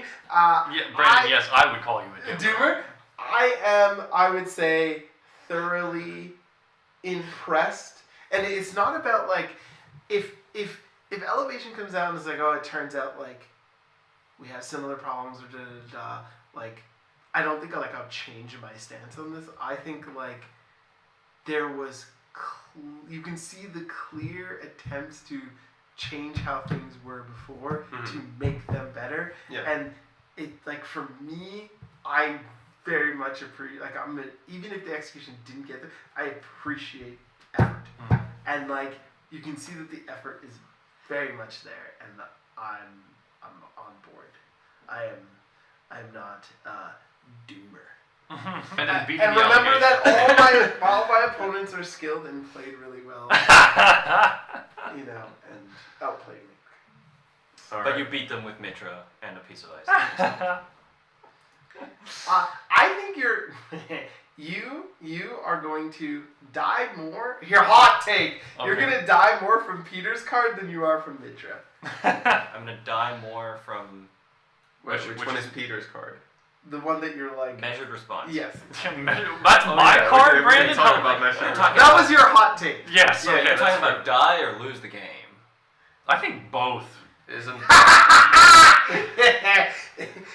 like you every time I ask you this question, you haven't answered me. What is the worst thing that's gonna happen to you with Mitra? What's the worst thing that's gonna happen? What's gonna happen to you? How are you losing this game? Like what are they gonna res? What is gonna happen to you? You're just losing a lot of tempo and value. How? What is gonna happen to you? Okay, so there's Microweb, there's Empiricist, there's In who?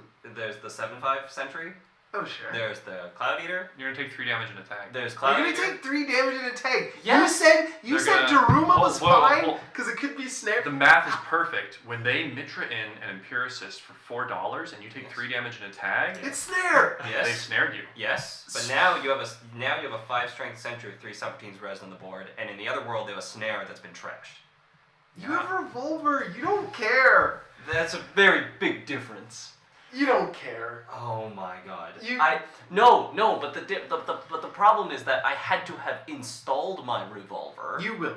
because before I run your tattoo, because I have a barrier breaker installed, but now I also have to install my revolver before I run your tattoo. Yeah. Like. But also I need to install my code breaker because you're gonna have a microweb or an MIC. I mean, like this is like. okay? Can we get off Mitra? also, I need more than just the credit to break the tattoo. I need like 8 minutes to bridge the strength. Spent like half an hour on just Mitra. Brendan, you should start a podcast, and then you can invite Sokka on. And then I will be starting. I was gonna mention that. But what I will tell the people is, what Sokka is trying to tell you, okay, is that he'll be poor, he will not be Shaper, and so you can beat him. I'm just like, the longer this conversation goes on, the more enjoyment I will have when I am the one sitting with the Genteki deck with Mitra installed or not installed, and I have the cheap piece of ice rest, and you're gonna be there going, man, this is so stupid. Me? I'm going to. No, you're gonna make. I'm gonna be like, you did it. Brandon is gonna take 5 tags, get flatlined, and be like, I love this game. 100%. Perfect. And then I'm gonna play the deck and have so much fun. What are you talking about? Like, if you are correct and this is a thing, that's me, man. What do you mean? It is kind of juicy to install Adrian on R&D, and the runner goes, shit, it's Mitra. I have to play around that for 5 turns. And score an agenda, and they're like, oh no. Perfect. Okay. All right. We're done now. A mere 4 hours later. Yes. We did 4 hours. We do this. Do you guys feel satisfied? I feel satisfied. I feel like we covered enough. We covered a lot of stuff. Yeah. Satisfied is a time strong for- word. Do we have time for plugs? Wait, satisfied about What you wanna plug? Satisfied about what we're talking about, or satisfied about life? Because we don't have the time for the second one. No. We are satisfied in terms of we don't feel we have something that we need to talk about. I'm good. These guys can go on Life, forever. we're not satisfied. No. And just in case the audience is wondering, Yeah, in case life I'm sucks. I'm going home. Oh my god. Wow. Happy about elevation. Sucky life. Yeah. We're gonna do like a shout out. Elevation Like a kind of Canadian like politics elevates hour. your life a little bit. There you go. We haven't just been traveling around what everyone wants to do. No, we We're had still a real life good time sucks. these last 2. I mean, exaggerating for comedic value. Did I tell you what Zero Maxima asked me? Oh yeah. What? He's like, my god, do you just live with Bridgman and Sokka now? like during this stream? No, he sent me a message in Slack like, yes. Oh, if only, you know? Yeah. Oh yeah. Right? But do we have time for plugs? What do you want to plug, Brandon? You can plug anything you want. Cool. Yeah. So, I know I'm late to this content game, but I will have my own podcast. Not my own, but like me and Axe are gonna team up to present to you with some content, and so stay tuned for that. What's it gonna be called? King's Court. King's Court. Stay tuned for King's Court. And Brandon and Axe are gonna have some really hot takes on there. they're gonna Some really hot guests. Yeah, hot guests, hot takes, juicy stuff. There'll be more to come on exactly what kind of content it'll be, but stay tuned. Cool. We out here, and then also, Reading. Wait, hold on. No, Cambridge. What's it called? Norwich and Liverpool. The tour's coming to you very soon. If you want to see these guys. Yeah, if you want to come hang out, we're in Norwich starting tomorrow, Wait, Wednesday. what? Yeah. Today's Tuesday. Holy crap! Holy crap, you know, right? I'm gonna be so Right. sad. So we're when going you guys tomorrow. We're gonna be in Norwich. There's a dinner set up, and then we're gonna be in. I think they're having a release event all day on Thursday, which will be in Norwich on Friday. We're going to Liverpool. There's gonna be a meetup in Liverpool. Don't know a specific time, date, or location, but it's gonna be there. We're going there on Friday the 25th, and then on the 29th, which I think is a Tuesday, we're gonna head on over to Reading. And then we'll be in that area, in the London area, until May 4th. Sick. And William, do you want to shout out your channel? Oh yeah, and I'm getting made fun of for saying Norwich the way that I'm saying it. Which my British friend, my friend in London made fun of me for that as well. How's it supposed I know, how's it supposed to be said? That's what I said. I think it's, Norwich? Norwich. Norwich. Norwich? Yeah. Is it You don't say the Norwich? W. Right, Norwich. Yeah. Got it. Yeah, Norwich. When I become... It's like porridge, but it's Norwich. It's porridge, yes. Holy smokes. There we go. Got it. Ridge. Okay, William. That's it. You want to shout out your YouTube? I have a YouTube channel. I kind of feel embarrassed shouting it out because it's been inactive for a long time. But I'm done law school now. Officially done. So that was my excuse for being inactive on it, and now I don't have that excuse anymore. But yeah, we'll see. There could be content. There could be content on there. I make no promises, but if you go hit that subscribe button, maybe content will show up sometime. I mean, usually I'll do like shorts and stuff, like when I'm playing in a live tournament or like just like general. It's only gonna be Netrunner stuff, right? Yeah. So if you're just interested in following my Netrunner life, there's that. I mean, to be fair, like I think the reason there hasn't been activity in it is because I think the last like 6 months of Netrunner have not been the greatest, and that like it's not like I haven't been like just playing, so which is why I haven't been streaming. But I think like once the new set comes out and I'm just like gonna be like just jamming games, I'll probably just stream. Sick. Peter, do you have shoutouts? I have no content to plug, but shoutouts to everybody in playtest who playtested for Elevation. Everybody really knocked it out of the park. Shoutouts to the dev team. NSG has a really shoutouts to NSG. Yeah, shoutouts to NSG. Their dev team is excellent. I know Safer's in the chat. Safer's an excellent dude. Like, I think like people outside of NSG who've like not been involved in playtest maybe don't realize just how lucky this organization in this game is to have the people working on it that we do. It's pretty incredible. Yeah, the dev team folks are fantastic. Design, fantastic. Like, those are the people I've interacted with, but like really, honestly, great group of folks. So shout outs to all of them and for making Elevation what it is. And for everyone else, like, yeah, thank you for everyone who playtested this. This has been great. And also, shout outs to you three for just being awesome and running this. I love talking about Netrunner and getting a chance to talk about it live with people as opposed to over Discord is such an improvement. Yeah. So, yeah, and thank you, Finn, for hosting this. Bridgman, this has been absolutely great. Oh, thank you. Yeah, that was the next part I was gonna get to. Is like, thank you all for joining me for this. I'm really happy that we could This was even more fun than I thought it would be. And I'm really happy. Like this is a different thing doing it in person. And I thought there was some good discussions in there. 100%. So and thank you to the audience for watching. We need to go get food. Yes, we do. I'm just using my fat reserve. So thanks everybody. And yeah, just like William, I'm always like, I don't know when my next stream is gonna be, but there's probably gonna be more streams. You know, We we don't want know content. exactly what the content is gonna be. We want But this was great content. Like we could technically do in person Netrunner here at some point. But Yeah. anyway, Hang on, before we go, yeah. Koga said Brandon would like to say something to SBT, I'm sure. Bro. Wow. Koga. Wow. No, here, I do. Listen. Is it Bandagrino? No.